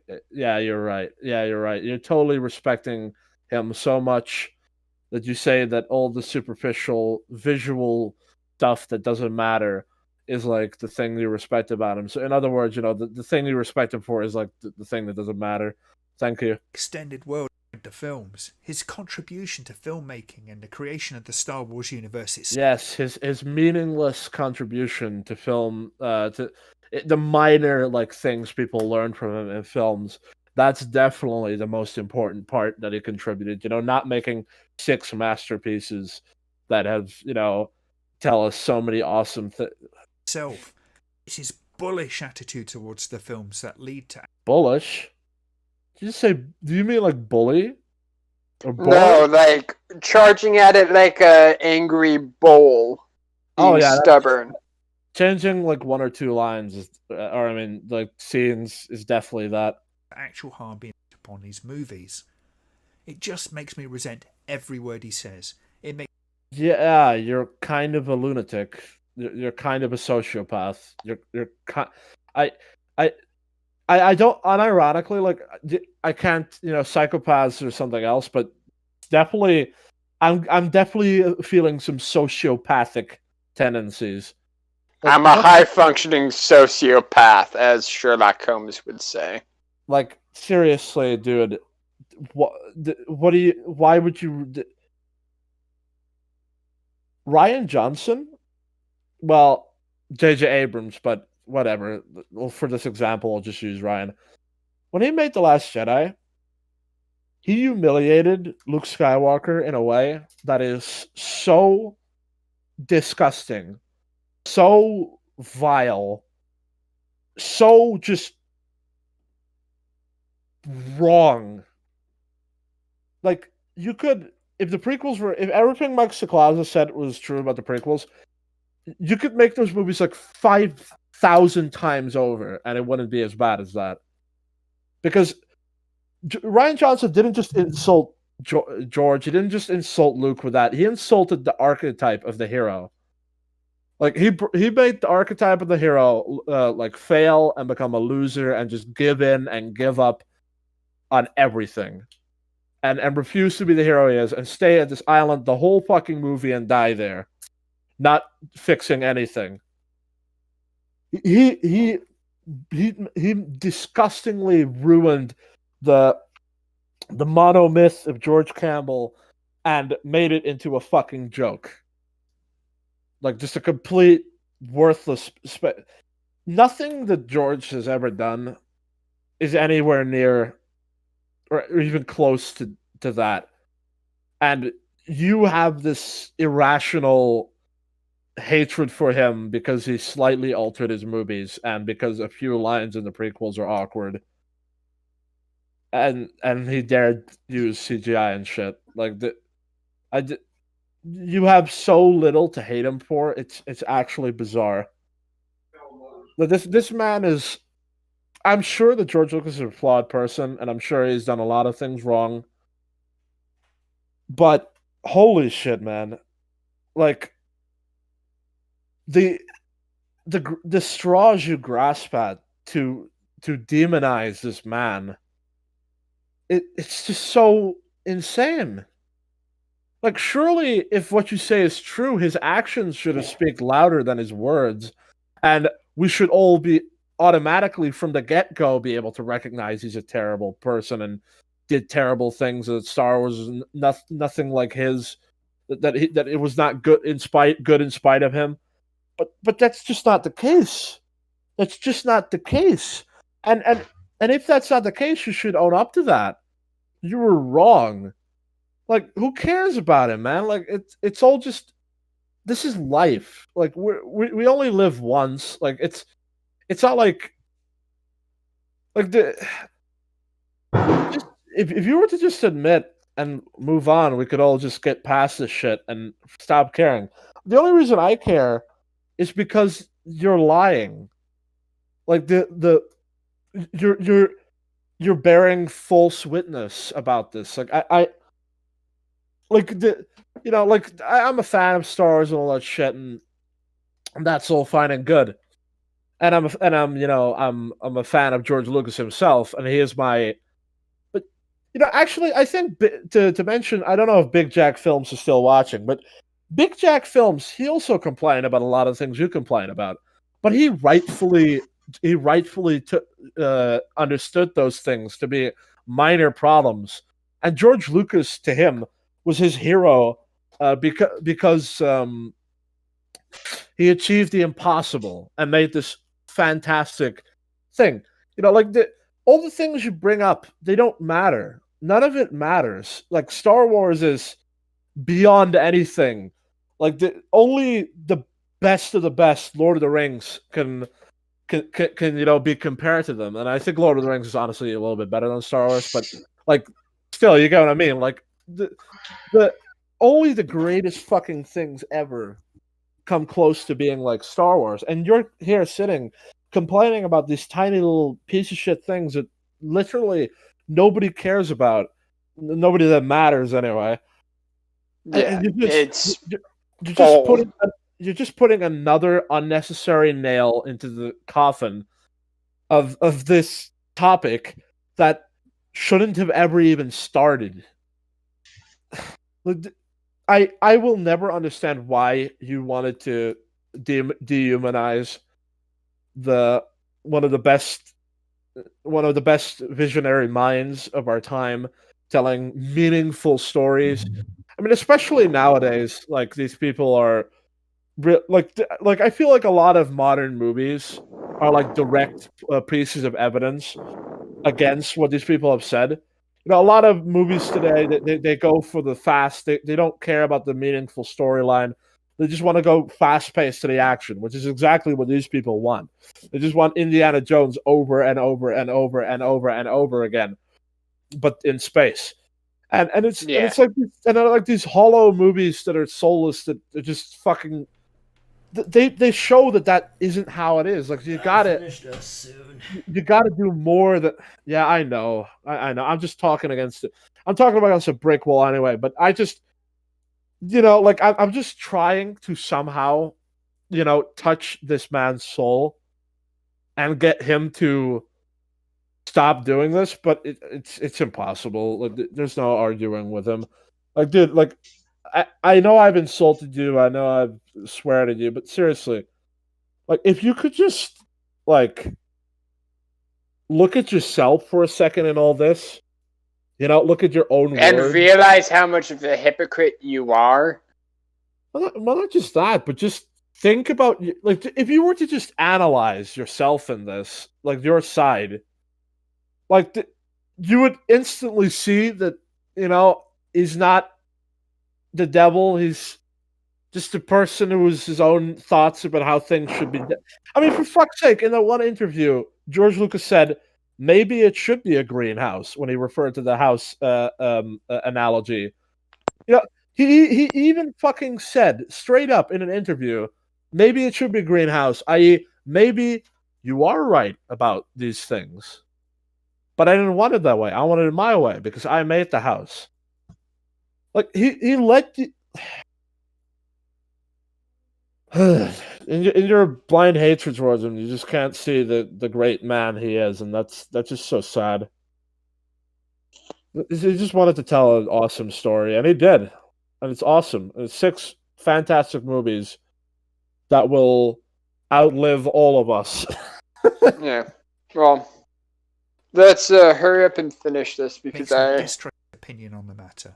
It makes me fiercely question his competence as an artistic contributor when he's all too willing to vandalize his own work to suit his whims. Can't vandalize your own creation with others on a creative level either. Yeah, sure, he can't work with them. them. I'd be happy to see him come back as an advisory role, but I don't. As an think advisory role, absolute.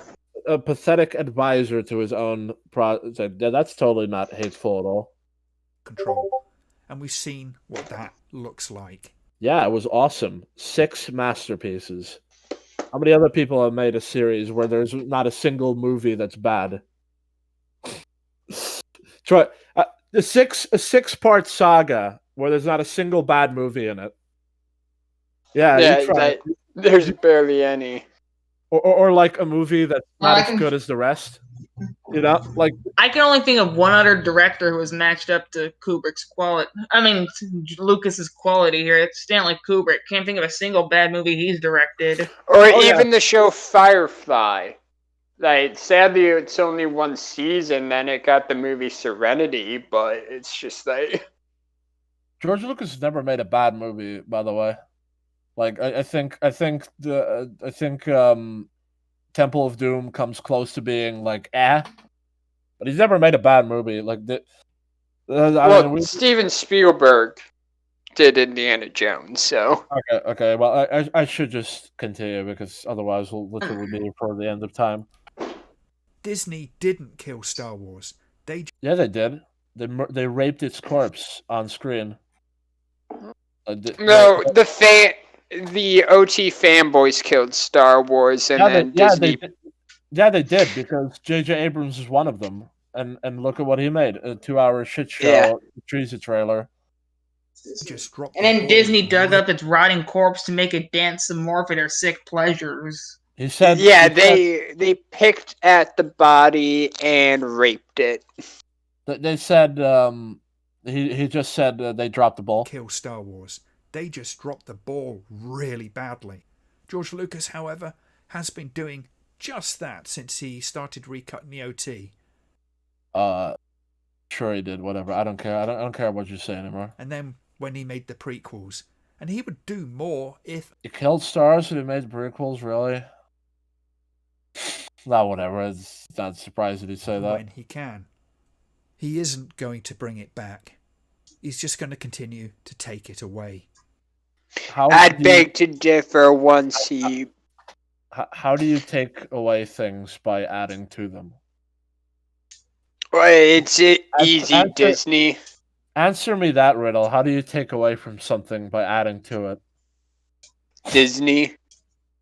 How the fuck do you... Like, he said making the prequels killed stars. So in other words, he took away stars by making the prequels. 3 whole new Star Wars movies.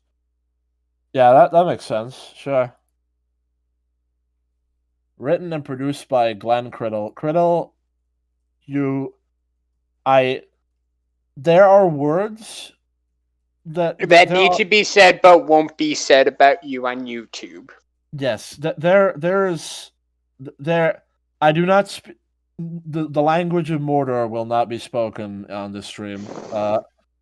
There's no words in Entish, Dwarvish, Elvish, or the tongues of man that cannot begin to describe the insanity of what you have done.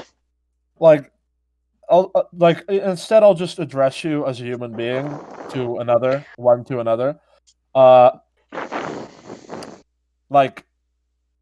Well, I mean, it's obvious that if you hated it this much, you should have just, moved on and stopped caring. But ignoring that fact, that simple thing that, why do you care so much about this? the second thing is self-introspection is very healthy for the human soul. I learned that I blame myself for a lot of my own mistakes. I blame myself for. I did a lot of the things like getting overweight or whatever I did to myself because I had like an unnatural sort of self-hatred and stuff. I'm sure you, Vite, have stuff to say about this as well, but I'm not. That's not important right now. You know, we all make mistakes. You know, Well, anyway, the point is that if you really do think that George Lucas fucked all this shit up, honestly, the only thing you can do at this point is just forgive him because there's nothing else that he's gonna. I don't think raging on him is going to change anything, especially since he's not getting it back, like unless he buys it back, and after that, I think he's just gonna lock it up somewhere to keep it safe. But good. But either way, like the point is that please just look at yourself and all this for once and think like, are you right about this? Like, actually, hey, you repeated this like a million times. Do what Nerdonimus did, and actually research the points of your video, and understand it. And I don't know what to tell you. Just don't do this. Like, stop doing this. Just as way of a little bit of a coda. Yeah, I got a bit salty in this. Like I say, no offense is intended. Not even to Lucas himself, really. As someone X to doubt. Oh fucking shit! You piece of shit. Oh my god! I like how I said, "Think about yourself." Did you see that there? He just did that. He said, "Yeah, I gotta be salty." That's where this man is at. Like that hate-filled rage rant, dehumanizing Lucas. He looked at that as being a bit salty, and then he was like, "You know what? I can't really say. Yeah, all right. Yeah, I don't want to hate that hard because it kind of makes me look like a fucking psychopath." But the fucking Christ, you know what? You guys finish it. I'm done. It's just 2 minutes, and it's just him like saying some bullshit. But Lampyman, if you were wondering why we went so hard on you, you are the core example. Wait, Replica, do not leave just yet. Shut up. You are the core example of the OT fanboy. Like you're one of the best versions ever. Like you are one of the most default template versions. You're absolutely perfect for this. You're perfect. And and when it comes to Star Wars, and this is, like I don't care about anything else you do outside of Star Wars. I'm sure you have great takes. I saw you did a review of the thing. I'm sure there's intelligent words you said about that. But when it comes to this topic, you're absolutely crazy, and you need to, like I said 5,000 times, just look outside yourself and have some self-introspection. Because, like, the idea that you could be wrong seems to be so far removed from your brain. I don't even know how to convey it. But anyway, yeah, just stop being like this. It's not helping anything. I actually that I ever fell in love with. That's not an easy thing to criticize so harshly the creator of that work. I do so because I love to see Star Wars be amazing again.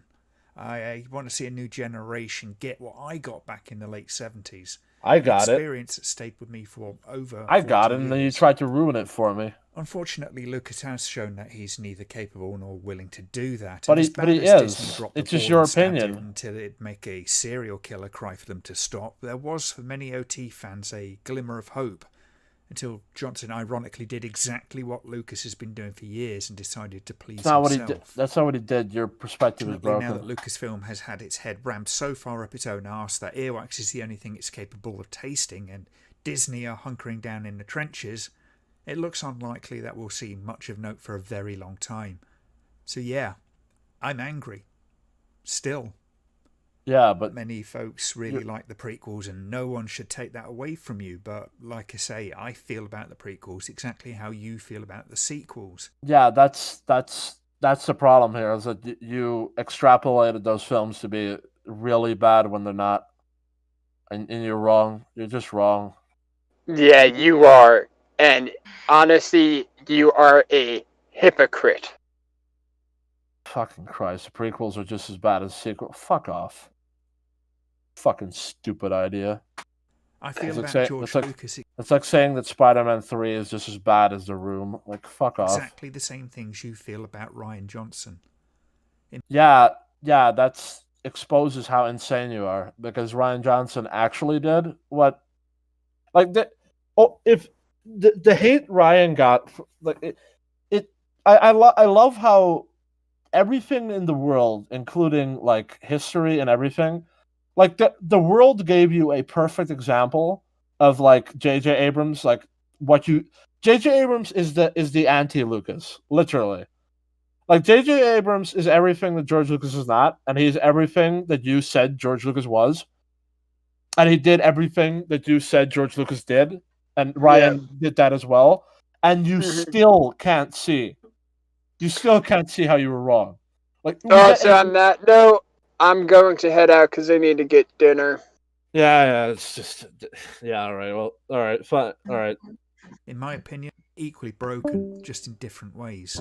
I guess Hopefully, as fans, we can find a way forward and pressure those in charge to give Star Wars the return it deserves. Something that is for the fans, but that will also welcome new fans with good writing, great characters, and a Yeah, so everything the prequels were. Fuck you. lot of cool shit going on screen. A lot of cool shit going on screen. That is a telltale fucking sign right there, motherfucker. A lot of shit going on screen. All right, Indiana Jones in space. Let's go. Fuck you. It doesn't have to be a mind-bogglingly expensive budget. What the hell are you... I don't care. The first one was very modest. The first one was very modest because it was the first one, you fucking retard. It doesn't have to be a masterpiece. It doesn't have to be a master... It's Star Wars. It does, actually. Fuck you. The first one wasn't. The worst one is a masterpiece. Episode 4 is a master... How... Episode... Do you think episode 4 isn't a master... Vite, Yes. I'm so happy you're here.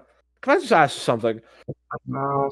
If your favorite film franchise is comprised out of 6 and 8 and 5 out of 10s, is that your favorite franchise, really?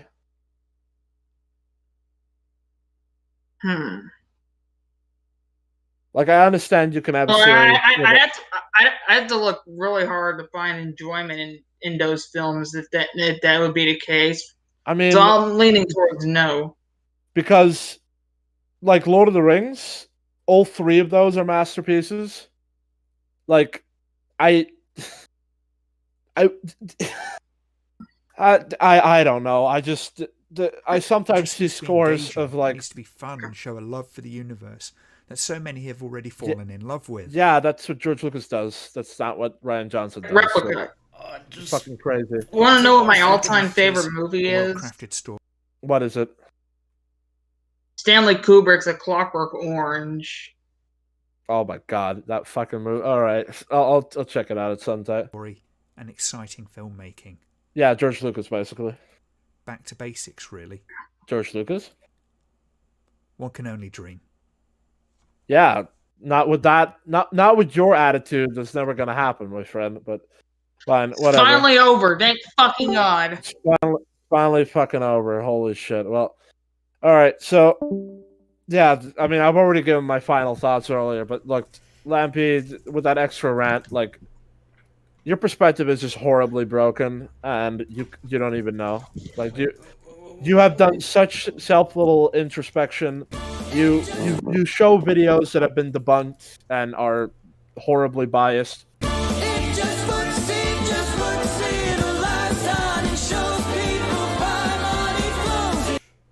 Fuck you, Lupus. Also, that's Disney right there, and that's what you condemned Star Wars to. A mindless corporation that only wants money. That's a good place to end it. End the stream. Bye, everybody. Bye. Bye! Bye!